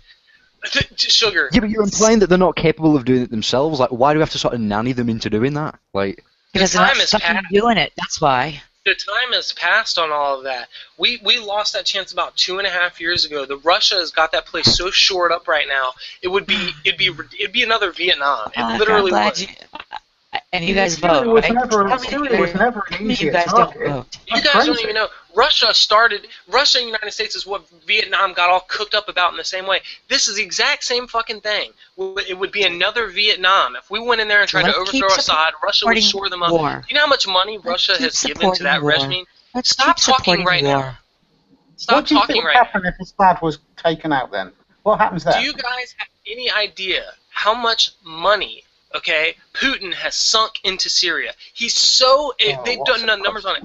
So many billions. It's like 27, 28 billion right now. He's in so deep. He's in so deep into Syria that he can't give up now. Deep. He has to keep Assad in power so he can get return on his investment. Because as soon as he gets the revolution shored up and everything, which it's already shored up, it's done. I mean, there's nothing anyone can do anymore. And he's just gonna. Let's just give up. Let's just give up. Roll over. That's what I'm saying. You don't understand the political situation. You just don't. I don't fucking care about it. Yeah, you can't talk on it. I don't. I do. What is Yes, your I can. alternative to Yes, I can. upset them? Yes, I can. You don't get to Not discount with me. any competence. Not with any competence. Yes, I have plenty of competence because my competence comes in the form of humanitarianism, You need to and be that trumps familiar with everything. You need to be familiar with the political Nobody situations gives a over damn there. With the, anymore. you need, People there's are a lot tired of of it. There's more of us of them than there's more of us than there is of them. It's about time we stop some of this. Yeah, If you don't think I it's love not the possible, idealism. I love sure. the idealism, but you're not. You know what? That's fucking never going to do anything for Fine. anybody. Yeah, because Can people I like maybe people with ideas like a yours. little bit of These aren't even my ideas. These are your country's ideas that I'm just bold enough to tell you because all of you people are a bunch of idealists that don't understand how shit works. You think we're going to accept 60,000? If you're a lemming, if you're a fucking lemming. I've expressed none of my personal opinions the whole time. I've been speaking about what is. And that Speaking about what is. Yeah. But once again, Seamus, you're speaking about what is based on what you've been taught. I'm speaking about what is based on what I've experienced. I'm talking what is based on political reality. I can give you examples from the last 3 years, why we haven't stepped in, why the point of no return is passed, why it's impossible politically for us to accept any Syrian refugees. I've already given you the information. You just don't understand it. Or you want to just plead to it. Okay, I reject it. I reject it. It's valid. I reject it. Yeah, you reject it on the fact that emotionally it doesn't sit right with you. Who cares? Guess what? I was given emotions by your God for a reason. Can I do a devil's advocate of the Beltway consensus here? Sure. All right.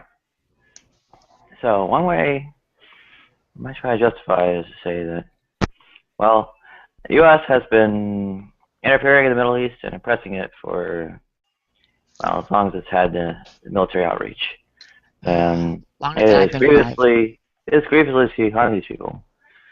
And, you know, as the quote-unquote, you know, face behind that harm, you know, it's, you know, direct confrontation of these people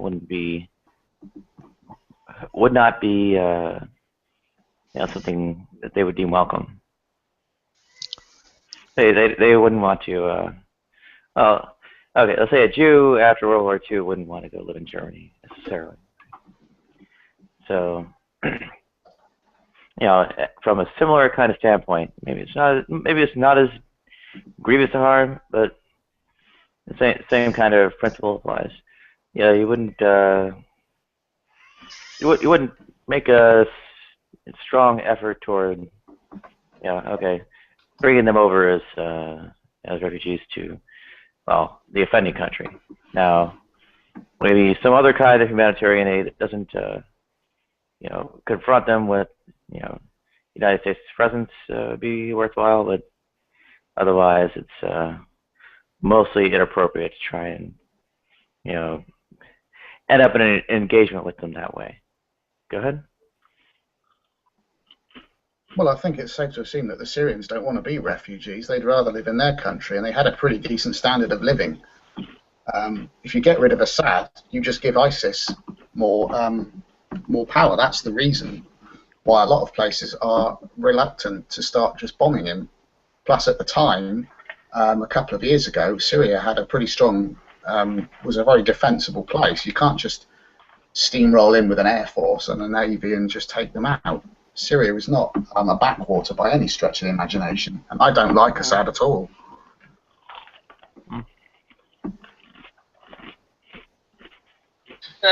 Syria had some pretty beefed up air defense systems provided by Russia, but the United States can fly high enough with enough kind of stealth aircraft that we'd be able to conduct bombings out of the reach of those things.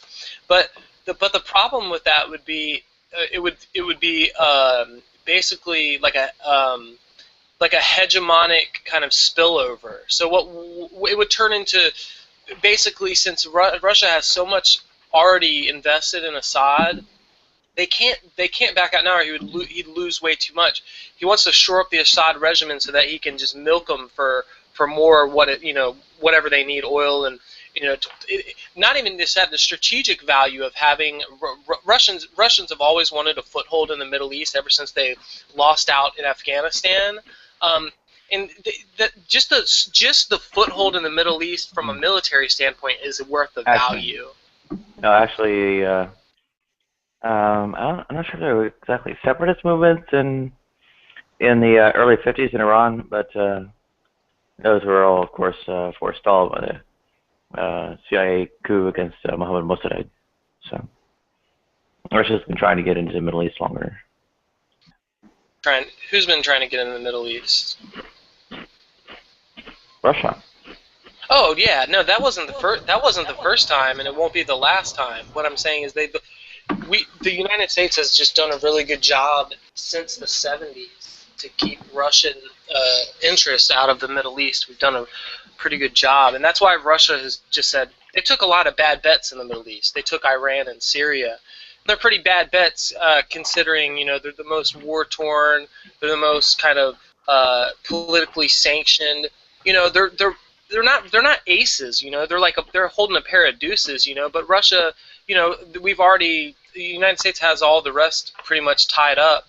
So Russia's willing to take a couple bad bets and just shore them up and get what they can out of them. It's fine. But Nadia had a good point that we've been digging around so long in the Middle East that, literally, all of the things that we've, like, for example, us in Saudi Arabia, we funded the jihadi fighters against Assad. So at the very beginning, we're pumping all the money into it, funding this civil war, thinking if we put enough money down, we won't have to commit troops, but if we give them the right weapons, we can just get a coup to happen and everything will be good. But we kept giving them... Wasn't George Washington a signatory to the Treaty of Tripoli? What does that have to do with what I was just saying? How long the U.S. had been going around the Middle East?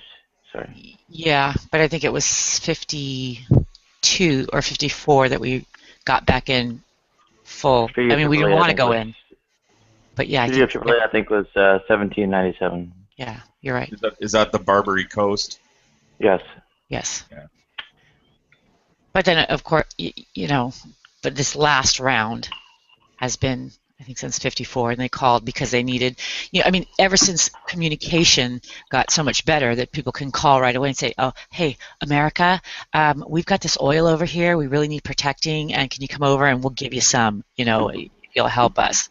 And then, over there, and then we jump into bed here, and there. We created this. Now we need to stop it. People can call me a zealot all you want. You can just say I'm an idealistic, whatever. I really don't care anymore because everybody's a damn pussy and doesn't want to do anything. You want to sit back and say, oh, the government says, or we do this. I don't believe in conspiracy theory or any of that bullshit. It just is. Well, sugar. It is what it is. We act or we don't. Second what you're saying. I would also would like to say that when the chips are down, you know who is.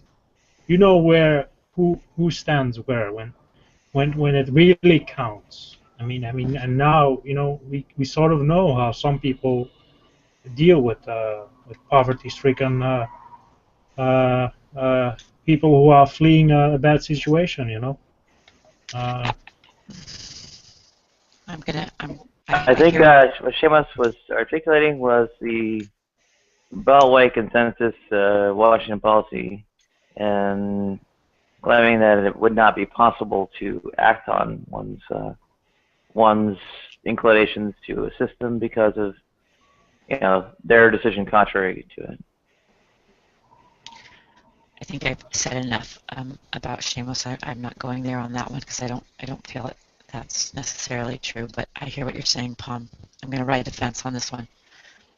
I don't feel like offending anybody anymore, and I don't really believe. Oh, the whole Bible is it's all crap and bullshit. And, I've seen good people on both sides, and it's like you know who they are, you know what character they have.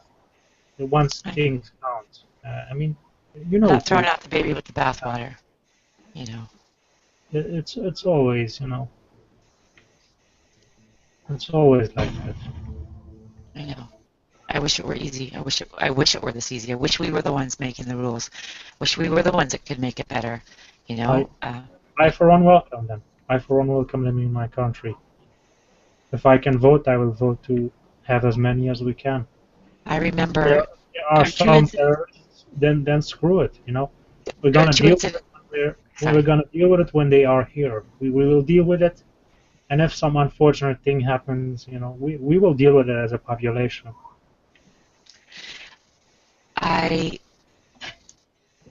I had two incidents, that one that led me here and one that happened while I was here.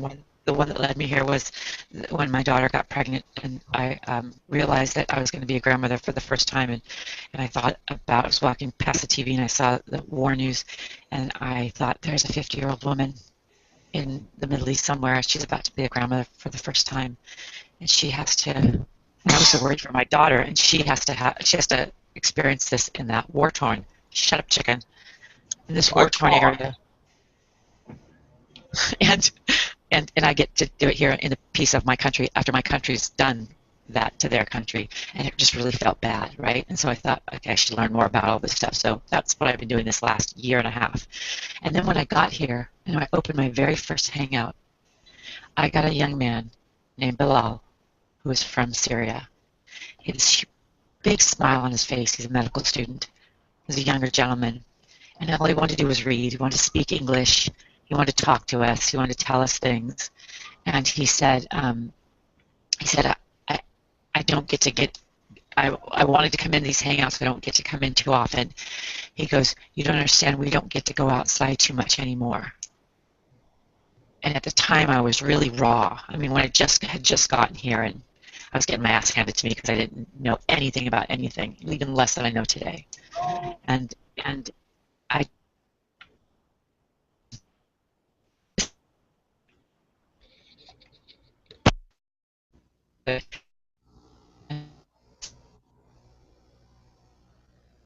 actually in the face. It's right there. And he just had a beautiful smile on his face. He didn't have any anger. It was moving for me.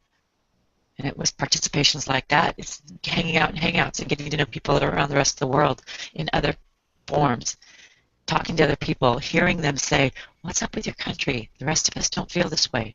You know, we're not sure why you guys are this way. At some point, you know, I remember the first time it happened when I was in Germany. And I was a chicken. I told them I was Canadian because I was so ashamed. It shouldn't be that way. Yeah, I am happily, I will happily take the risk of the terrorists or whatever elements they come. I will happily take the risk. And we have our own people killing. If I die in the process, like if I'm on a bus and like one of the Syrian, actually it's majority Iraqis, if one of them explodes themselves, then so be it. You know, I have lessened suffering in the world. You know, it's like even the critics say it's like what Seamus said, 2%. Okay, 2%. You know, so then we have made the world better for 98% of the people. I mean, that is at least worth it, in my opinion. You know, I'm going to concede that Seamus may be right, that we won't take any of them, that they won't, none of them will come. But that doesn't make it right, and that's the point.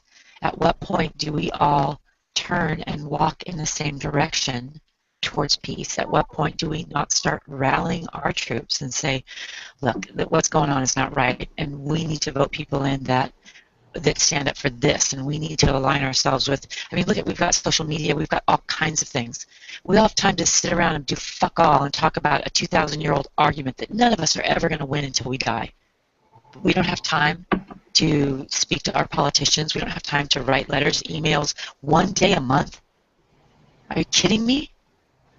I mean, what our numbers could create, what we could create in this world if we just got together. It's so simple. It's crazy. And I'm sure, you know, that takes into account everything that Seamus said is right. We'll say that everything he said is right. That doesn't change the fact that we should try. And even if we just get the ball rolling before we die. It's worth My it. country is already doing it, so I know. I'm just appalled that if America doesn't do it, I mean, I will be very appalled. You know, no one really cares about, whether the Arabs or like Saudi Arabia are going to let anyone in. I find that a bit strange. Why can't we give them lectures on morality instead of? Oh, I agree. What makes you think I'm not? Well, you've not once mentioned it, and it's a pretty big part of the, like problem, isn't it? It's right next door, but yet they won't take any in. Turkey is actually. I mean, it's a similar culture. It's like a similar religion. No, they're not. They're not a similar culture. But Turkey is taking a lot of them, actually. The majority are going to Turkey. And Turkey is doing exactly what I'm saying. They're an example for the world, in my opinion. And not the same culture also coming, though. I didn't say the same. I said similar, but okay. Just because they speak some type of Arabic doesn't mean they're the same, or whatever. Yeah. They're completely different. Well, so it's like sort of Western culture with with Syrian culture, isn't it? I mean, that sort of is really different and not really compatible, is it? But yet the West is sort of having to. The majority are actually Iraqis. They're not all Syrian. Exactly, you should question that. So why is the media telling us they're all Syrian then? Perhaps the cluster they were talking about. Yeah. Was right, so they can't be accurate enough to sort of give us proper demographics then. Professional sort of journalist, corporations aren't that profession then, are they not? Mm-hmm.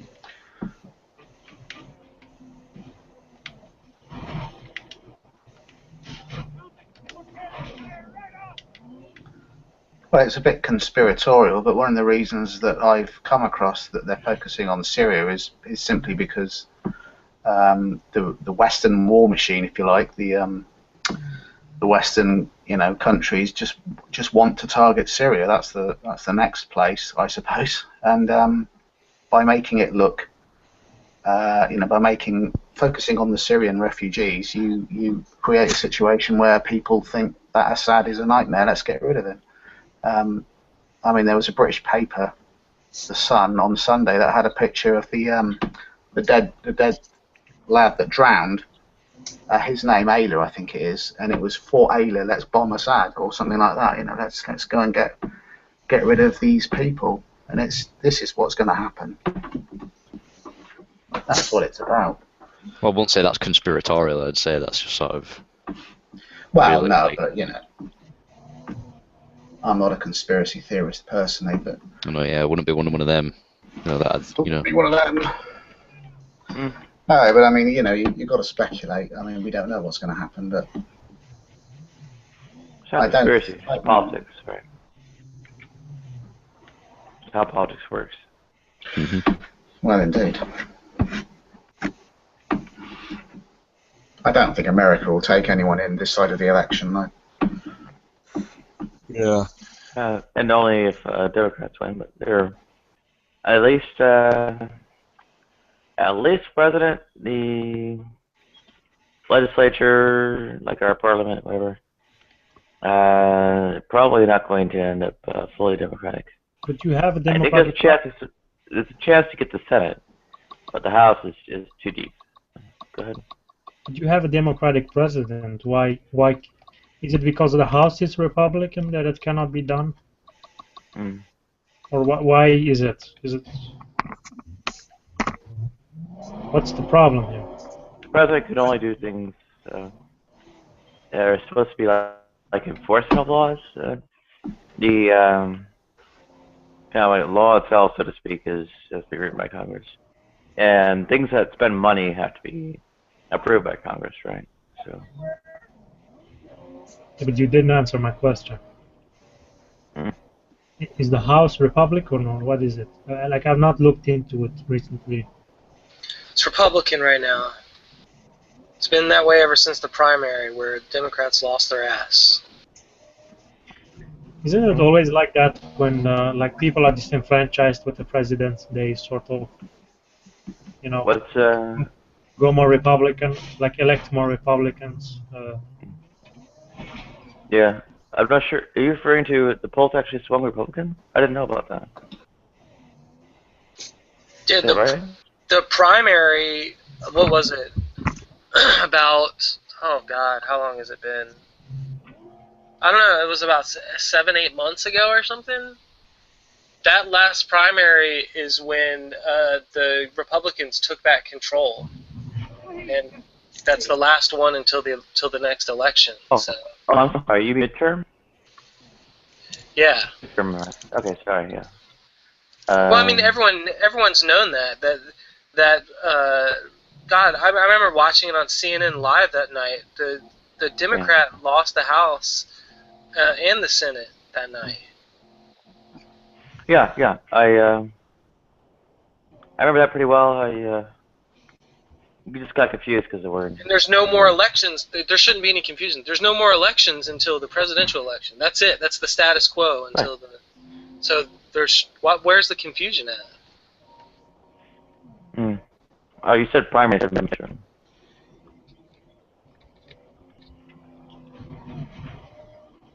Not a big deal.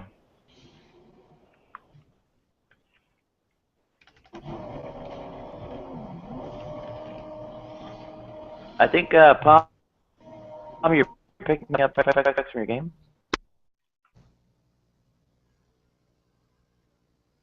Palm, thanks. Yeah, there's sound effects are coming through. Okay. Here are the current polls.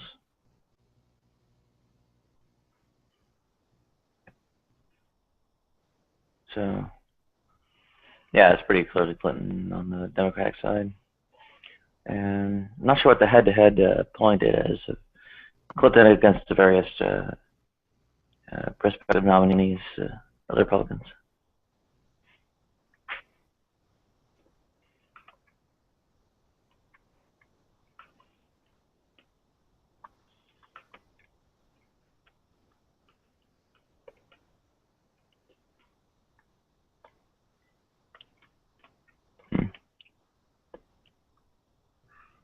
Oh, I see general election matchups. Okay.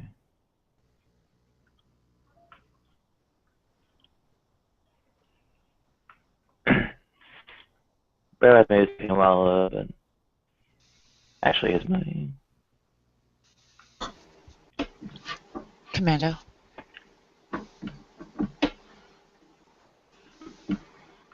Yep. If I didn't make myself clear before, I wasn't inferring everybody. So I'm sorry if I didn't put that point across.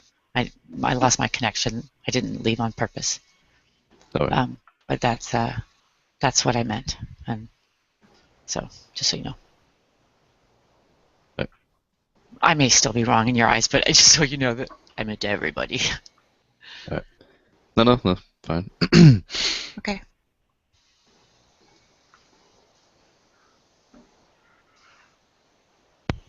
I mean, from my position, like I was what do you call it, a refugee. You know, I was a refugee in the 90s. You know, so like I know firsthand what those people are going through. It's a miserable existence.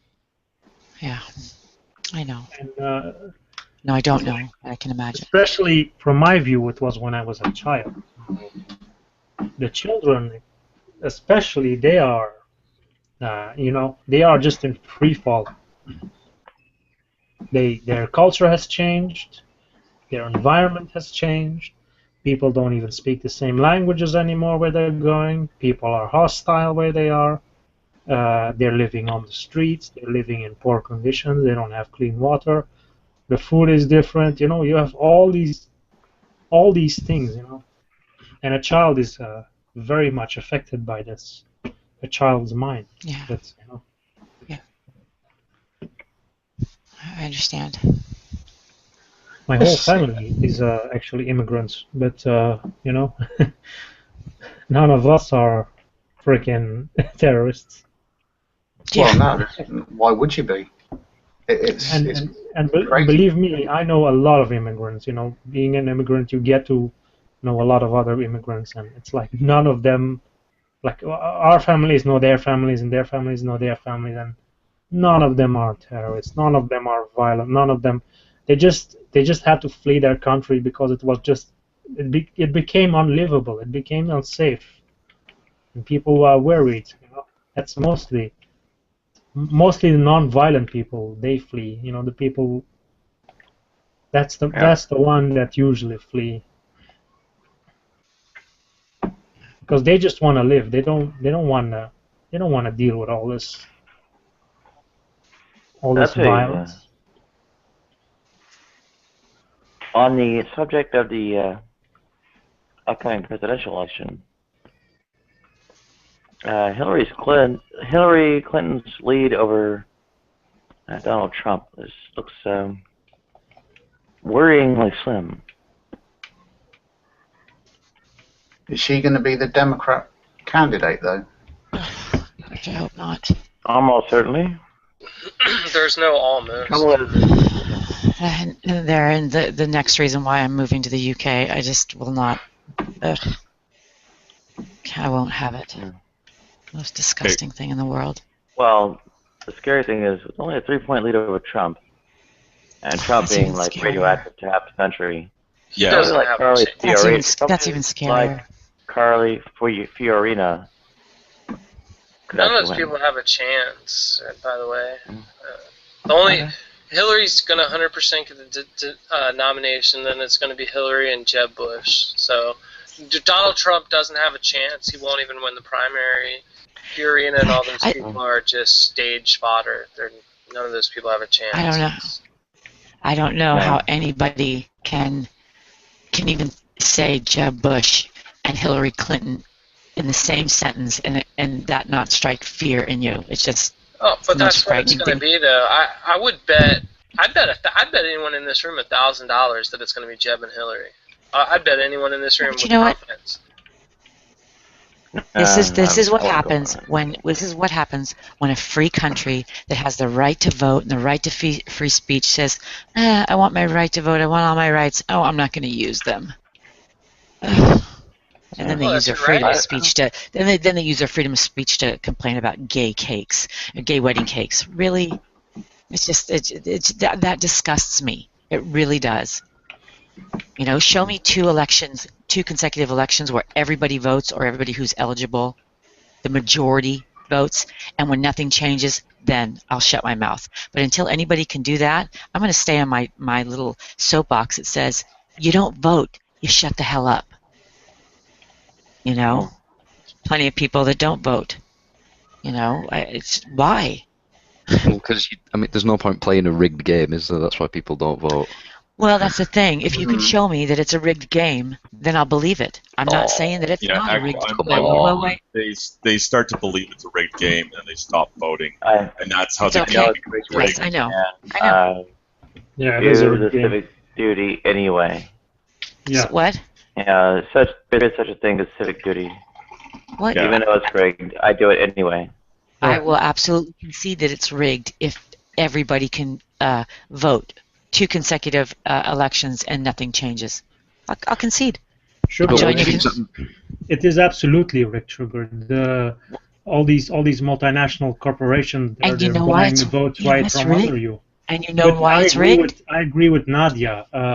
It is your duty to vote with your conscience. You can't just be a bystander. I mean, you have a duty. Oh, I think that's a bit dangerous, actually. I don't think you can say that because the right to vote must include the right not to vote. Otherwise, it's not freedom. You can't say you must vote because it's freedom. Exactly. It's like I said, you can't beat a rigged game by playing by the rules. Okay. If you want to see it, you can. I'll concede that. But if we're not voting and they're rigging the votes, they're buying the votes, why wouldn't we if we have the power to stop that? They're delusional, in my opinion. How else are you gonna get what you want? How else are you gonna do it by force? How else are you gonna do it? Voting is a form of it's a form of avoiding war. It's a form of not using violence to get what you want. It's a rigged system. It's rigged because we let it sit there unattended. Right, exactly. So you can't really undo that by playing the rules of the rigged system. You need a paradigm shift. You need something else to sort of. Do you see what I'm doing right now? This is what I'm calling for as a paradigm shift. It is what I'm calling for. Right? So, Okay, I can see that, but you're not going to get that by voting for even more corrupt sort of, Yeah, the voting. people in it. You know what I'm saying? Like you could. okay, You know. so then what's Voting is what's symbolic. It's not. Yes. Well, that's about all it is. It don't achieve anything. Like it's just choosing one Well, slave master over the other. It's, No, But you know, it doesn't, Commando, doesn't you actually say have that that. effect. If it's inconsequential about the policies, it's inconsequential about the slave master. I think there are good reasons to Chooses vote and bad, so. good reasons not to vote and bad reasons not to vote. But if you give your power to people who aren't going to change anything, then Right. I don't think you can really say a lot that of people- voting achieves anything. right, exactly. But a lot of people have come to the understanding now that voting doesn't change anything. So where'd you go from there? And I'm asking you, where is the proof? Well, if 46% of the people or 52% of the people are voting consistently, where is the proof that a majority of people voting won't change things? Is there a candidate amongst any of them, regardless who wins the nominations for either party, that is opposing, for example, the you call it the transatlantic trade partnership, we call it something different over here. You know, the transatlantic trade deal that's going to happen between Europe and somebody else may America. want to speak to that. Seamus, do you know that? What was the question? Is there any candidate, regardless of who wins, who's likely to win the nomination, that opposes the transatlantic trade partnership agreement, or what it's called, the transatlantic trade and investment partnership? Yeah, that's right. None that I know of. I'm sure none that I know of, but I'm sure someone does oppose it. But they'll never make it into office. They'll, the only people that have a chance are going to push that forward. So yeah, I mean, politics are a lot.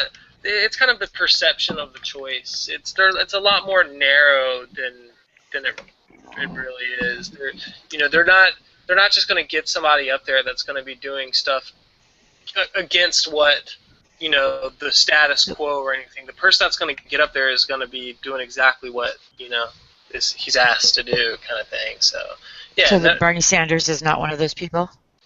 No, he's not one of those people that. The only two people I'm that have a chance is Hillary and Jeb Bush. Everyone else is just there for. That's not what he asked, Seamus. Seamus, that's not what he asked, and I'm not trying to challenge you. I'm asking you: is Bernie Sanders, would he be one of those candidates that is against this transatlantic? I don't know. Personally. It's really I think it's trans-Pacific, actually. Trans-Pacific. Sorry. The reason for why your choices are so narrow is because people are asleep. They're not, what was that quote that says freedom Doesn't matter if it's irrelevant, Seamus. Freedom costs eternal vigilance or something. I mean, it's because people they're not really paying attention to what's going on, and they're engaged in these silly 9/11 conspiracies that have no basis in reality. No. The reason people are asleep, mate, is because they're sat in front of a television every fucking night being programmed by evil corporate fucking, magic or whatever you want to call it. Like that. I mean, blaming this on sort of conspiracy theories is just backwards and absurd. You're doing that. No, I don't know. I know what you're saying, but I think the real reason is simply money. People can't afford to stand. It costs an absolute fortune for anyone, especially in America. Exactly, because it's set up that way. Yeah, exactly. So they haven't got a chance. There's probably loads of people who would stand as independents, but the money just they won't have the money. They can't afford it. They won't be able to compete with the big parties, the Republicans, the Koch brothers. I mean, they've got billions. When Commando says paradigm shift, I'm wondering if anybody really understands that, because I understand it loud and clear what paradigm shift means. And there are areas in our society where we can make a very, very loud impact. No, I agree. The power is with us. It's just that we don't think that way because we want to spend money, we want to buy things, and watch the TV. It's true. People have the power, but the people don't use the power. That's the problem. Yeah, my point. You're right. You're exactly right. All those billions mean is that the Koch brothers can buy influence. That's all their money can do, and it's because they can influence people. No, it is exactly that. They buy ads, they buy exposure, and that's why that's why their candidates are winning, and it's because people are asleep and they're not really proliferating about this more widely. It is because there's not enough grassroots movement. It's because of that of this neglectful nature that you only have these two no choices.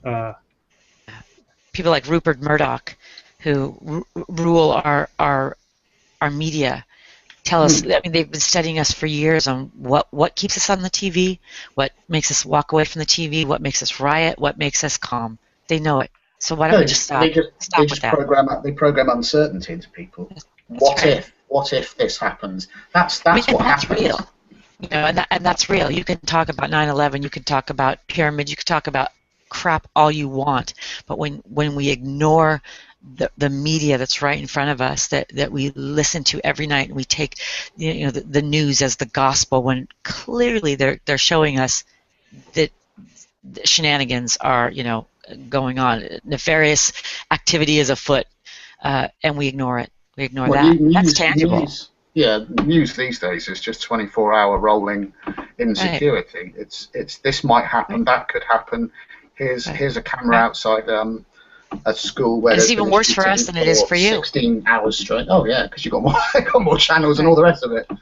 But this is why you won't get an NHS, a healthcare system like what we have. Right. And we're about to lose it. I know. Oh, I'll have it. I will have it. Everyone's going away. Yeah, let me go ahead and make a comment. I think that the reason people don't really vote that much in America, or they take it for granted, is honestly, I don't think the everyday lives of Americans are uncomfortable enough to make them feel that they desperately need to vote every election. And on number two, I think most Americans tend to vote based on emotion, more so than for any pragmatic reason. Like, for instance, the Obama election, I think a lot of that had to do with people's emotions, that they had been feeling, as well as, that have been pent up for the last 8 years under Bush. And on top of that, I just think that, it really comes down to that. I don't think people actually vote for pragmatic reasons in America. I think that's probably true. I agree. As well. I agree with you. No, I think that's I may never say that again. I think that's quite reasonable. I think a lot of people over here it's the same. Man, I'm gonna copy that tape. That was quite smart, incorporated. Thank you. No, there's nothing wrong with emotions, of course. Yeah. I mean, we have emotions for a reason, and I'm getting a little tired of that one too. Oh, you're gonna get emotional. Yeah, I'm gonna get emotional. You can Deal with it. I'm over it in 5 minutes, and if I've done something wrong, I'll take the hit. Every revolution was started because of how emotionally invested people were, and you can turn these emotions around and use them in other ways. It is not just a bad thing. It can be abused, but it can also be used as your advantage. Imagine how, for example, the communists in Cuba felt when they overthrew all those evil corporations. And they kicked them out. When we sit by and we watch, and I've said it before, $2.1 trillion.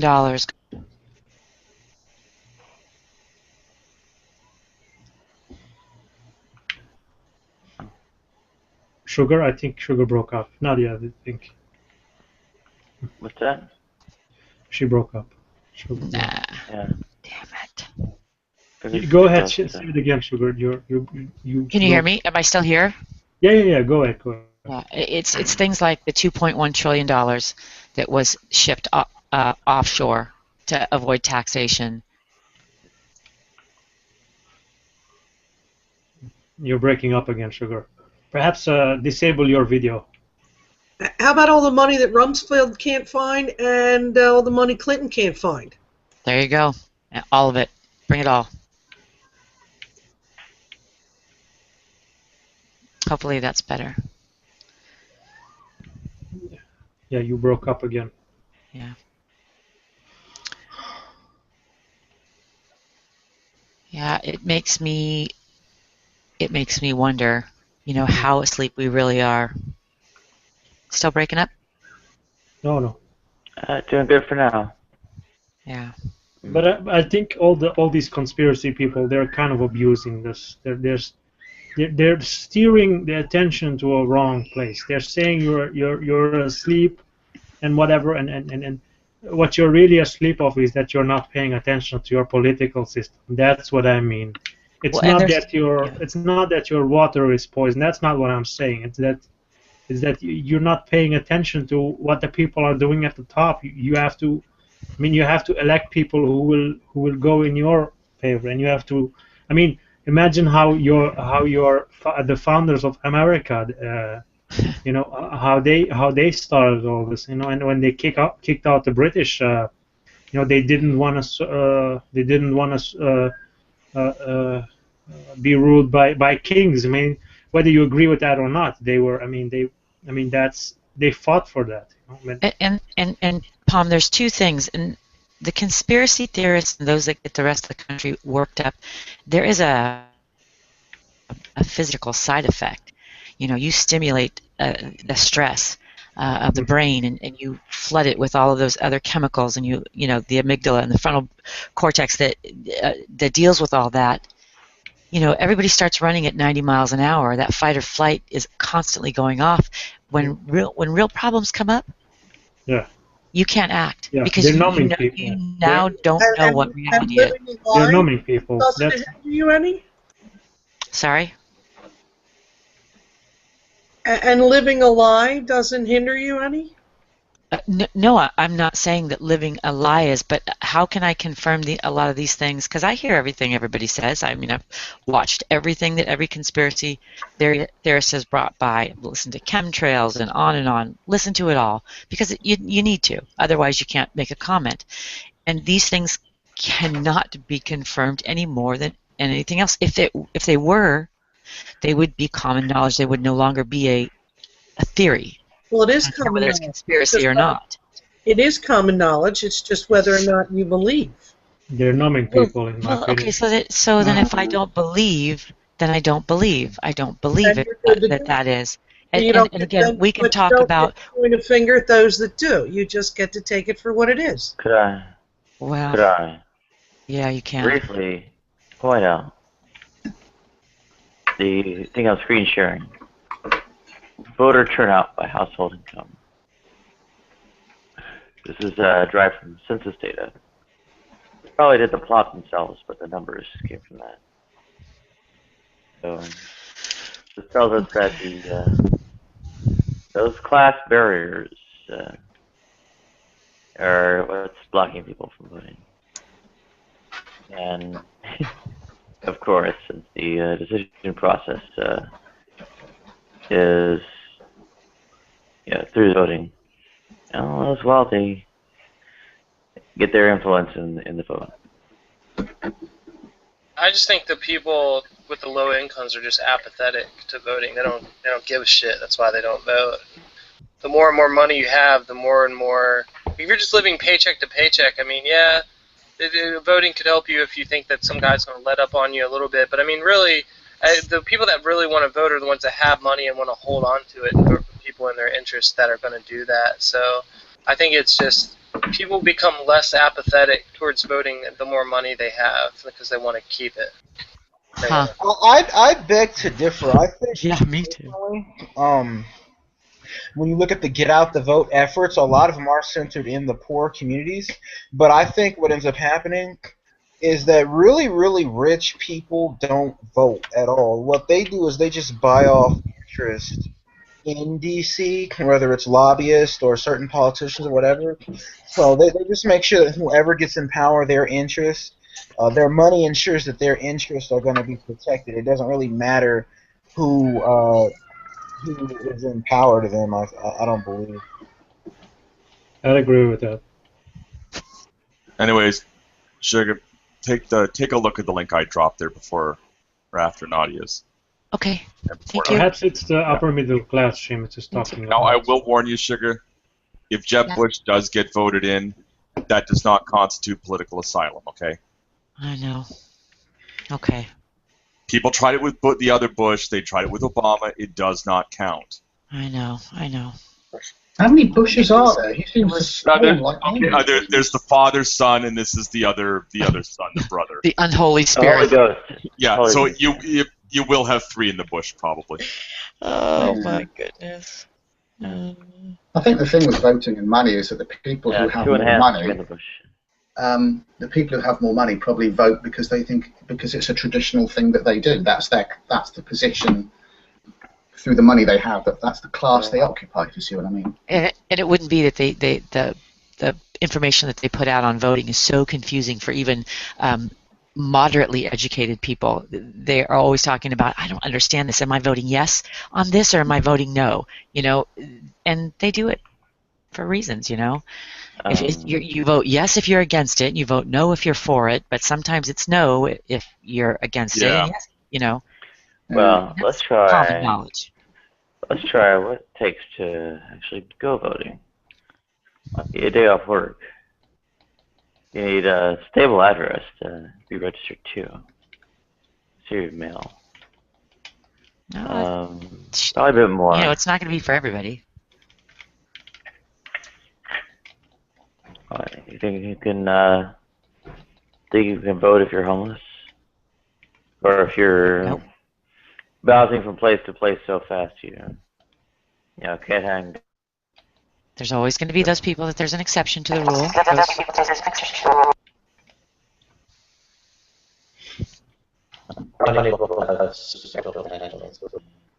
Nadia refreshed.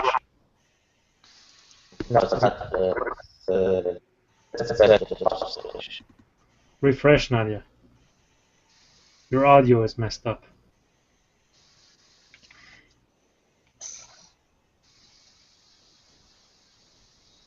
You are quadruple echoing.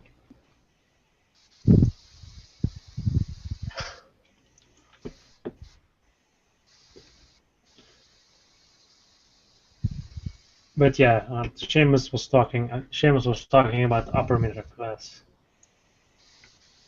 They usually do vote because they are afraid what will happen. They are not rich enough to buy votes, but you know. I come from the same background that Seamus comes from, and I absolutely understand what he's saying. Yeah. But that doesn't mean that the system isn't, wrong. Well, over here, if you vote, it's not always equal. Yeah.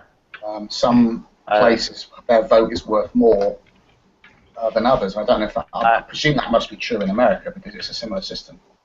I was saying that there are substantial barriers to voting that cut along the lines of class. Yes. Amongst them, right? Logistics, transportation, day off work, whatever kind of schedule there. Without being able to get anywhere on time. Friends are getting a ride from, or the buses they're using whatever bus transit they're on. It may not actually be that reliable, or whatever, and so on and so forth, right? Anybody can vote by absentee ballot. And you're hanging on to a stable address to, be registered to, right? The geographic tie nails you to a district. Have a district address. You lose your address. You keep flipping districts. You lose various times with that eligibility, right? I concede there will be some that cannot vote because of these issues that you're stating. I concede that. Voter ID laws. Right. Makes extensive documentation trails needed.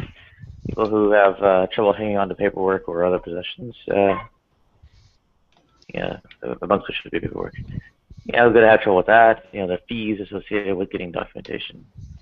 Right. Let's say married women. Oh boy, they actually have to propagate their name changes out to things like birth certificates, social security records, or also get knocked off those voting rolls. And that's had a big impact. Rather deliberate because it favors one party. Which party do you think? Okay, I'll answer. Republicans. Well, okay. I was wrong. It's a good thing I didn't speak up. What, Republicans trying to knock married women off the voting rolls? Yeah, that's fits perfectly together, doesn't it? You know, yeah. What was it, Todd Aiken? Yeah. Said legitimate rape is the only one that counts. Oxymoron. Or something like that. No, it had to do with something like getting pregnant. If you were legitimate rape, they wouldn't get pregnant. Oh. Oh yeah, the woman's body shuts down when it doesn't want. It's a complex science thing, you know. Yeah. Yeah. That Well, was crazy. that's the Republican attitude toward women. Which is further expressed in not trying to knock women en masse off the voter rolls. In fact, the gender gap in the election gives you a good reason why they try to do it. Let me see if I can dig it up real quick. Gender gap 2012 election. You know, in reality, none of us can confirm anything. You know, and the acknowledgement of that is really, really important. And when you start getting all the conspiracy theory people, they just make it so much worse for us. I mean, how do you get through the day, you know, trying to figure all this out, and then you live in fear, and then people are burrowing underground? I mean, come on. But I won't vote. No, that's too, you know, I won't write a letter. I won't go out to my city council meetings, and I won't, you know. But I'll spend all my time looking at the towers and see what fell and what didn't. It's a security blanket, isn't it? It's a worldview. If you believe in conspiracy theories, it gives you a worldview. It gives you certainty. That's the paradox. You have answers to why shit things happen. Right. Yeah, yes, that I think is the case. I don't think it gives you certainty per se. I think it also reflects, you know, a sort of mistaken tendency to attribute agency or intention to things. So you know, something that's intentional, it's, you know, a mere accident or. Well, yeah, that's true.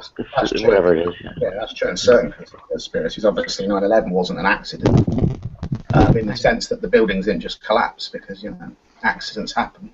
They collapsed because terrorists flew planes into them. It was awful and it happened. Yeah, there's in the screen share, it's why Republicans are trying to knock women off voter rolls. And yes, a whole bit about the, what is it, saber-toothed tiger being suspected of being in the reeds when they rustle when it's just really just the wind, right? Yeah. Yeah.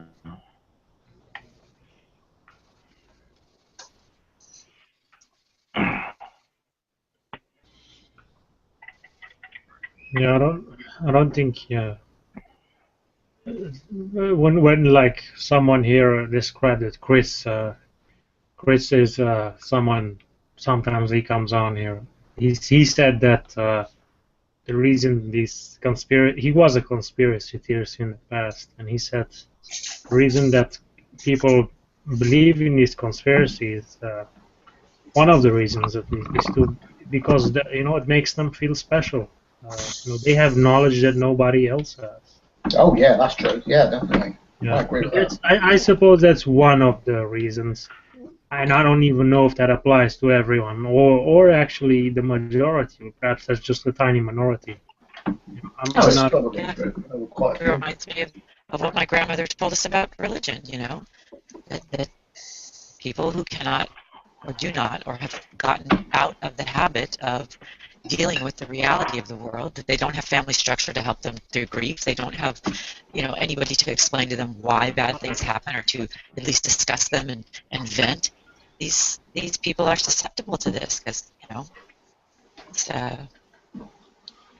comforting Nobody wants to deal with the fact that, you know, once you're dead, and why people die, and why children get sick, and all these things. And it is horrible. But if you're smart, you appreciate the good, and you help with the bad best you can. That's how it's supposed to be. That requires some effort. Requires compassion, empathy, and actually to do something for somebody else, and to actually cry and feel pain. That's perhaps not the path I wanted to go down to. But I know that. But if our society had not been waylaid by religion that told us that was wrong, we wouldn't be so ultra sensitive to it. It would be part of our society that we helped people. I wasn't talking about religion per se. It was more about conspiracy theories, but I wouldn't even subscribe all of those things to them.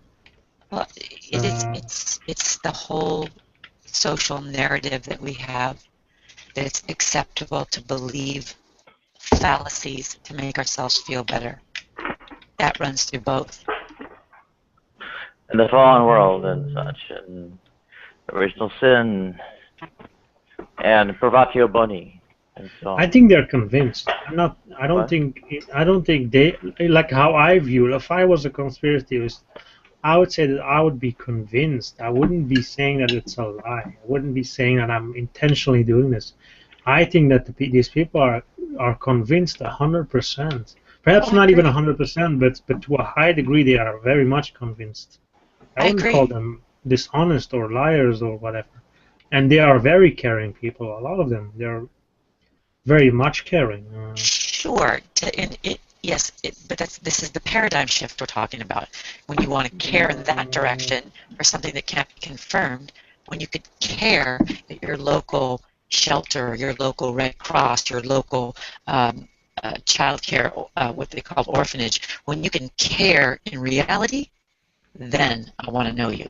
When you want to care in fantasy, Actually, let's say here on YouTube, a lot of these conspiracy people actually care a lot more about people. They have contributed much more to people who are suffering than all these rational atheists. So they're helping people in the real world.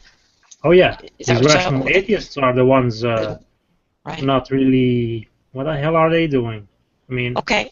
So let's not put it. Let's just put a human on them. They're just humans. We don't have to sign up to a group. Yeah, you do stand up, but it's.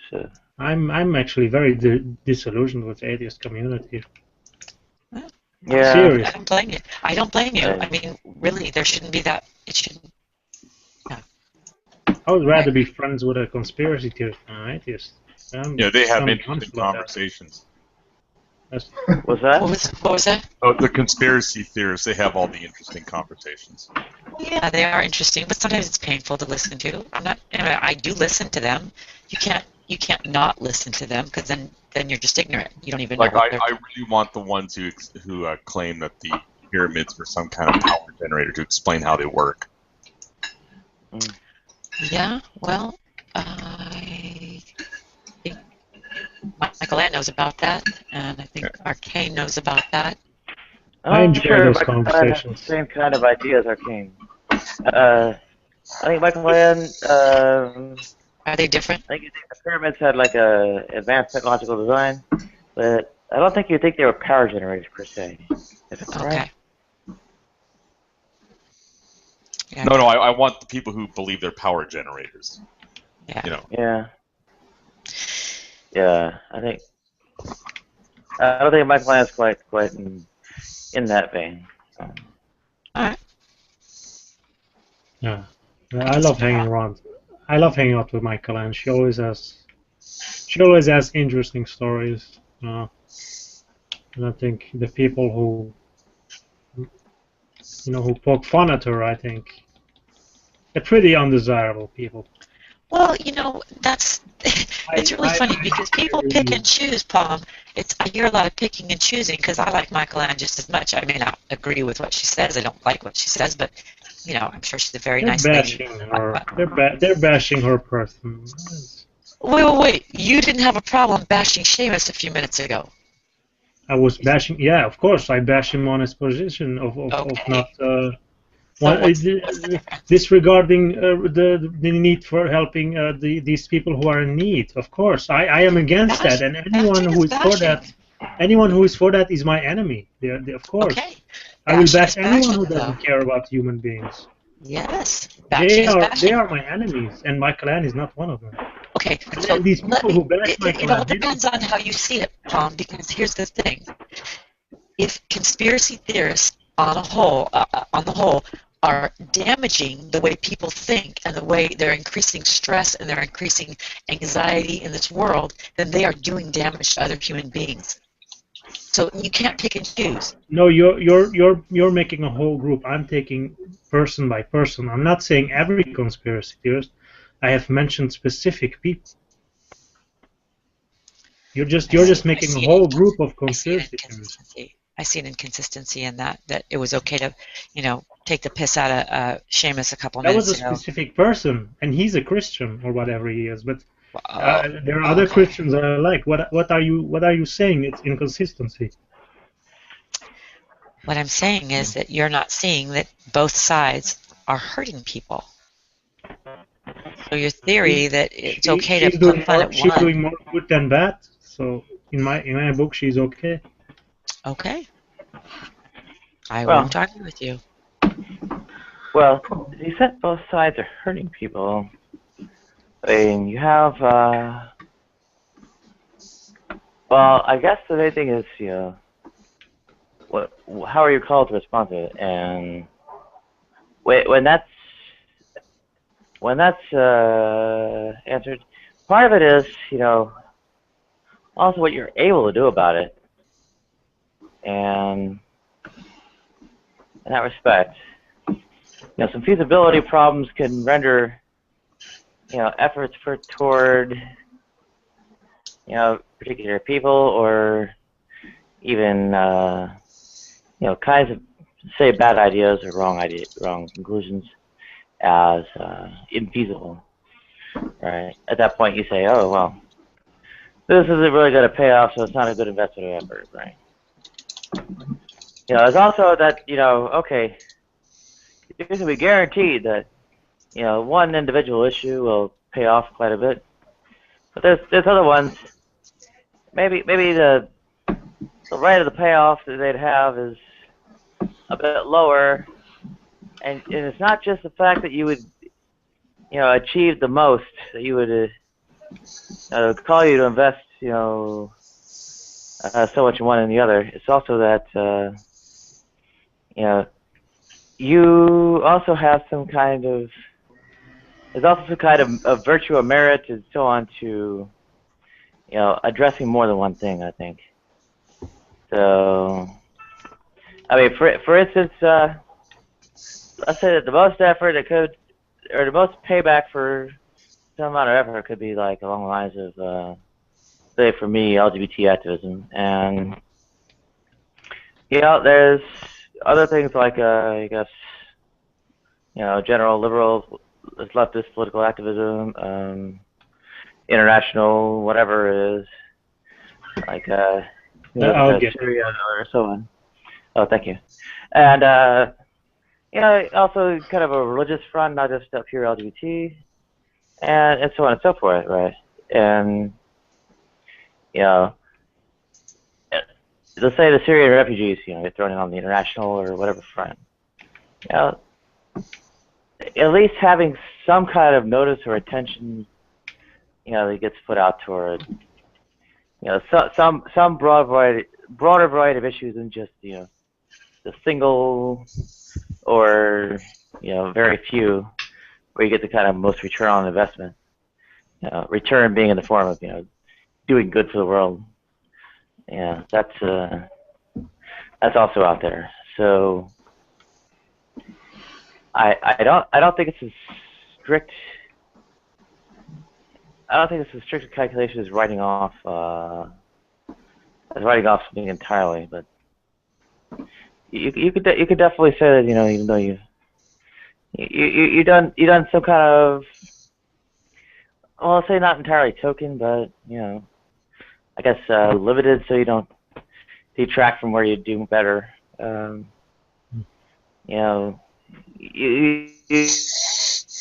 and go ahead. And also welcome back, Sugar.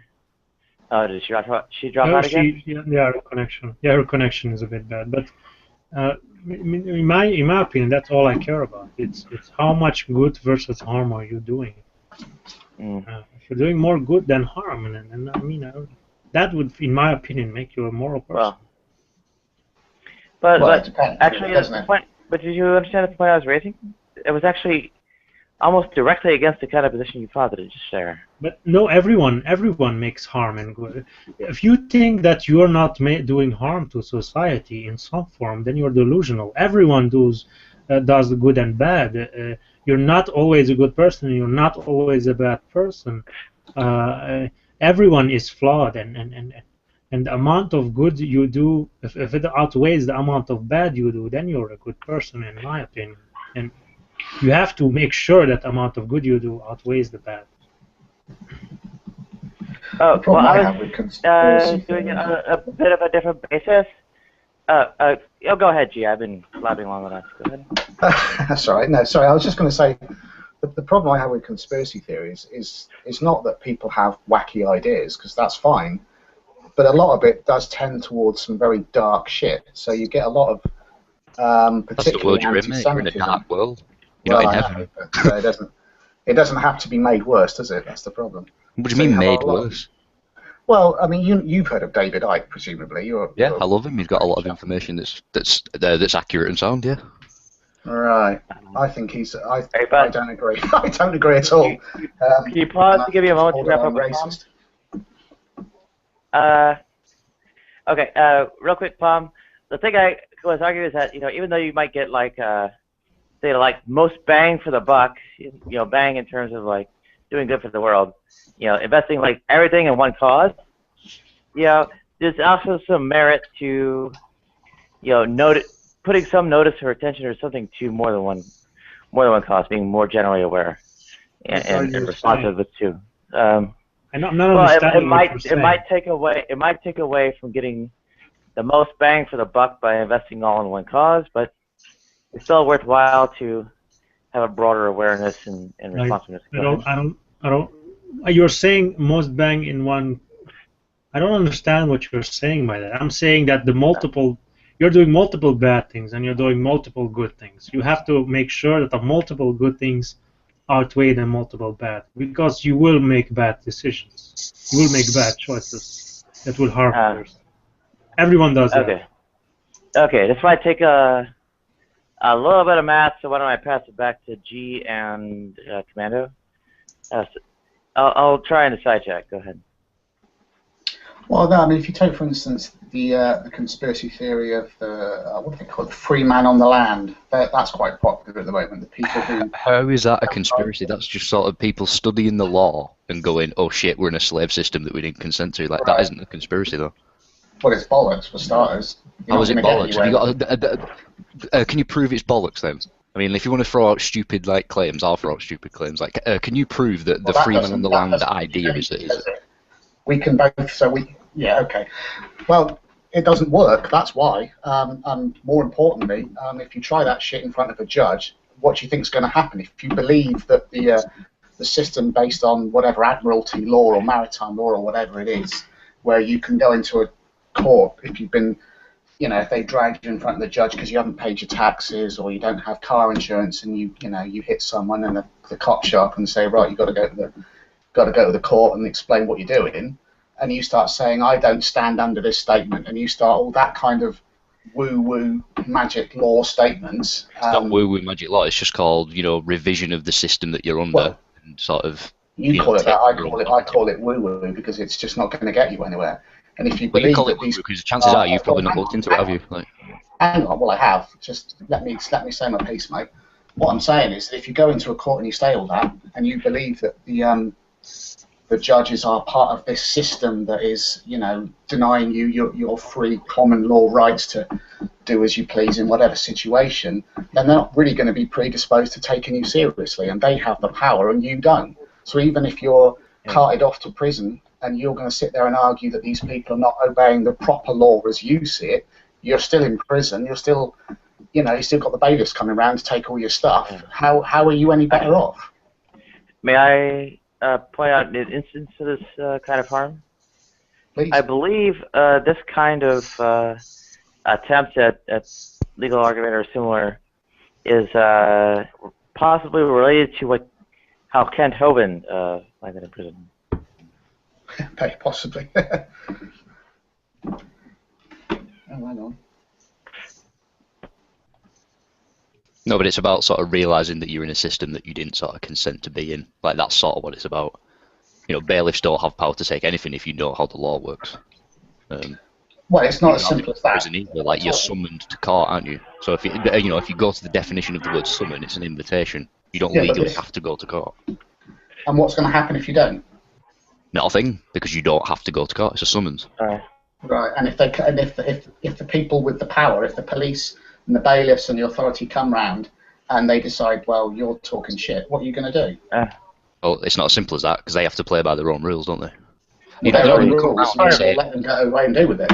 Don't get me wrong, I have no time for bailiffs, but I've got no time either for people who are just going to take the piss. If someone, for example, doesn't have car insurance and hits someone else, and that someone else is out of pocket because of things out of their control because someone drove into them, right, but these things, what are you going to do then? Right, but these things don't usually, like, I mean, car insurance is never usually an example when it comes to these sort of, freeman on the line claims. It's to do with sort of, I don't know, like parking tickets, for example. That's quite a popular one, isn't it? You get given a parking ticket for no sort of reason. And yeah, sorry, go on. Can I suggest that you're part of many other systems without your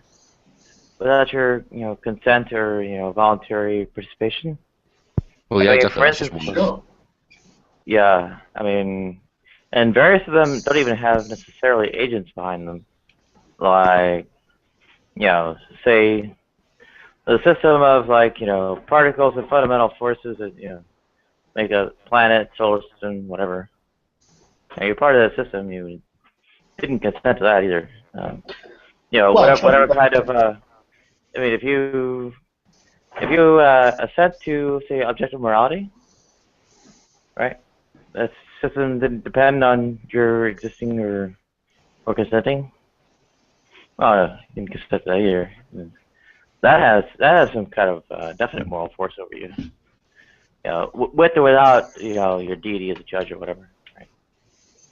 Well, we're all subject to certain systems, whether we like it or not. I mean, I don't agree with various things. Like I say, I don't like bailiffs. I think that's a shitty job to have. And if you're going around knocking on people's doors to take their stuff, especially poor folk, that sounds terrible. Poor people who have got someone who hasn't paid their TV license. That's another popular one. I have every sympathy with that.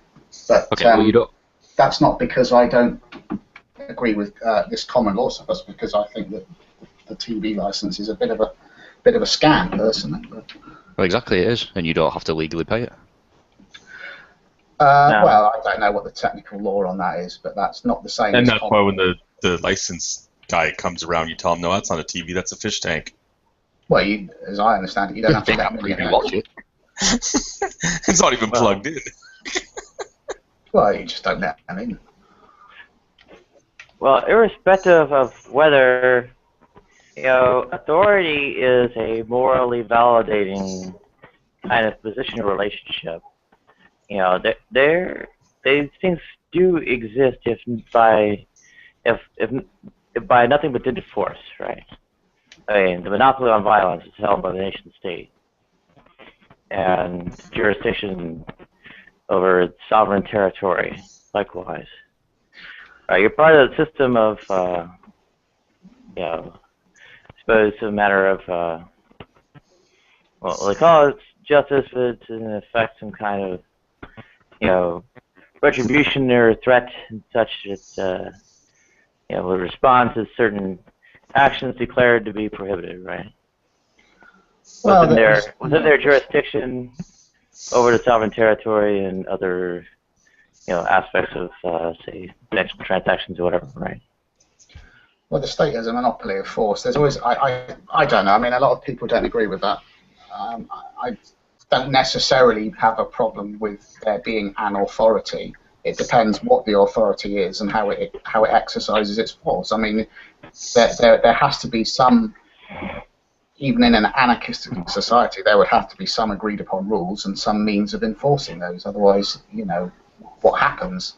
Oh, well, leftist anarchism and such, actually have such notions, and it's not actually terribly pertinent to the question because it's as things stand, and the Westphalian nation-state and the monopoly of force over the sovereign territory that has jurisdiction over as such as, well, the system as it stands, and doesn't have, a choice of participation. Yeah. And welcome, Peripheral Prophet. Good to have you on.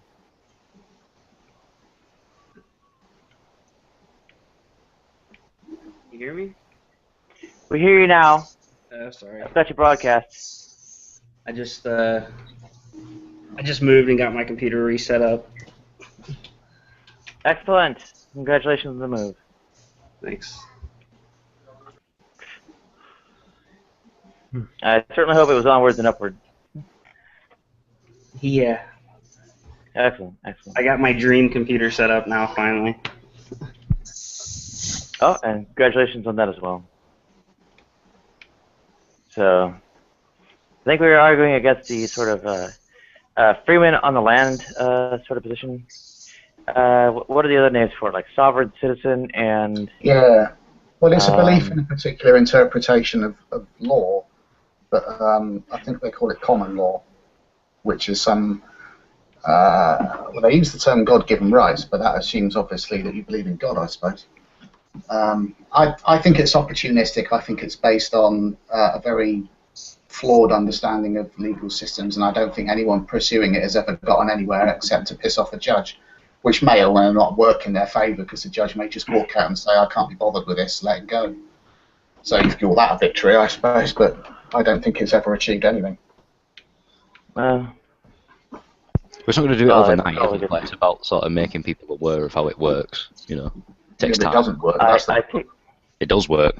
I think the kind of advocacy against it is for the sake of essentially the people who espouse the position, because if they attempt to act on it, they will suffer dire consequences. Well, it's basically people who don't want to do things. No, it's called those things might be. No, it's called people who recognise that they're in a corrupt system that they didn't consent to sort of, be in, and that they've been sort of swindled, and they recognise that, we're not standing for this and we want to do something about it. That's what it's called. Well, I don't think that's a little disingenuous. I don't think that's... If you deem it so or not, actually, that's a starting point from which I think one could assent in a way. I think... at least in terms of like it being primarily a moral characterization instead of, this factual or legal one, starting from that point, one can at least grant that as kind of a premise. Well, that's a starting point for all sorts of positions. I mean, you can. I agree the system's corrupt. I mean, that's undeniable.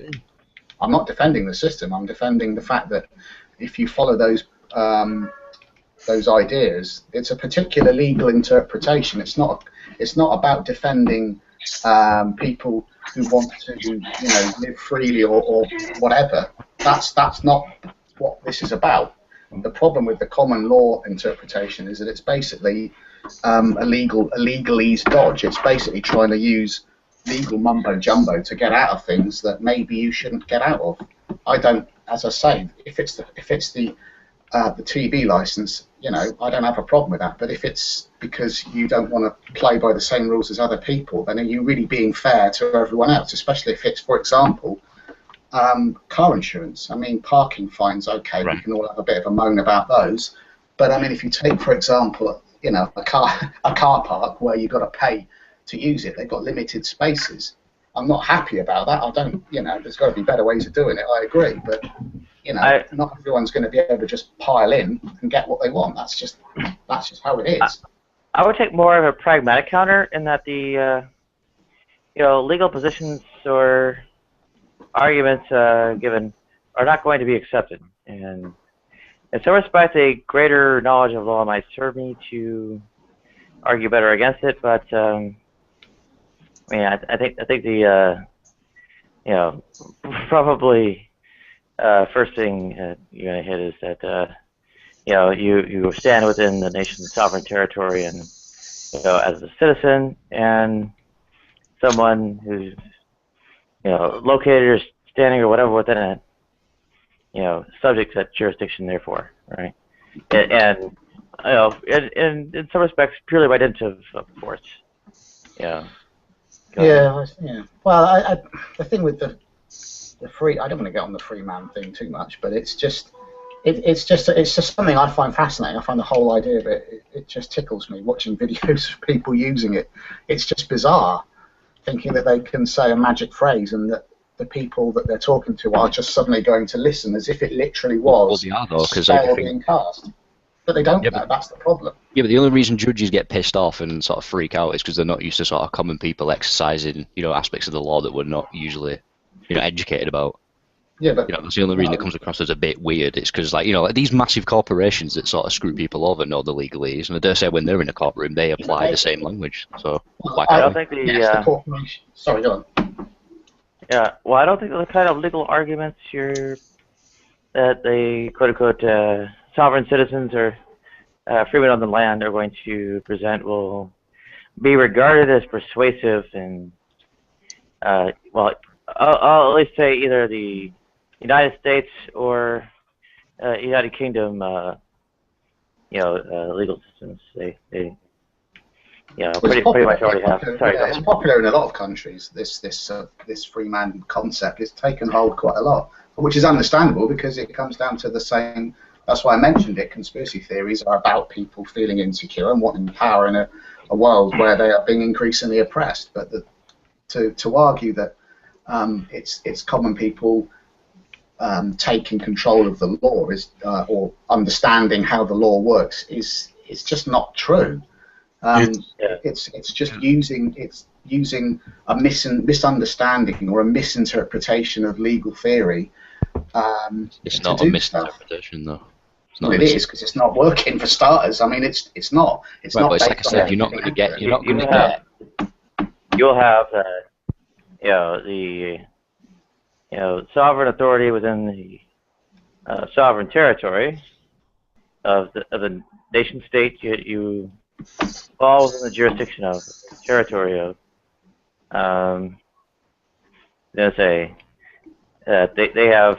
They possess that monopoly on force. By that possession, by that conquest, they have that command. Their set of regulation, laws, rules, whatever you want to call them, are binding by dint of that. You are under the gun. Follow these rules or else. That's what it boils down to. Period. Well, it does, and I don't think that's entirely. I agree. That's true. I don't necessarily. Well, I don't really agree with that at all. I think the social contract is forced upon people, whether they like it or not. I would like to see a different society. But my point was bringing up the free man thing was really to say that conspiracy theories are entertaining per se, and everyone likes to hear about them, but there is also a lot of dark stuff that comes with it, and there's a lot of 9/11 truthers, for example, who are also anti-Semitic. There's an awful lot of that goes on with this. Well, if I could... Well, you're using the word. Let me just get this out. Let me just get this out right. He's using the word conspiracy theorist as though it's like like it's a thing and there's a group of ideals and sort of like worldviews that fall under a conspiracy theory. So I'd like to know what a conspiracy theorist actually is. Like, they have a group and they meet every Wednesday, the first Wednesday of every month. No, don't tell them. Don't tell them. Well, that's not public knowledge. No one's supposed to know that. Yeah, when you show up to the meeting, you have to wear your tinfoil hat to be let in. We have to change the date of the meeting. Well, okay. Well, if I could maybe argue for how the, moral propriety or whatever this monopoly on force is derived. Now, once these guys with guns, pointing them at you, throwing the rule book at you, say, okay, we're going to be nice and not attack you unless those rules are broken.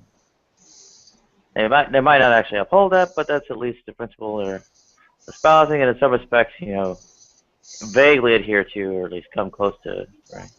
Now, I'll also say, well, you also get a little bit of control, so to speak, or influence, right? You get to vote and have these people, rewrite the rules on your behalf, so that if they don't, if there needs to be some tune-up for you, the representatives you vote for will, make us enforce the rules differently, right? This a guy with a gun is being nice in that way, so to speak, and the contract basically you're kind of forced to sign it at gunpoint. Has that kind of quote-unquote beneficence come out of it, and to the extent it's a matter of quote-unquote agreement, your sort of political influence over how the rule book gets rewritten is the kind of way you get to have, I guess, your preferences expressed within it, or otherwise, well, whatever way of policy accommodation is made for you. Go ahead. Well, it doesn't even have to be by a gun. I mean, the society controls the division of labour, controls the resources. What are you going to do if you don't have that? You have to be very, very good at being self-sufficient. And if you are, more power to you. Well, yeah, it does. That does follow. I think it's a byproduct, but really at the border, what you're faced with is fences, guns, border patrol, whatever, right? And you set this like that barriered entry. It's kind of locked down basically with guns. Same kind of ultimately it rests on the political power comes out of the barrel of the gun, just like Chairman Mao said, right? Well, ultimately, yeah, I suppose, yeah. My definition to answer the question about definitions of conspiracy theory, I suppose my definition, for what it's worth, would be believing in conspiracies. I suppose that there are, I suppose, political or governmental plots to to do things such as the government plot to blow up the Twin Towers. That's a conspiracy theory, obviously. Yeah. So you don't think, right? So you don't think people with, like powerful positions in sort of infrastructure won't sort of exploit that to, to further some agendas. You don't think that's possible at all? Well, I didn't say that, did I? Well, you did, because you just said. You essentially just said like anybody that believes that the government, is plotting to do something against them. No, I didn't say that. I said that a conspiracy theory traditionally, I'll put that in, is it's a tradition of okay, fair enough, whatever. Is a governmental plot to do something. For example, blow up a building. Right. It doesn't have to be a government. It could be a cabal of very powerful people. Let's put it that way. Like, the Illuminati is supposed to be Swiss bankers or something. That's No, that's what they want you to know. Right, but isn't that what I just said? Isn't that what I just outlined? I outlined that, do you not think it's possible at all for people with, powerful positions within said infrastructures that would not... Possible. Right, exactly. So why ridicule the idea of a conspiracy theory then? Why haven't ridiculed the idea of a conspiracy thery. Yeah, but you just said before that actually did recently secretly get together to cook up. Well, I guess you might call it a plot. What they unveiled was new regulations for, what do they call them? Like clearinghouse or clearing something kind of banking. Well, bankers are always, bankers and corporations want what's best for bankers and corporations. I mean, the transatlantic trade partnership thing is exactly that. You could call that a conspiracy theory. I don't ridicule them per se. I ridicule the ones that are that are ridiculous. I don't think there's any reason to believe the Twin Towers was brought down by the government, and black agents, you know, NSA type stuff at all. Swiss bankers also had a secret plot they actually succeeded in that they later unveiled, of course, to change it so you couldn't sign your bank accounts with numbers anymore. You have to actually sign your name now. Well, control of the money supply is obviously very powerful indeed. You don't have to be a conspiracy theorist Of course. to think that. But I obviously governments can and will do things that are, shall we say, nefarious. That doesn't mean that there aren't goofy ideas.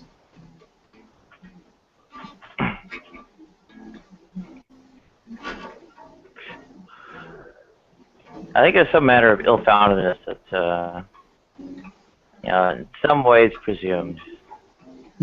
Yeah, like an actual thing that had been done, like what the conspiracy theorists describe. If it were actual, it would not be called a conspiracy theory. It'd just be called like like a criminal act or something. Yeah. Oh, sorry. Go ahead. I mean, if we had evidence that the Twin Towers was brought down by whatever, it would have been a matter of historical fact, and people would know, and it would be recorded that way. At the moment, these ideas are conspiracy theory because they are basically a load of crap. Oh, wasn't there like a false claim of an attack on a U.S. Navy ship in the Gulf of Tonkin? That was the Gulf of Tonkin. Yes. Yeah, I don't know much about that. I've heard of it. I don't know. That's basically the ship is supposed to be attacked, and that's what sparks off the Americans getting involved in the Vietnam War. Yeah. Well, I guess it was.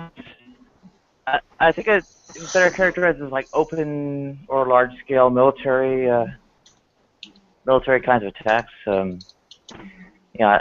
Last I saw, the Pentagon Papers themselves describe like American involvement through the means of advisors dating back to like 1949. So I don't know. You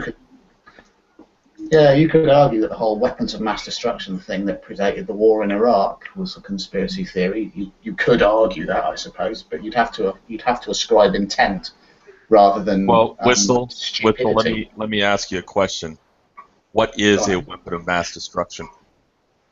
Well, I think in that case it was we were told in Britain that Saddam Hussein was in possession of a weapon that within 45 minutes could attack intercontinentally, that he could literally fire a rocket at us in 45 minutes. You know, from now we could be under attack. We've got to go in there and bomb him and get rid of it. That was what was put forward as the.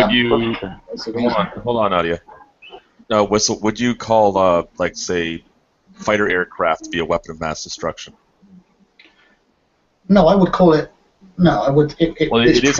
Hold on. It is a delivery system. Yeah. Okay, and you can arm it, and you can fly it somewhere, and then drop a payload. Yeah, I agree. I wouldn't classify that as a weapon of mass destruction. What about tanks?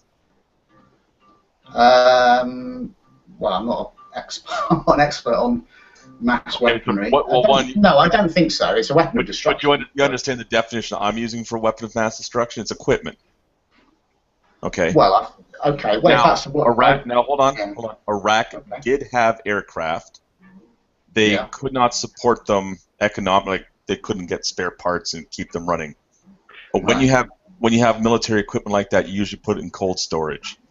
In their case, what they do is they bury it in the desert. It preserves it. Okay. Okay. Now, if these things got lost in the paperwork, when it comes now to finding them, they now have weapons of mass destruction that are not accounted for. And these things were found. Right, but there's also the matter of what is it? Rumsfeld supplying, what was it? VX nerve gas to. Oh well, yeah, we know was it 82? We all know that, yeah. Oh yeah, because he used them. He used the stuff.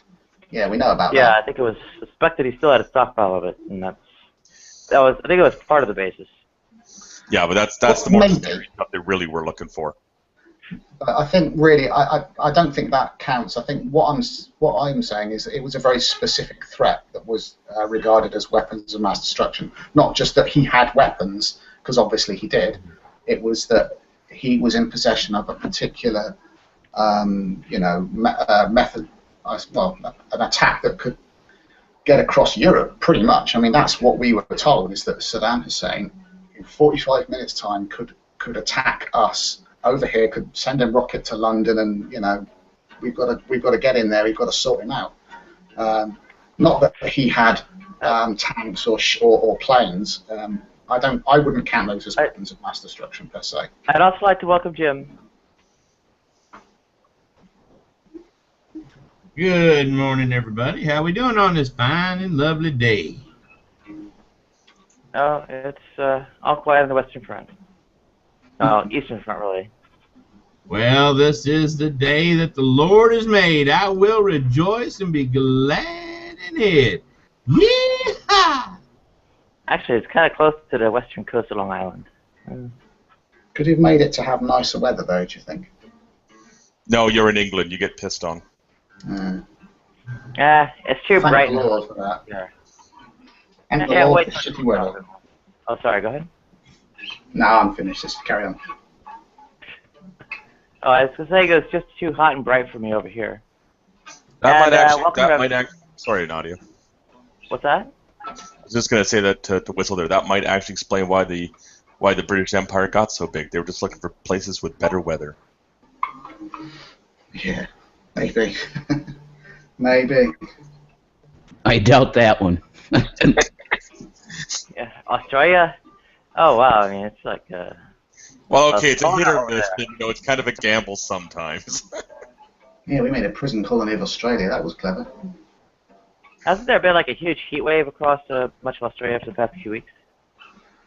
I think there's a heat wave across southern part of Australia Australia. every year. They have some shocking weather. Yeah.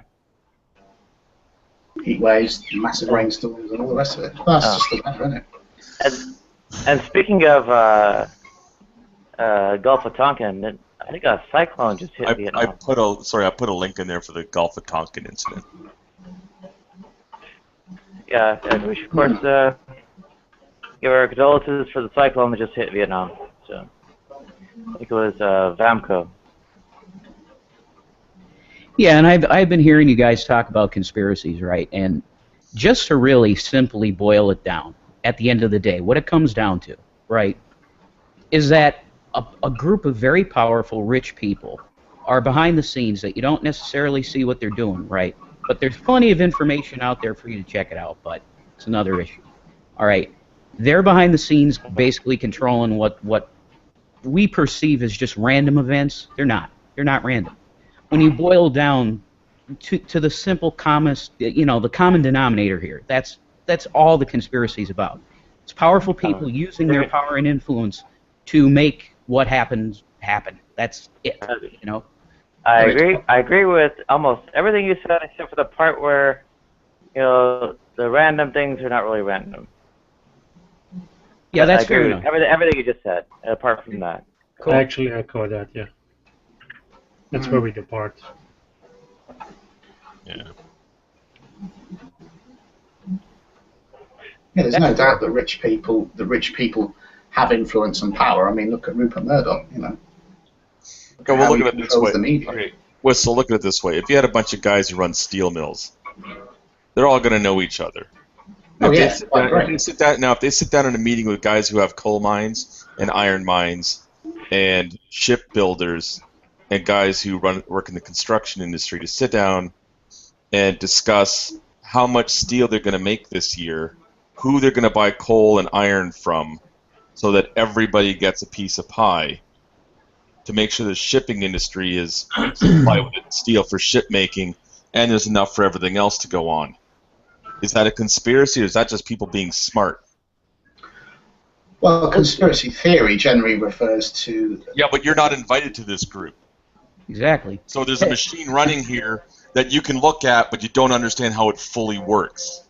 You see bits and pieces of it. Technically, that is a conspiracy by the definition. It is. Because it's right, but they're not doing harm. They're actually trying to keep everybody happy. Right. Right, but the governments and these people that have a lot of money are conspiring and doing one whole hell of a lot of harm, right? Right. It's when harm is done or things are just being set up against. Yeah. I think that's a fair the definition. example I gave you, yes, according to Rev, is a conspiracy. They are getting together and conspiring, but they're not doing harm with it. They're all trying to keep their own industries running and keep everybody else working. Right, and let's face it, the traditional story of 9/11, of what's told us, right? That's a conspiracy. You got Osama bin Laden and 19 hijackers that managed to do what they did. That's a conspiracy, right? But if I could maybe, try to highlight maybe what the difference is. I mean, although it's seen that these kind of rich and powerful have the influence, have influence, great influence. Gee, I think you're picking up noise. Sorry. Yeah, no worries. Although it's seen to have great influence, the idea that these certain random events that maybe don't have terribly satisfying explanations would find their causes ultimately in them necessarily. Seems where a leap is made. And it's more particular. I mean, each one's analyzed individually, but when they are, what we see is that there's some manner of overreaching as far as like attributing it ultimately to them. Go ahead. Yeah, I completely disagree, but that's fine. Well, there's conspiracy. It's about how we see. Well, it's about how we see the way you're explaining it, right? So it's not necessarily that okay, somebody's right or wrong, but just kind of like how we see what conspiracists say about things. Go ahead. Well, perception is usually reality, unfortunately. And if you can't see it right in front of you, or you don't do the research to actually see what's going on here, you're not going to see it. You're going to buy the official line of how things happen. So that's all a rational conspiracy, quote-unquote, theorist is doing. That's all they do. Well, they apply certain prejudices, I think. I think the thing is there's the everyday version of the word conspiracy where, for example, Osama bin Laden is conspiring to do a thing, and then there's the conspiracy theory that the Twin Towers was brought down by the New World Order and all that stuff, and those are two separate, I think, meanings of the word conspiracy. One, which most people accept as true because that's where the evidence lies. The other, which is the paranoid, unevidenced theory that people hold, which would be fine because people can have all sorts of wacky ideas, were it not for the fact that it becomes a sort of, an attractor for all sorts of other things. And that's really what the point I was trying to make earlier, is you get a lot of these people who have all sorts of other unsavory views as well. Not all of them, obviously, but some do, and it's, that's dangerous. When you start treading into the waters of racism and bigotry and all this kind of stuff, that's where you've got to be careful. Well, I personally haven't seen much racism in the truther community, but perhaps there is a seedy underbelly of it that I haven't encountered personally. So yeah, I'll take that into consideration, certainly. It's the one. I think it's the ones that get anti-Semitic and the Mossad was behind it. And all that. It's all this Jews rule the world stuff. Tex Mars type of bullshit. Yeah, I got you. Yeah, Tex Mars is one. Yeah. I mean that is anti-Semitism. Yeah, but if you look at the 9/11 truthers, you had something that happened, and as it unfolds in the news, as the news report on it, because they're reporting live, they're constantly updating what the news is saying, and then as the truthers get a hold of it, they take all that news footage and they try to review it, and they've lost their timeline. Oh yeah, absolutely. Next thing you know it, they're looking at all sorts of things, and people are questioning things. Because they just don't simply. I don't know what temperature jet fuel burns at, but I don't know how a building burns. Quite, yeah, I agree. There's a lot of other factors in how a building will burn. Well, one thing is for damn sure, jet fuel doesn't melt steel. It doesn't. Well, like I said, there's other factors in how a building burns as well, or how the structure of that building was put together. That wasn't the claim, though. Yeah. Yeah, But then, maybe it's a misunderstanding. But should I? Or no, hold on. That is the claim. Go ahead. Then as they continue to run with it and they develop their theory of what's going on, they pile more and more stuff onto the point where they're just going from being misinformed to be misinforming themselves to just running down the street with a tinfoil hat. Oh God Almighty! Okay. Anyway, No, yeah. sorry. I've seen videos on, now granted they're all online, of people looking at the cloud coming out, and they show like there's that little speck. They zoom in on it, and there's like this helicopter drone thing there. It's like, where does that even come from? How do you get that out of a speck of dirt from a camera a security camera mounted on a building? That's dust on the cover. Or the idea that there's a holographic plane. Or Yeah, a some other- holographic all plane. sorts of You're crazy telling me stuff. by they're running down the street now with tinfoil hats. Yeah, that stuff is insane, and I'm with you. Or saying it was an insurance job because the guy who just bought it insurance on it. Well, that's actually true. Actually, well, it did happen, but was it in the intention of what happened? No, I would agree. It's not. Yeah, the idea, the conventional idea of how the towers came down is the pancake theory, right? That you had the floors, you had the top floors that started to come down, and it just basically it was a failure, a failure of one, failure. They just kept failing. That is clearly not how they came down. If you have eyes to see, that's not how they came down. It's just not. And then you have Building 7, the smoking gun, Building 7, which came down way too quick for something just hitting the roof. I'm sorry.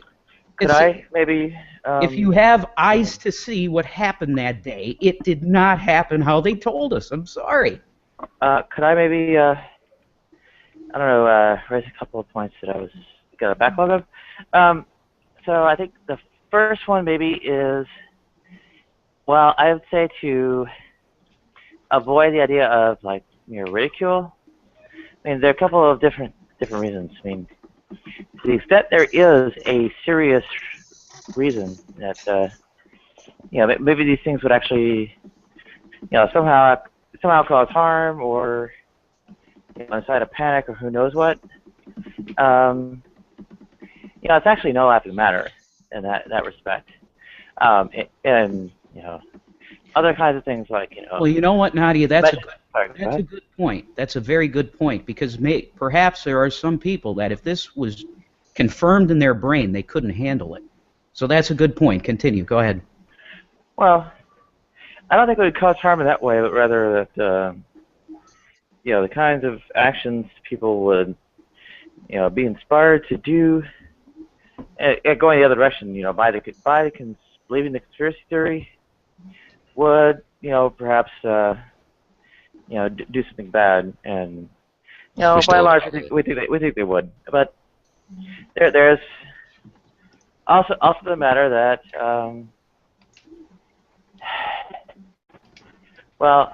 mockery and ridicule as ways of addressing, what I call a false position, or at least one that's on the other side of a dispute from you, is not a very effective way to engage them.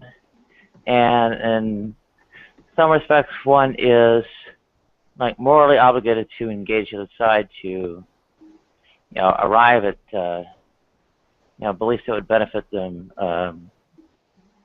more than the ones that they hold, right? So. People should be respectful. I think everyone. Yeah, would agree with yeah. that. Well, I mean, you just come right out the gate and say it's false. I mean, that's not being disrespectful, though. It's not disrespectful, but you're assuming something's false. Okay, well, let me ask you then. You said for those who have eyes to see, they wouldn't believe the I can't remember what the exact words are. Building 7, the way Building 7 came down. Right. What about it? It came down too fast. What do you mean too fast? Okay, some people say it's quote-unquote free fall speed. It may not be literally free fall speed, okay? But for the way for something to hit the roof, and that's what caused it to come down, the way it came down, it's too fast. It's too fast. Is it what caused it to come down, though? Is that what caused it to come down? That's the conventional story, as much as there's one. And in the 9/11 Commission, in the investigation, they completely omitted Building 7. No, there's no talk of it in the commission report. Why is that? I have no you idea. decide why. I have no idea. Could you explain the NORAD stand-down command as well? Like Dick Cheney even admits to that. So how did you get around that one? I mean, people think, did you give the order for the US Air Force to stand down? And he's like, yeah, I did. So if that's all right, what I wanted to say is, can I present a? Sorry. Please. Present a graph. There is a measurement. There's a measurement of, resistance to bending or tendency to bend called Young's modulus.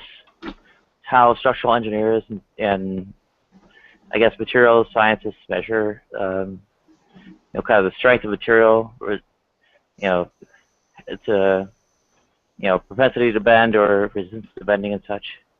So this is various alloys of steel, and how when they're heated up to various temperatures, they end up, quote unquote, decreasing in strength, right? Yeah. Now, I'd also briefly like to point out that I think some of the two taller buildings, the actual towers themselves, were a novel or quote-unquote advanced structural design that had what you might call less slack. It was, using sort of like the minimum amount of, metal materials and so on, to, hold the building up. And so, if you weaken things by some degree like that, they'll actually, bend and such faster because it's not as thick of beams and all that. They actually calculate it out, the bare minimum they could get away with in some respects, right? They had this quote-unquote more efficient structure.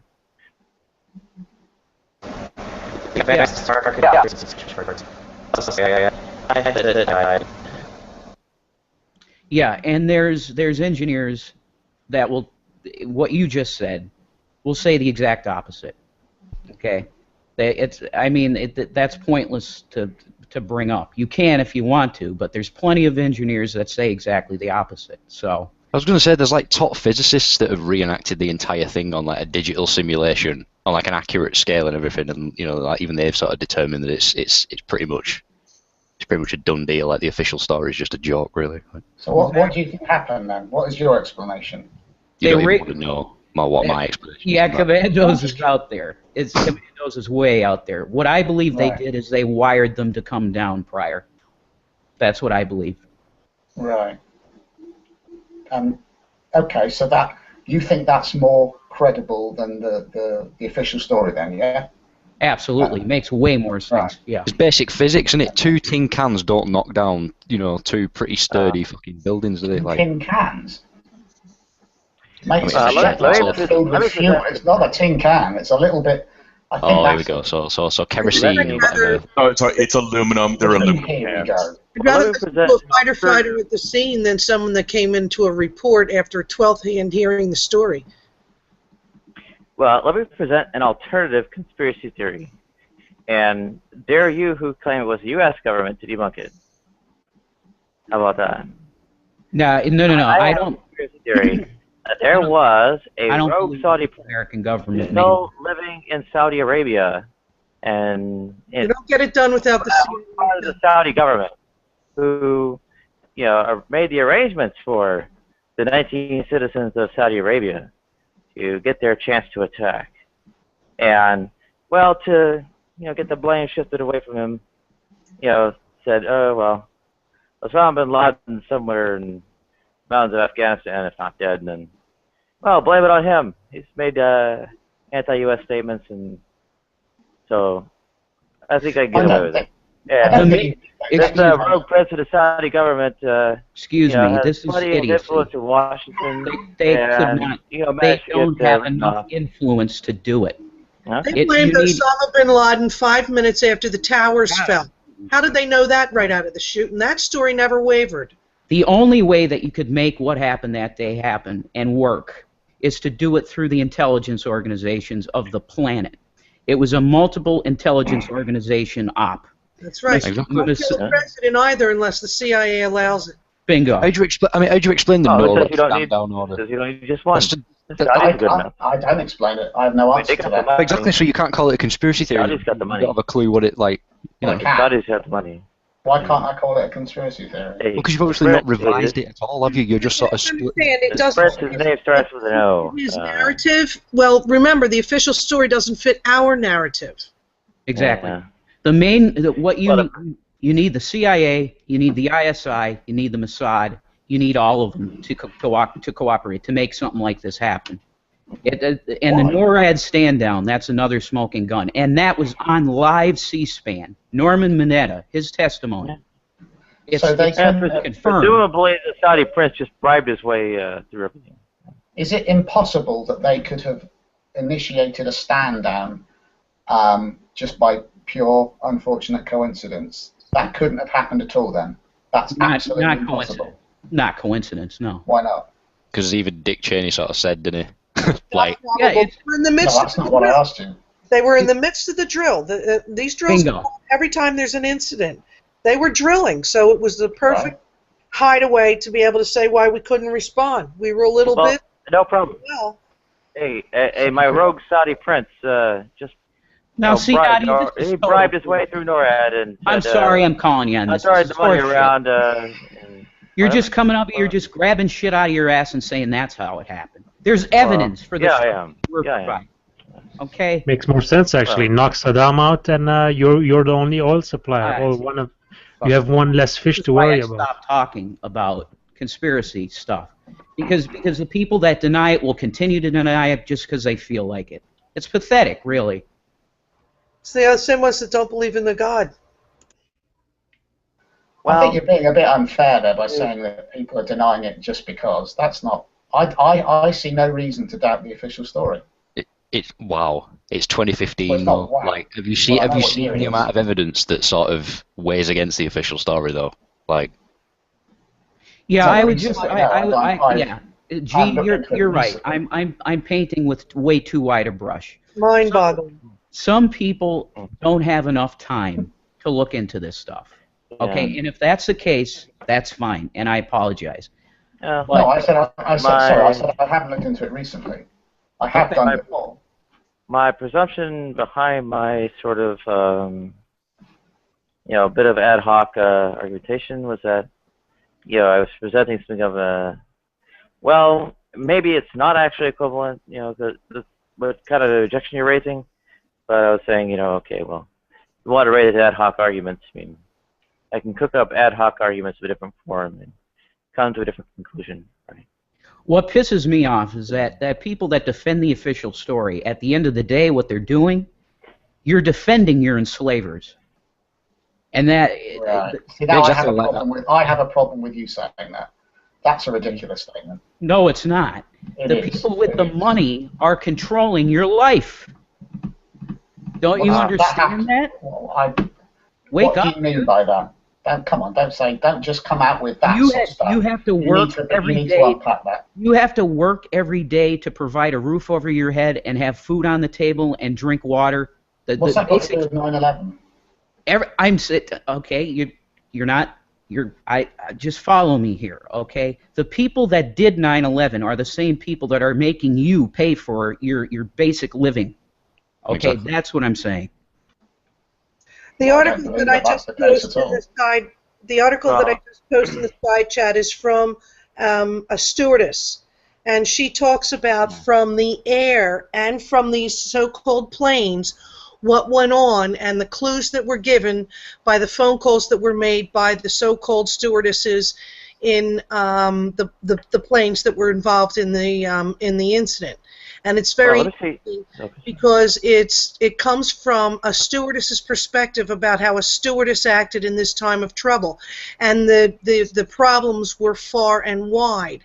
And it's just like a nurse who would be able to see the problems of another nurse that maybe the general population would not see because they're not trained to see that. And I would encourage you to listen to Rebecca Roth and see the depth of the deception and the inability of those stewardesses to do what they were doing, and the clues that they left that only another stewardess would be able to pick up that something's not quite right here with the story. I think. Well, let me try this one, right? Okay. So one of the kinds of objections that could be raised. Let's say we grant that there are incompletenesses or inconsistencies in the quote-unquote official story. Let's say I grant that much. Now, what I would say is definitely objectionable is arriving at this kind of definite alternative conclusion, and I mean the sort of reasoning that's used to arrive at the attribution of responsibility and such is well, that doesn't seem to hold up, and that would involve maybe more of the specifics of the argumentation to elaborate on, and kind of giving you the outline of what I would do, and then if you present more, I can give a more definite response. And I mean, so some of the ways that these objections fail, though, is that they don't actually imply, like, a given individual had some kind of responsibility command, or they had some kind of intent related to it, and so on and so forth. I mean, for instance, the stand down, right? I mean, this is a matter of shooting down, airplanes with one's own citizens in it, right? So from a reasonable to entertain perspective of a government official managing a decision about what to do about these hijacked planes, you would have that well, they'd be concerned about shooting down planes with their own citizens, also possibly also concerned with the planes being used for collision attacks like they were. And so you kind of weigh the trade-off, take a bet one way or the other. The guy says, okay, let's not shoot down our own citizens, and hopefully we can recover the planes. Right? Just cross fingers they don't crash them. They did crash them. They lost the bet. At very sorry, go ahead. At very least, I think I would hope that all of us in the room could agree that we should honor the wishes of certain 9/11 family victims that want another investigation because they saw that the 9/11 Commission investigation was complete horse shit. Can we at least agree on that?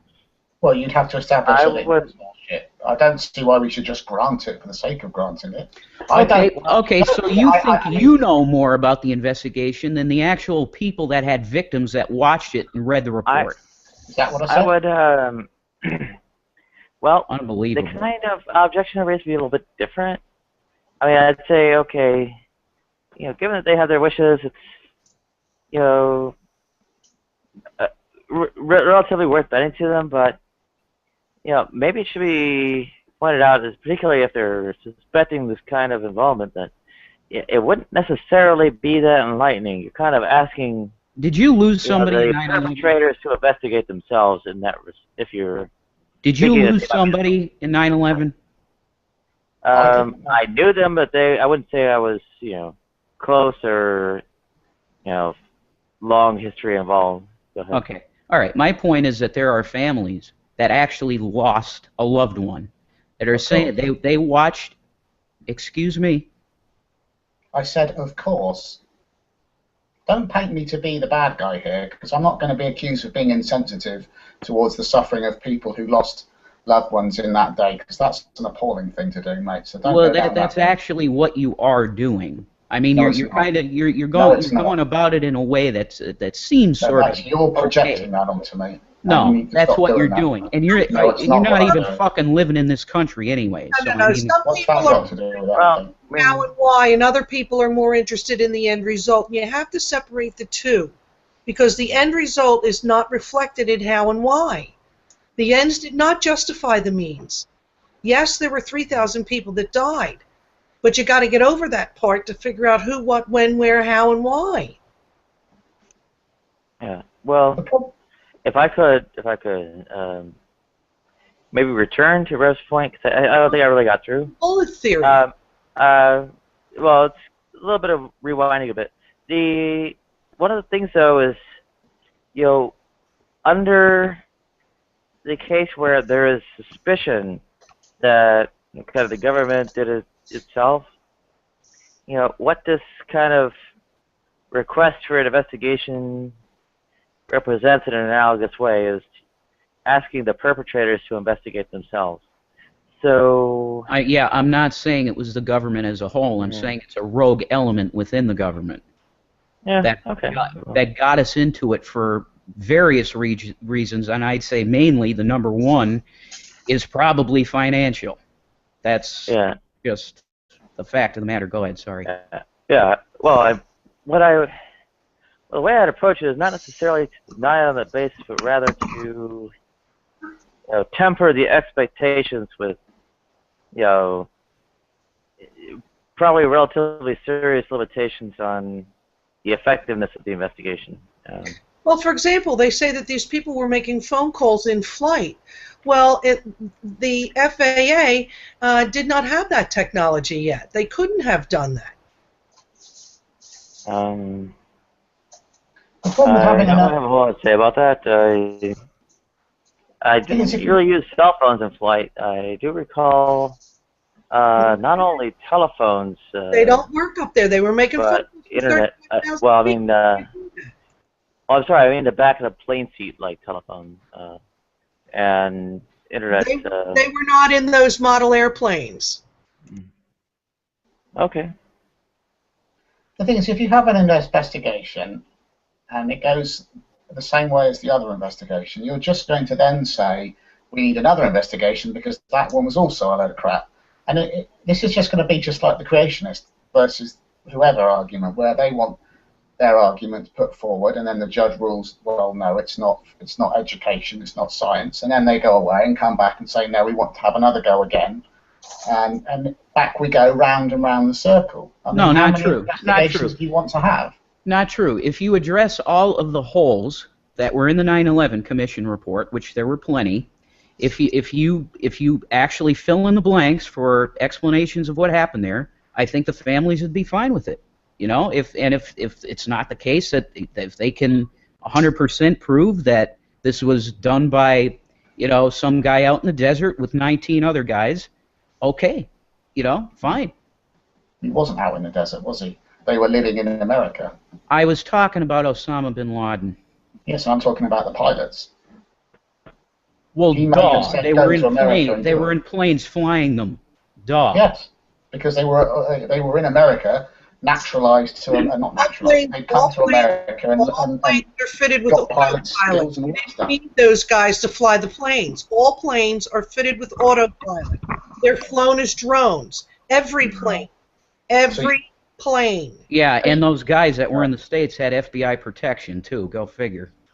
Well, the FBI screwed the fuck up. I think that's Really, that's your explanation. Yeah, they just screwed up, did they? I mean, again, like NORAD, there's two I'm not talking aeroplanes about NORAD. flying at a pretty low altitude into these buildings. What do we do, Mr. Cheney? Do we just sort of send these fighters to deal with it? Nah, just leave it. They're fine. Exactly. I mean, I'll take care of it tomorrow. But it's plausible. That's implausible to you. But wiring up the buildings with explosives, that's reasonable? Yeah.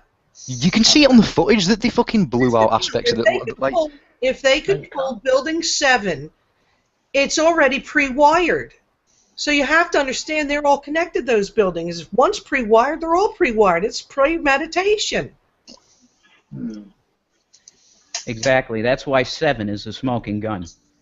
It's you can't explain that away, and that's why it was left out of the 9/11 Commission report. They can't But explain people it. people have though. They have given you explanations. I don't have all this stuff to hand. I'm not going to reel out all the.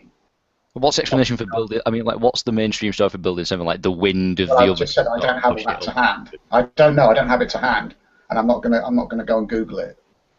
But the point I'm making is that you're offering an explanation that you think is more plausible than the official one, which you regard clearly as utterly implausible. It's like no time in the history of mankind have 3 buildings fell like that. Nowhere. No time. Well, yeah, but no time in history has 3 airliners been flown into around a car inside and kill, 1 person and maim 2 others. It doesn't happen that way. Well, let me put it in sort of like an analogy here to a situation. You're on vacation, right? And you come home to your house. The front door has been bashed in. You walk in, you find your jewelry missing and a bunch of valuables, and you come to the conclusion, oh, a raccoon must have somehow had the ability to knock down the door, and of course it would want the jewelry, so a raccoon broke in my house. That's basically what we're saying. All the stuff that I don't follow that analogy at all. I'm sorry, I don't follow that analogy at all. When you see a bunch of evidence in front of your face that says, yeah, something smells wrong, and the official story of what they're telling us is horseshit, that's simply all I'm saying. That the conclusion that they came to does not match up with the facts that are out there. That's all I'm saying. Exactly, it's a pretty simple analogy. We're just sort of pointing out the absurdity of it, like. Thank you. It's not an analogy that holds any water. Okay. I've been listening to this for a while, and I've been hearing a lot of these 9/11 stuff, and I'm really interested in this. But the one part that I'm most interested in is this part. I don't think I've ever heard any of you guys talk about this. I want to know that. Let's say that in 5 years from now, there comes out definitive evidence that the 9/11 was basically an inside job by the U.S. government. Okay, and they did it for XY reasons so that they could get involved in the Middle East, blah, blah, blah, blah, blah. Let's say that they come out definitive proof. Not do you think what we should do, what do you think will happen? Revolution, war, what? What do you think would happen? What would be the outcome? Lots of indictments. I would start there. Whoever wants to take it from there, go ahead.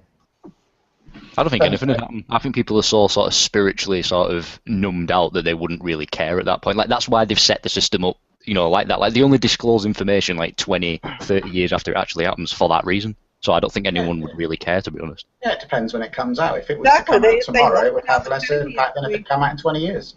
They locked down Kennedy's information for 50 years. Why would you have to do that?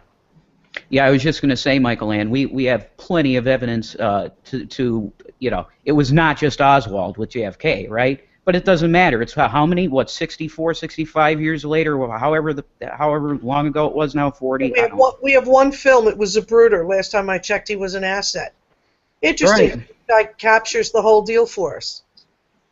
And when you look back at those old tapes of where, Sirhan gets shot, I mean, it's just so, and it's just so orchestrated. It's ridiculous anymore. Just listen to Billy Joel. We didn't start the fire. The secret message. You play it backwards. The secret messages of Billy Joel. No, it's in the song. Just listen to the lyrics. I mean, I was joking, mate. Oh, and welcome back. It's good to have you on. We were just talking about 9/11 and I suppose various alternative beliefs regarding it. It's always an awkward one. Yeah. How's it going, everyone? It shouldn't be awkward. We should be very angry and be talking about it passionately because we were duped. Hardcore. You said a couple of things that I take issue with, and I think that's another one. I don't think to assume that the people who accept the official quote-unquote explanation are not, that it's fallacious to assume that such people support government policy and aren't angry at what happened. Of course people are angry at it. What happened was appalling. 3,000 people died. They weren't just Americans, and the fact that I don't live in America is irrelevant. Americans have never been able to stop their government from going to war to 128 countries since 1776. We seem to be the only ones that like to war. Yeah, and just let me say, G, just let me say, G, I'm sorry, I apologize to you. This is the thing that woke me up, really, and I'm very passionate about it, because I think 9/11 was a turning point for our country, where we had Patriot Act 1, Patriot Act 2, that are taking our rights very quickly, and it pisses me off, so I apologize. That's fair enough, I accept that. No problem. Every time they found a bomber, it had to be a Muslim, but no, the Americans have to go through pat-down and X-ray. Well, now, hang on, I was just about to say that it's entirely credible that politicians will use events such as that, whether they instigate them or not, to push through all sorts of legislation. I mean, that's... Problem, reaction, solution. It's the exact same... exactly the way they'd like it to. Exactly, right. It's the same thing that Hitler did with the Reichstag burning, and that's what people can't see. We are Fourth Reich. Bingo, yes. I don't think you know the meaning of that word. A slow walk to tyranny. It's a tiptoe to tyranny. The word doesn't mean what you think it means. For me, it's one of those things where, you know, it's not as if the U.S. needed these kind of disasters to go into war beforehand, right? I mean, we never need a reason. It's just you have to feed it to the American people so that they don't stay to revolt. I mean, Iraq, Bosnia. I mean, like, military intervention was the norm beforehand as well. Iraq had nothing to do with 9/11. Iraq was just a really flimsy, we found some tubes, let's go bomb the place. I mean, so, you know, the Patriot Act, things were already moving in that direction anyways. All the laws that exist in the Patriot Act actually existed beforehand. The big difference is... no. Yeah, the big difference is that essentially it was just updated from... See, this is a type of crap. No. Really, I'm sorry. Because the drugs, the war on drugs, which is also a bullshit operation, already had most of this in place in terms of legality. The only difference was that essentially it was updated to they basically gave the NSA sort of full breath to investigate anything they want after that, right? So yeah, I mean, as much as you guys like to think that it was sort of a big turning point, for me, it was basically more of the same. Just another nap taker. Yeah, I agree with Dex about that one, too. I don't think it's very cool to start using ad hominems on people who don't agree that 9/11 was an inside job. Yeah, Michael Ann, do you deny that? Do you deny that like, this kind of surveillance was the norm beforehand? Do you deny that America went to war like a drop of a hat beforehand, and didn't intervene in conflicts that mattered?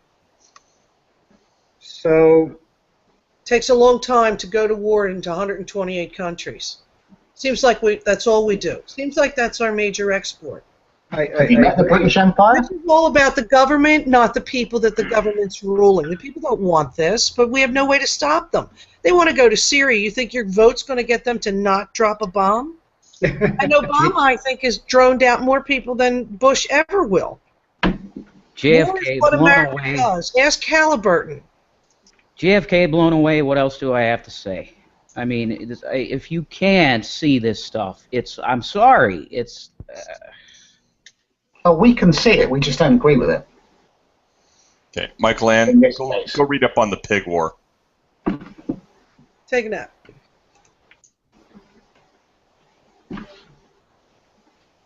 Hey, why are you guys so against naps? I think they're pretty good. Exactly. Yeah. Maybe I'm gonna take one right now. Some people just get a little too cranky in their discussions, and so they need a nap. Yeah. I mean, for me, I just think that to go through all the trouble of like rigging those buildings and making them collapse. Why? Like they don't need this kind of reason to push through legislation. They were doing it anyways. The main reason is to traumatize to the public to the point where they're willing to give up all their rights, and it's working. It's working. But so wait till you see the next one that they pull. You're going to be so shocked you're not even going to believe it. Yeah, the next one will probably be nuclear. With North Korea? I would briefly... No, it'll be a dirty bomb. I guess that the Titanic was about an iceberg. They've been at it for a very long time. Once you begin to look around, things don't seem as they appear. At first glance, you would buy the story of 9/11 and John F. Kennedy. Okay. But you sit down for an hour or two and take a real good peek at it from all angles. You're going to begin to see that story and that dog won't hunt. Titanic now, wow. So there's some theories that the sinking the Titanic was actually an insurance scam. Oh yeah. And then if you want to go even further, it has to do with the Federal Reserve. Some of the men that were on it were coming back to the United States just to discuss not to be opponents of the Federal Reserve, and they died in the sinking. Could I maybe also discuss what the actual effects of a... can I be heard? If I could briefly mention what the sort of actual effects of a traumatizing event like a terrorist attack are. Well, apart from where they would create logistical things by being like destroying something, destroying enough physical material or resources and such, they psychologically have the effect of triggering people into a frame of mind. They call it a cognitive frame, where they have it's more fear-based, more kind of reptilian brain. Yep. And the try mass PTSD. Well, it's not exactly PTSD. The things that actually, that's exactly what it is. Well, the things that tend to go on aren't... Come and save us, Big Daddy Government. No, it's not like giving up their rights. Are you kidding me? More subtle. It's actually more subtle kinds of cognitive biases, and the kinds of cognitive biases that it induces are things like limiting one's ability to accurately realize indirect and multifactorial causation. Having perhaps difficulty digesting or accepting various kinds of ambiguity, where things aren't kind of black or white. Also, I also say that there's a matter of not having a very good way, or having a diminished way to digest the sort of ambiguities and, say, responsibility or locus of control of people.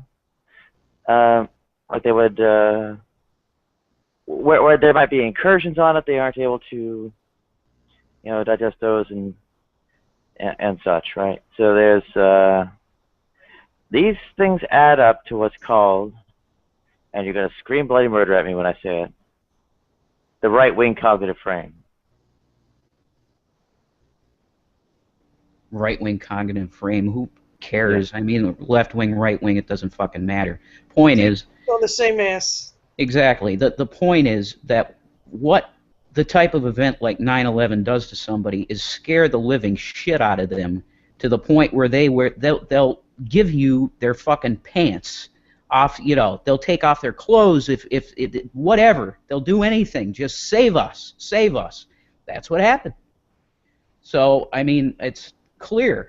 It's mass. It's a mass traumatizing event, and it's just save us. No one would ever give all of their rights away to a government. No one, but they just. The response is not as you say. And it's not as you say. Yeah, bingo. It is as I say because that's the result of studies. Right. It's not the. I can't listen. It's not just kind of pulling it out of your ass, right? I'll get some papers or something to back it up. Okay. Michael Ann, go look up something called the October Crisis. There's a lot of projects that I would have you look up as well, Sure. but I'll let you do it your way. We're allowed to think differently, my friend. I used to think. No. It's just something I'm actually going to show you here. Start with Project High Jump. I found that one to be really fascinating. Bluebeam's pretty good. There's a ton of them. If you don't think this government has a secret side to them, then, or let's just say an occult side, or let's just even break that down to just hidden. I believe that's what John F. Kennedy spoke about before he was killed 7 days prior to. He knew there were secret societies. There are secret societies. There are things that go on that are above our pay grade. Yeah, but Michael Ann, don't listen to your lying ears. You know, it's just go to sleep. That's, you know, the first time I saw those buildings fall, I said to myself, buildings don't fall like that. That was just instinct. Then when you have a boatload of architects and engineers that come out and say, buildings don't fall like that. And then you have people who are specializing in directed energy. Buildings don't fall like that. You'll notice in China, I believe it was like a 52-ton bomb went off and the building was still standing next to it. Now, I find that highly... It wasn't a bomb, it was explosives, but yeah. Okay, you call it an explosive, I'll call it a bomb. A bomb is an intentional explosive? Well, it was like 25 tons of TNT. You call it whatever you care to. Okay, that building should have been leveled. It should have been dust. And what was surrounding it? Trust me, if you go back to Google Earth and you look at about 2 days prior and drill a hole right dead center in the middle of the parking lot, and then go back afterwards, you're going to find out that there's no building there for an explosion. That whole story still stinks. But I do know that the building that was standing there, that's not, you know, a parking lot away, while there was nothing left in that building, it was still standing.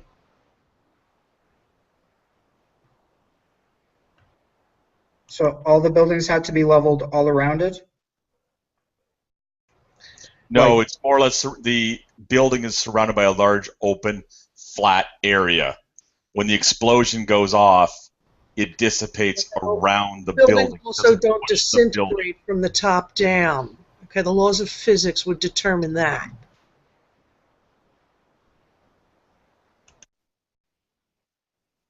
But 9/11 was an unprecedented event. You know, to try and draw analogies with something like that is a little bit disingenuous, isn't it? I mean, you know, how many times in history has a massive building like that, a massive modern engineered skyscraper, had planes high speed slamming into it? You know, modern jetliners.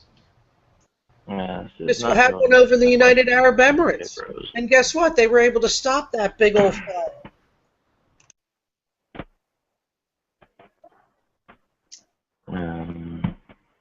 Buildings don't disintegrate from the top down. Even the blonde got that one. Well, again, this was an unprecedented event. Massive amounts of air. You know, that's exactly what they're counting on for you to believe that.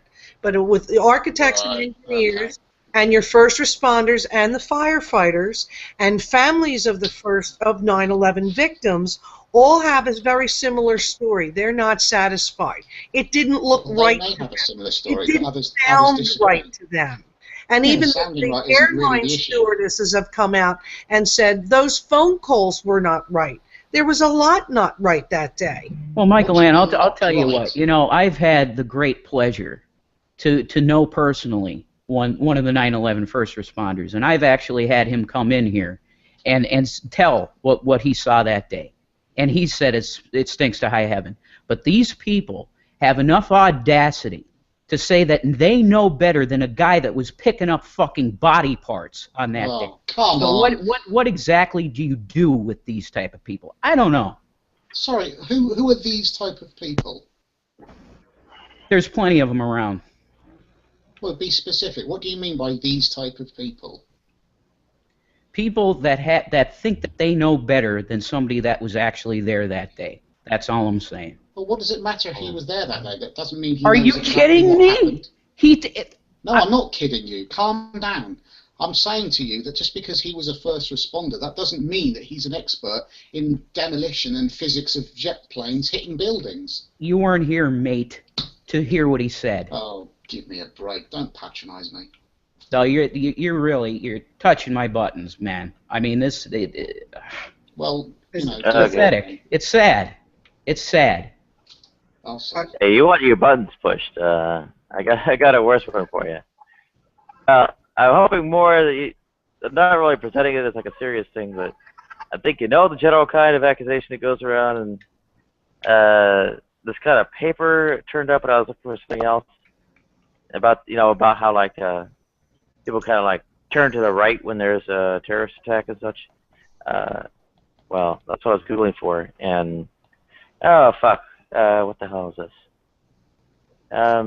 Okay, here's the article link. Yeah, well, politics. I'm not. I'm a complete non-believer that there's any difference between the right wing and the left wing. I'm sorry, so that doesn't matter to me. Well, then maybe dropping the labels and moving toward the things, or changing over to.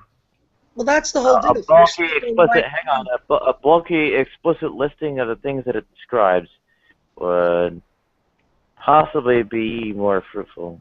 If you're stuck on right and left, I think you miss the whole picture. It's Okay, then absolutely. Don't understand. The agenda stays the same. There was no change from Obama and Bush. He carried over everything a Bush did and worse.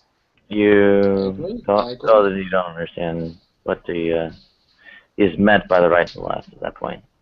So if I can maybe just break it down, because there's like an attachment. People have these ideas to the labels.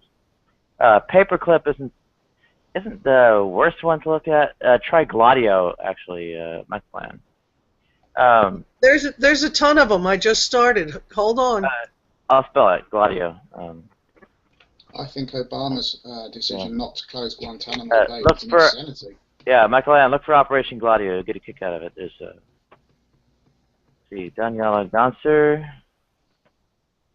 wrote a book called NATO's Secret Armies. All sorts of them. It's been endorsed by Noam Chomsky, so I'll give you an idea where. Yeah, I know all about this stuff. I know all about it.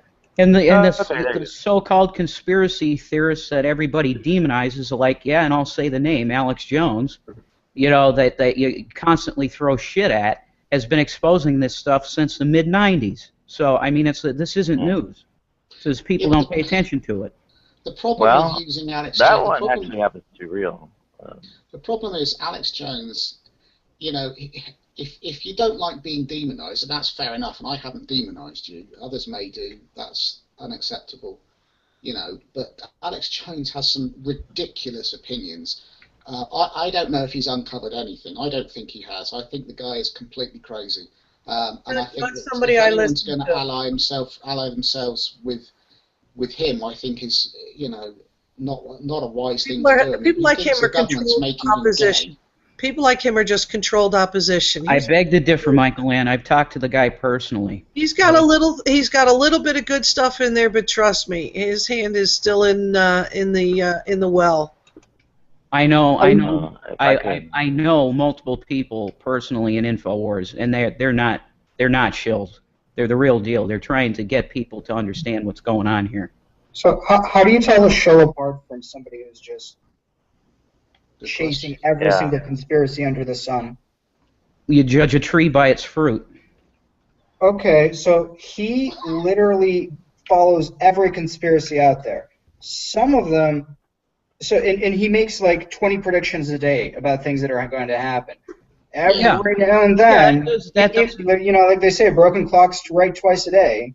Yeah, that doesn't mean that he's perfect and he's going to get everything right. No, I didn't say that.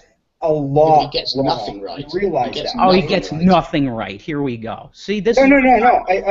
you pick one person, you fucking tar them, and say any information that they're given is all bullshit. how do you That's how tell the this stuff works. I mean, you guys are trying to make it work, but some people How do you see tell the past difference, Rev? Like, how do you tell the difference between? you watch them consistently, and over time, if some of their information pans out and some of it doesn't, you take what looks right, and the other stuff you disregard. I mean, that's common sense. Right. So, how much do you have? How much does he have to get right in order for him to count as sort of legit? I don't know. How much do you think he needs to get right? It would be nice if it was over 50%. Okay, let me ask you this: how much do you think the mainstream media gets right these days?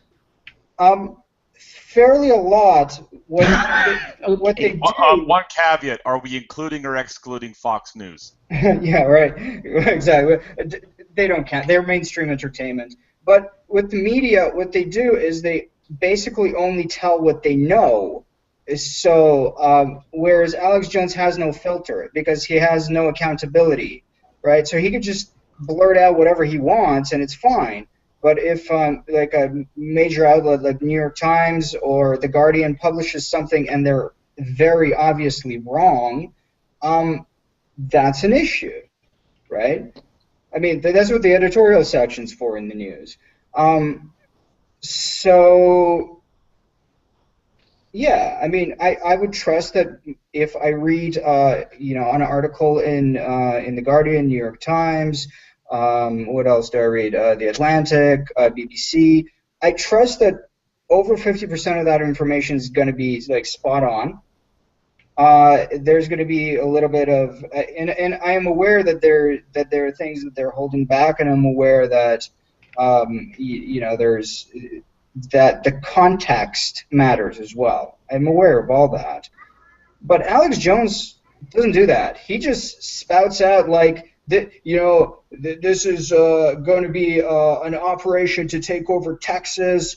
There's going to be government agents. Everybody should get ready. Nothing happens. Okay, if a major news outlet said that Texas is about to get taken over by the government, and that did not happen the next day, they would be out of business. Do you know why a lot of times that the stuff that he says is going to happen doesn't happen? Is because he exposes it and it stops them from doing it. So. Come on, how can you be sure that's the case? Because without Alex Jones, nobody would have noticed that Texas is under government control now, right? Nobody would have been like, "Hey guys, remember that state that we had, the one with all the yeehaws? Well, for some reason we don't hear from them recently. I wonder why. I don't know. Who cares? But you think that that's what would have happened? I mean, it's silly. I mean, he says some crazy, and I mean, like he's talking about aliens, UFOs, portals to other dimensions. Well, silliness doesn't mean it's not true. Things can actually happen that are funny. I got a question for you guys. What has Alex Jones said about Jade Helm 15? I don't know what that is. He's reported on it. Okay, what did he say about it? To be honest, I've been too wrapped up in Nadia's hangouts. Okay. I haven't really listened to him much recently. I don't listen. Well, okay. All right. My point with this is you can use that one as a metric to see how much or how credible Alex Jones may be. What Jade Helm 15 was. I don't think there's anybody else in the room that listens to. Michael Ant, please. What it was, it's just a military exercise. They used a bunch of states as just a pseudo map to put things on and move people or move their units around on. Right. However, some people, when they started seeing military units or military personnel wearing an orange armband with a riot shield standing on a street corner, they started to think that, oh, they're coming to lock down the state of Texas. And started getting a little crazy and started shooting some of these people.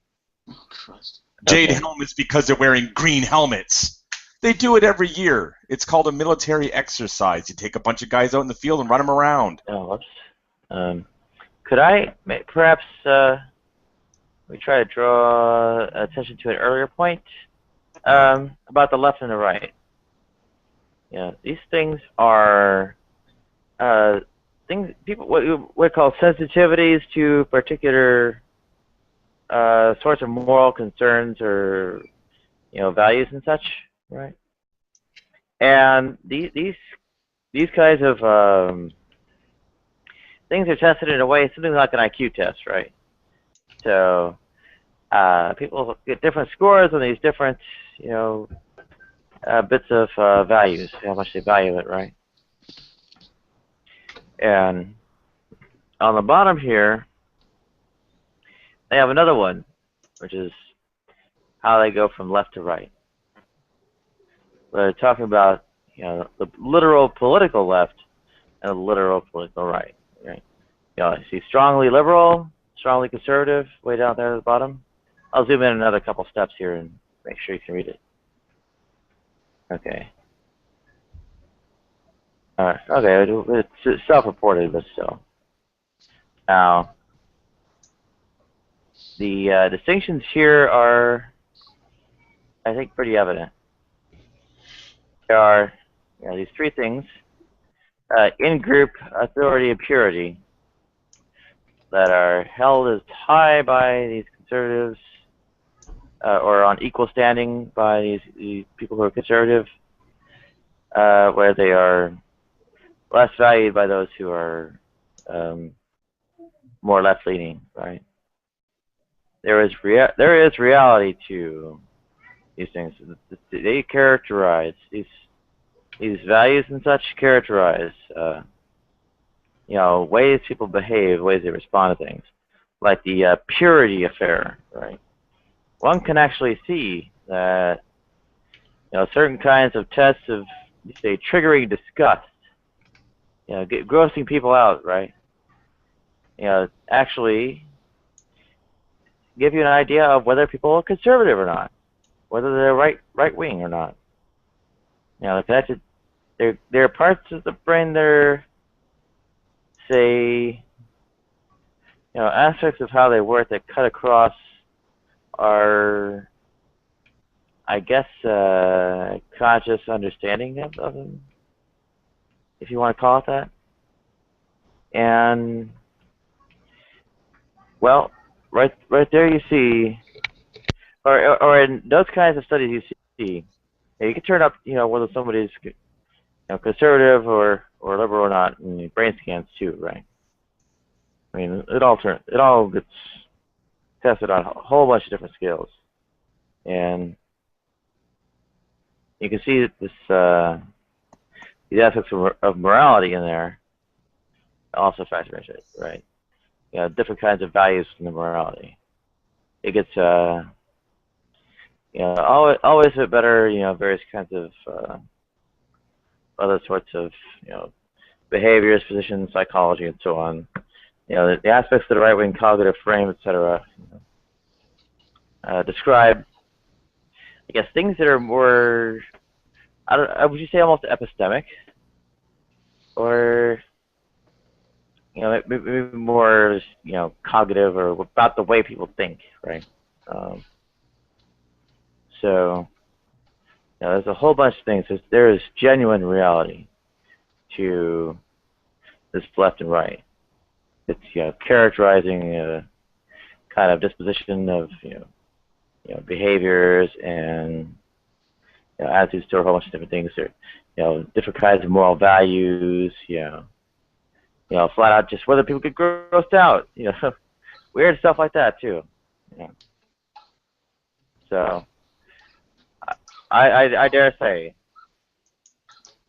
left and right are real, and they're not the same. Well, I wouldn't even factor in that chart. I'm a complete political apatheist. I think it's all a grand show that has no meaning. Actually, you can go backward, right? So, let's say, what are your moral values, right? Or how do you rank these moral values? Yeah, but they don't have anything to do with right. Well, just bear with me. How do you rate things like in-group loyalty, deference to authority, and things like being pure? In terms of how much do you value those things? Are they on par with things like making sure people don't get hurt, their welfare, or being fair, kind of generally people being equal, or otherwise people getting what they deserve? Are they on par with those things, or are they on par with those things, or are they below them, and how far are they below them? Right? Yeah. If you answer that question, sorry, go ahead. But trying to apply how you feel about these things, and then taking those results and applying it to an I don't know, a political ideology. I mean, if you're a complete political apatheist that you think it's a bunch of crap, why would this? It doesn't apply to you. It doesn't.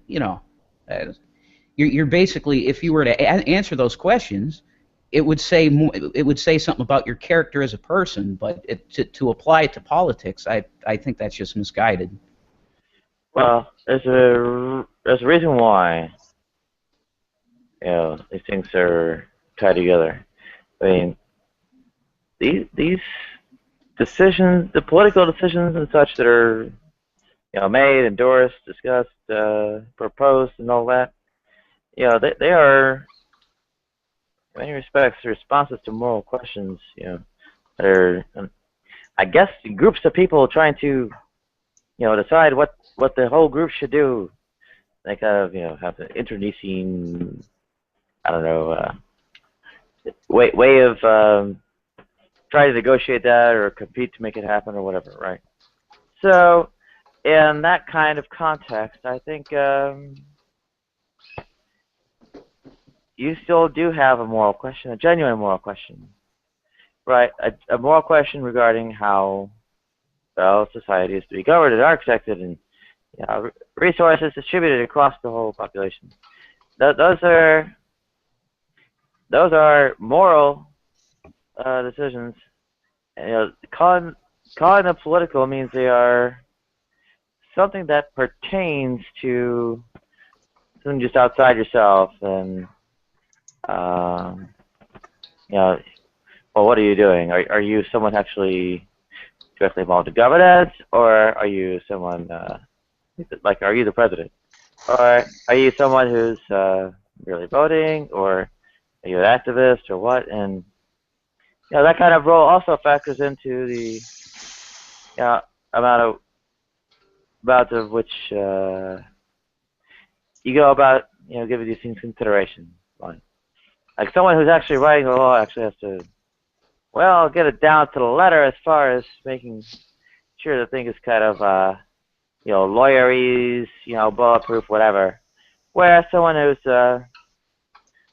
saying, okay, this kind of thing should happen, pretty much delegates it to, well, actual guy in Congress to, do the lawyerese. And basically otherwise just kind of says, okay, some group should have their rights defended or prevented from being violated or whatever. Right? I think what our goal should be with government is maximum benevolence. If you want to boil it down, just as benevolent as it can be. Take care of people, It's probably going to put you toward the liberal end of the scale, even if, well, maybe offhand you, I don't know, don't necessarily feel like you want to, I don't know, kind of culturally associate yourself with that. No, label me whatever you want. If you want to label me a liberal, I would be a liberal in the conventional sense, like I don't know, a Thomas Jefferson or something. But yeah, that's why I don't think I figure in this chart at all, because I think politics is mainly, I don't know. It seems to me like it's more of a show than anything. We have to judge people individually by their actions, Well, we, in some sense, can do so by comparison in some various ways. right? What you do in just basically trying to group people together, you can't actually necessarily have to compare to other people in order to say, somebody is like somebody else in any way, or these people are like each other in some way, right? And it's not bad to say that necessarily, is it? Yeah. If I could propose that there's a way some things are derived. So there's a method of analysis here called principal component analysis. So most of the time they'll operate on like things like survey questions. Like you take a long survey of these things. They'll kind of, well, it's sometimes I don't know, it's salted as what they call data dredging. Well, anyway, then they don't know offhand, what kinds of things will pop out. What the, truly significant parts are, or really what things kind of go together.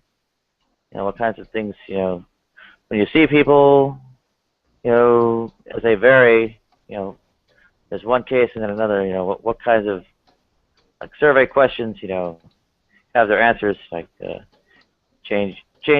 have a relationship between each other so that if question A changes and question B also changes in some kind of interlocked way, right?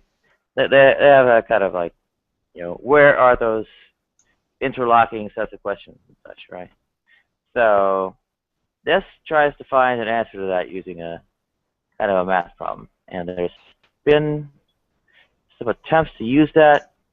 I think they were primarily used in the UK, but it's more a question of like human psychology as opposed to it's more a question of human psychology as opposed to one of national identity or whatever.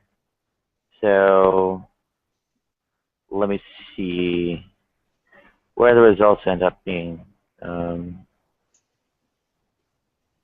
Looking at what site called politics.beast.org. They have a chart somewhere. It's kind of like Political Compass. What it does is it doesn't start off saying, what the up and down and left and right is. It does a principal component analysis to find the interlocks between the different question results and such, right? In my opinion. Go ahead. Yeah, just really quick, I would say, in my opinion, in a perfect world, I guess we would give every politician a personality test, and if they didn't turn out being like truly benevolent and wanting to help people, they couldn't even have a chance to be in office. But that's just me. Take away their paycheck and see who doesn't show up. Yeah, exactly, right? Yeah. Yeah, they don't want the money though. That's the problem. Those are bad. Actual survey. The paycheck is simply resolved by corporations buying them, and personality tests can be manipulated. Most of them come in as like mediocre income. All of them leave as multimillionaires, and then go on to cushy jobs afterwards, being lobbyists or heads of corporations. That's right. Okay. I am hunting for this. I found at least the description of what these axes are. It doesn't have it. They don't come with a description, right? They just got like these are the questions being interlocked, and then you gotta figure out, well, kind of what does that mean? So this first one you call left and right. That's stronger, but I think by a factor of 10. Now the second one, called like idealism versus pragmatism. Kind of whether the sort of practical things were a big consideration as opposed to, sort of like ultimate ideal or some such, right? Anyway, let me see if I can find like a scatter plot of what the hell happened here. I don't know. Maybe anarchy is the best solution. I don't know. Oh, sorry? Well, it's not. But the question isn't like what kind of system should we use for governance so much as, about people and their, I don't know if you want to call it psychology, and whether there's kind of any reality to the whole left-right divide or so such, right? Well, Nadia, I'm going to drop out for a while, okay? I'm going to go take a nap. Take care, Pseudo. All right, so long. All right, cheers, Pseudo. Bye. So,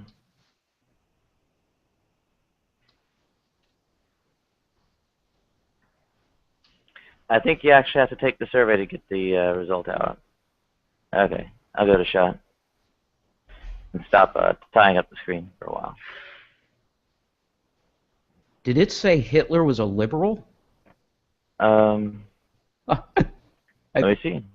I don't know. I was looking at the results there. Look, I don't know. Nah. He was said a he was liberal on the, nationalist, wasn't he? He said he was to the extreme right, but actually not that far to the, not as far to the right as possible. Yeah. Sorry, go ahead. History says otherwise. Okay, say that again. I was still when you started. Well, he may have thought he was liberal. Of course, the reality was that he was a horrible, horrible monster. So his fiscal policies were fairly liberal, right? I mean, fairly socialist in nature. It's his nationalism that made him seem like he's quite conservative. Right, National Socialist. Right, gotcha. Sorry, G, go ahead. Well, he was against trade unions and stuff? Was he? I think so. Oh well, okay. I mean, he may have been seen as socialist because, of course, Germany was economically a basket case at the time. So anyone who came in, I mean, that's how he was successful, isn't it? He came in to fix Germany's economy, but what a cost. He was not leftist. He was not leftist. I stand corrected. The economic policy very strongly had like incest with the corporations or whatever, and like IG Farben I think was the most famous one. It was a company that ran the concentration camps. There was several of them. So it's sort of like corporate fascism then, something like that maybe. Well, Mussolini said, fascism should really be called corporatism because it represents the merger between the corporation and the state. Sounds about right.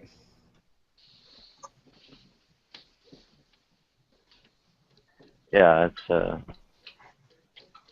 that's Mussolini himself. I mean, I think you might consider that one pretty much an expert on fascism. He invented the thing.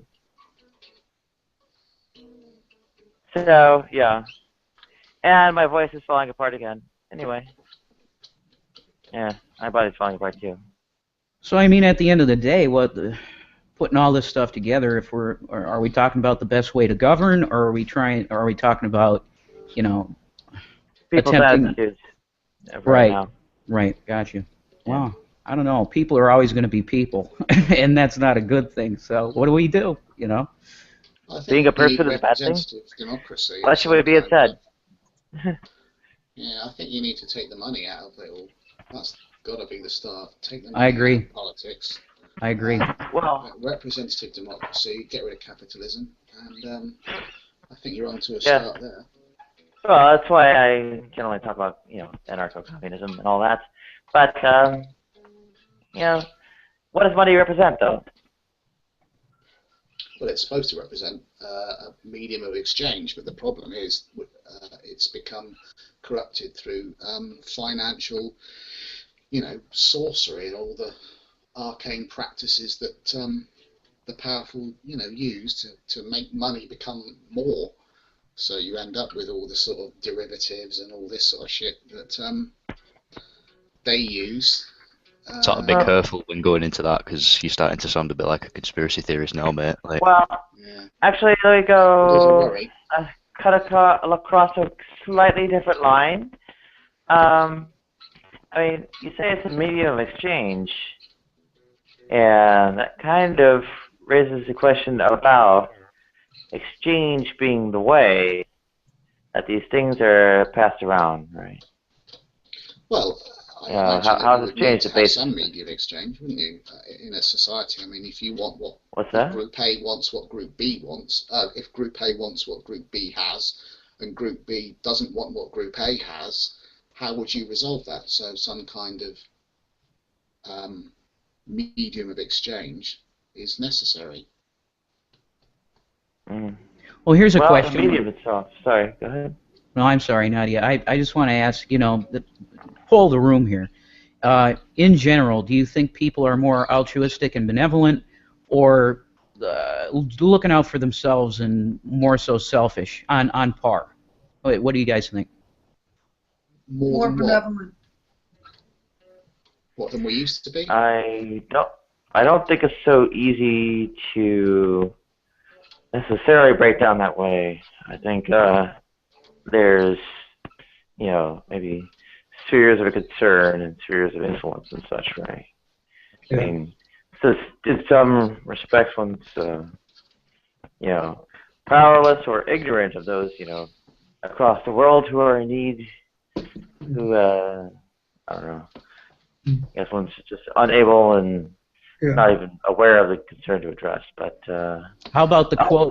Also, sorry, go ahead. How about the quote, power corrupts and absolute power corrupts absolutely? I think that kind of applies. Go ahead, Dex. I don't here's sort of an idea for Rev. I don't know what you think of it, and Nadia as well. So there seems to be two axes. One is that potential for growth, for power in the society itself, so potential for growth, and the other one is sort of means. So economic means. Generally, can you clarify the latter? So essentially, the situation I'm trying to describe is this: that generally, when you can have poor societies with benevolent people, and you can have rich societies with benevolent people, right? Now, benevolence generally takes resources to apply. So generally, the society will be as benevolent as it can towards people. Where the corruption tends to happen is when there's sort of almost like a power vacuum, potential for growth. People tend to sort of clamor over each other to try to get to the top. And this is where resources are generally spent on things like economic growth, rather than helping each other out. That's sort of the situation I'm trying to describe. Hey, well, I'll try to get you to repeat the word you used to describe your second axis. Mm-hmm. I couldn't even hear what that word was. And I got a few other questions. So one is sort of the first axis is potential for economic growth, and the other axis is sort of current resources available. Okay. So generally, I find that the current resources available, when there's potential for growth, will end up going towards facilitating the growth. So people at the bottom end up being ignored. But when society sort of stabilizes and reaches some sort of a plateau, whether it's a low economic plateau or a high economic plateau, then they will generally end up start allocating resources towards benevolence instead. Okay. Are you talking about what are you characterizing as, quote unquote, growth and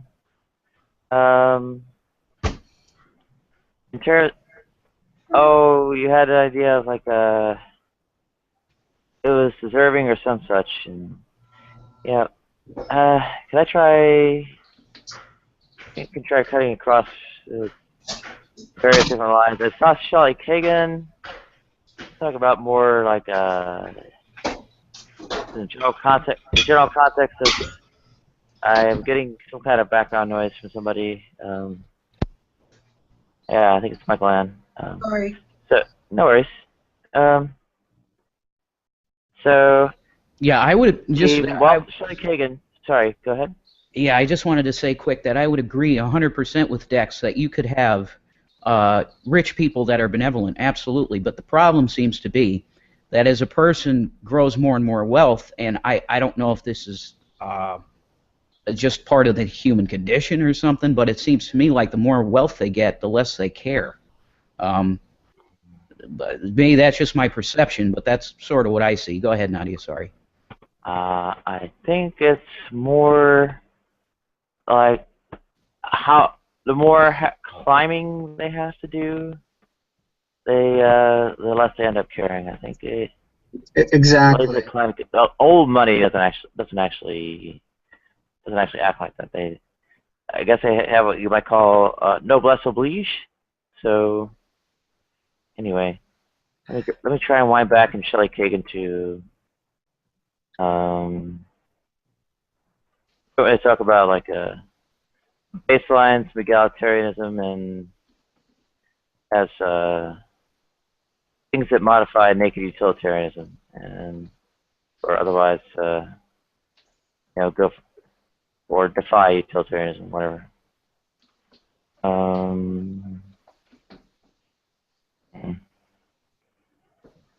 Still winding back. Hang on. Went back past egoism and universalistic versus individualistic and so on. Well, I would just say really quick that, I mean, there are a lot of people on this planet that have a whole lot of wealth to be helping a lot of people. And it seems to me that not enough is being done. It's look at Africa. I mean, if the top, 2 people that have wealth could just 2 people, they have so much money, they could probably, cure all the ills of Africa. I mean, it's just the way I'm seeing it. Maybe I'm wrong about it, but that's just what I see. Go ahead. Well, I think that I agree, but the counter argument would be that money goes into the hands of the warlords and the corrupt governments, and of course you've got to factor in all the lopsided trade deals that are made. Absolutely, I agree. That benefit the West at the expense of the third world. Yeah, that's the big problem, is corruption and the West being unwilling to give up their trade advantages. So these, like Central America and Africa and so you got South Asia, their economies are essentially being ravaged by mega corporations who have a huge upper hand. Versus any local businesses that might rise up. Add to that the fact that there's a hell of a lot of corruption, so that any reasonable sized business is going to have a whole lot of problems growing in any of these countries. And sorry, go ahead. Yeah, just recipe for disaster. I'd agree. Yeah, I think it's about welfarism, not utilitarianism. And utilitarianism isn't excess welfarism, but it's an objection against the welfarist component of it. So, bear with me. Are you trying to apply Sheila Kagan's matrix to my own? Is that what you're just sort of trying to tie it in? No? Well, maybe present it as a kind of competing notion or competing way of cutting the situation or dissecting the situation or analyzing it or whatever. Okay, here we go. Egalitarianism and such. So. Nadi, can you do me a favor and define egalitarianism for me, please? I'm sorry. Basically, that sort of the equality of distribution is a sort of good in and of itself, or represents what's good about the outcome that one should strive for. So, I mean, not that remarkable. Basically, it sounds like what it is.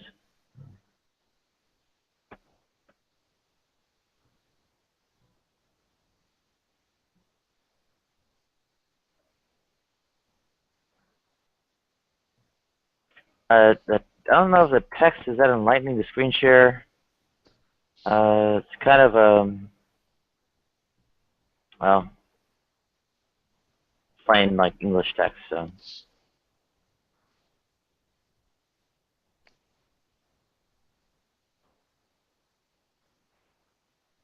screen share anyway.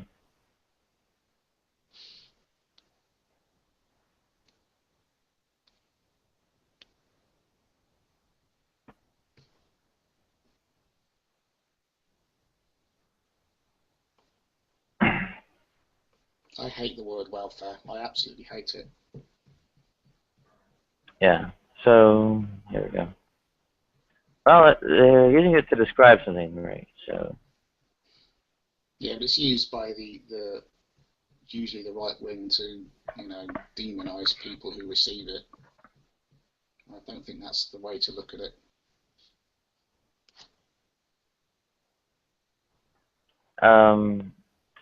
It's a what way to look at what again? Sorry. So no, I was saying that the word welfare is a loaded word. It's it's what it's what the people like Donald Trump would use when they want to describe people who are poor and who have nothing, and call them sponges because they live in a society that they have no choice but to participate in, while the rich people hold all the cards. You're never going to get full employment in the Western world. There's never going to be 100% employment in either country, either America or Britain or anywhere. So there's always going to be some. It could be arranged. It could be arranged. Well, if we decided that but I doubt it will be. If we decided the government should arrange a job for anyone who's lacking one and wants one, then it could in principle be done. It could go yeah, but say. I don't. This will sound conspiracy theorist, but unemployment is factored in because it's good for business. A certain percentage of unemployment is desirable because it helps keep wages low. That's called the reserve army of labor in Marxist theory, and yeah, this is not terribly remarkable. And the whole class interest or whatever gets expressed in all this is, all the usual kind of affair. Usual kind of affair where we say the power structure, the super rich elite, whatever you want to call it. There's actually an elite theory within political science that I guess uses these terms as terms of art. So. The aristocracy, right? They don't say aristocracy. They usually say elites and power structures and all that.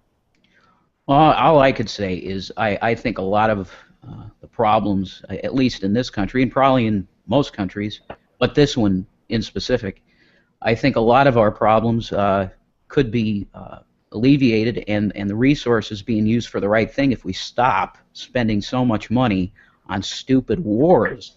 The amount of money that goes to the military-industrial complex is insane. It's crazy, Yeah. That's good for business. I think there's something to that, although.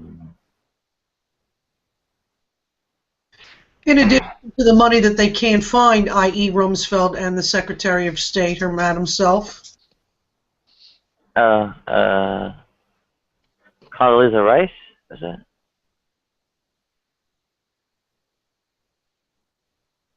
Clinton. She's lost a ton of money under her watch.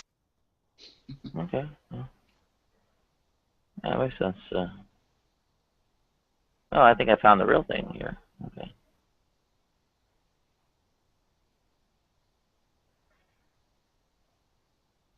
Yeah, I would just say that allocation of resources is extremely misguided in this country.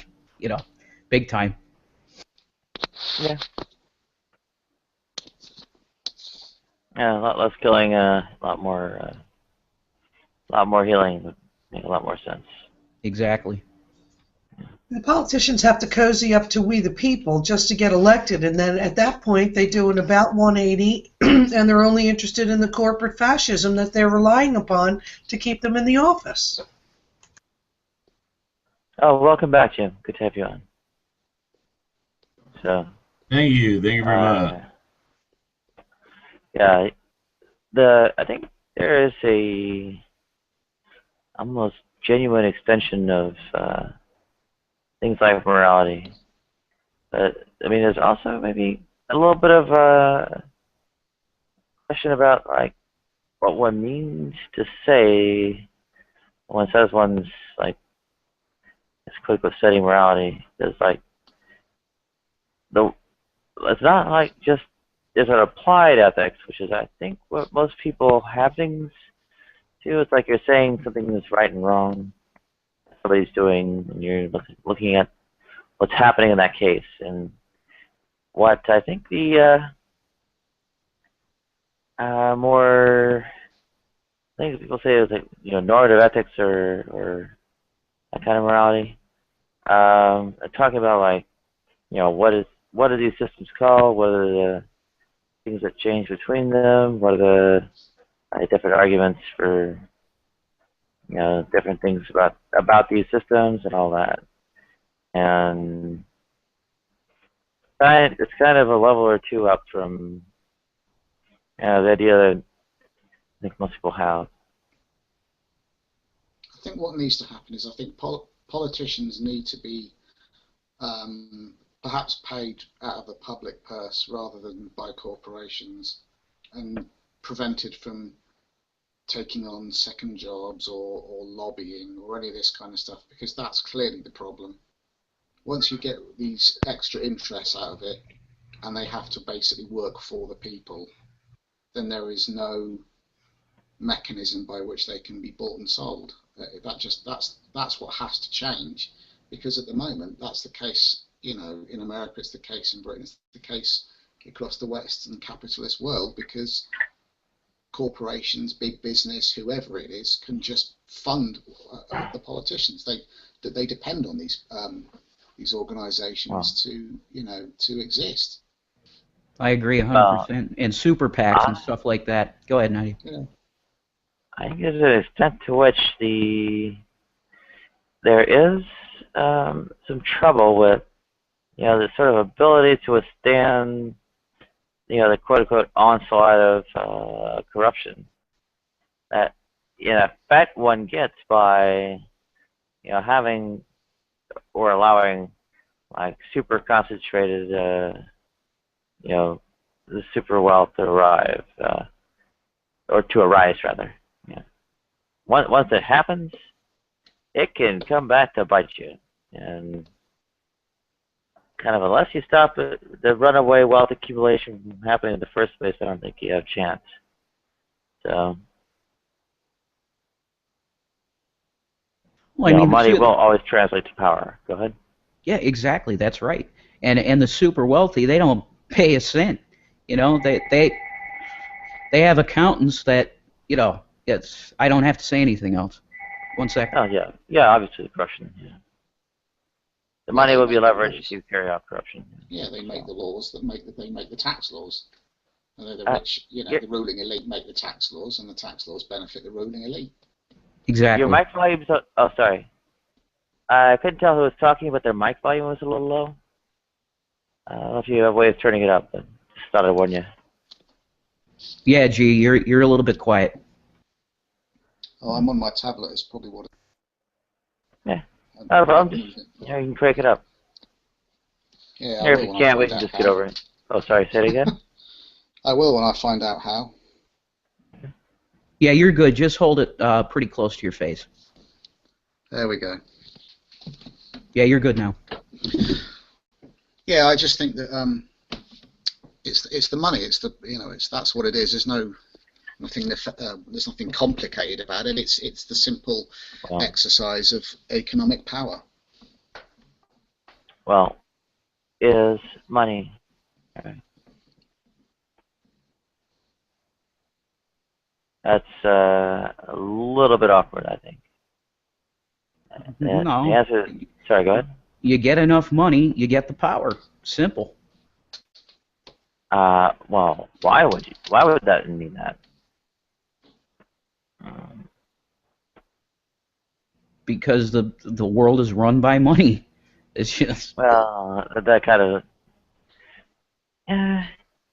Well, we're kind of looking for something other than just kind of like the brute realization, or the kind of like, okay, yeah, I can see it happening. Kind of like, okay. If we know, like,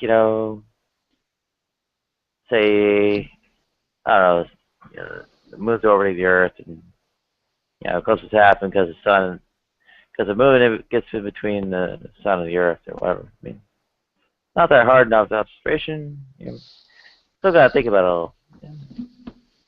Try to make a little bit of a breakdown of what we're actually trying to think of right there. And I think money's artificial. I mean, all that's really happening is you're passing around these symbols that say, hey, this is kind of how much I deserve and to have in general, and you pass it around and you say, oh well, see this fistful of money. I deserve to have this thing. Let me take it. Don't attack me when I take it, or don't call in other people like the police to attack me when I take it, because this little thing says I deserve it, and if you pass that around to somebody else, you deserve it. It's the social convention of, like, talking about, granting, representing, things that people deserve, right? And how much resources, or goods and services, whatever it is, people deserve, right? So it's based on something of like a principle where the way goods and services end up, going from one place to another is, a matter of exchange, right? You go about, you say the way we're going to get things is trading, as opposed to who knows what. We can make up, things where there are like lottery systems, or welcome pseudonym. Right. Well, I would say at bare bones minimum, people deserve, food, shelter, clothing, and health care. And if we can't all agree on that, I think we got a problem. Yeah. Well, it's the idea of deserving, right? And so some of the argument, and sort of like to look employed. We're gonna do a changeover pretty soon here, so I put the link in the sidebar text chat. Hopefully, you can make it over to him. Oh, could you paste it again? Yeah. Sorry? Oh, I'll paste it again. Sure. Oh, it was after I pasted it. Okay. Thank you. There you go. Michael, are you on a mobile device, or who else might be? Is it G? Yeah, I'm on a tablet here. I'm on the tablets. Oh, yeah, no worries. I'll send it out to you right away. Yeah, I don't know where the side chat is on this thing though. G Whistler. Oh, how am I not finding you? I'll do such users and that's a period. Okay. I'll try that again and hope you pop up. You don't. Okay. I'll put it in the external chat and hope nobody jumps your spot. You should be able to see the same external chat as corresponds to this Hangout. I wasn't able to pass along with a private message. So. Oh, I think I've got it. Thank you. Oh, you've got it? Okay. That's good. Okay, I'll have to leave this one somehow.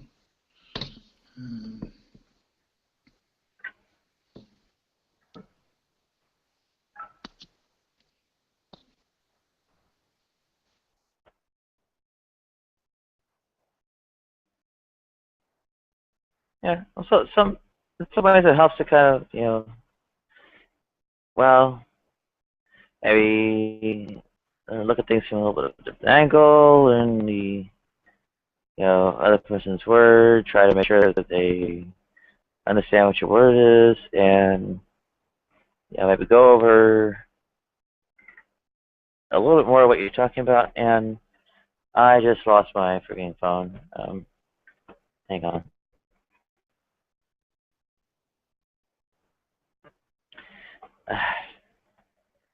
That's pretty scary. Okay, Wi-Fi switch.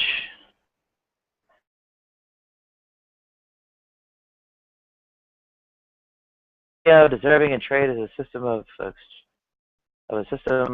distribution of goods and services based on exchange.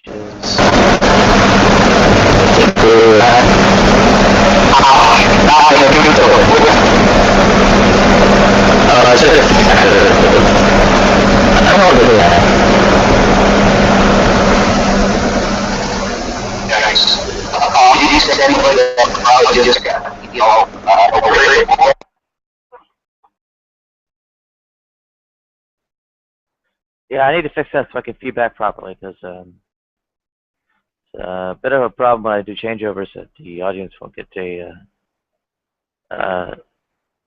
you know, the tail end or whatever it is before we just actually start up.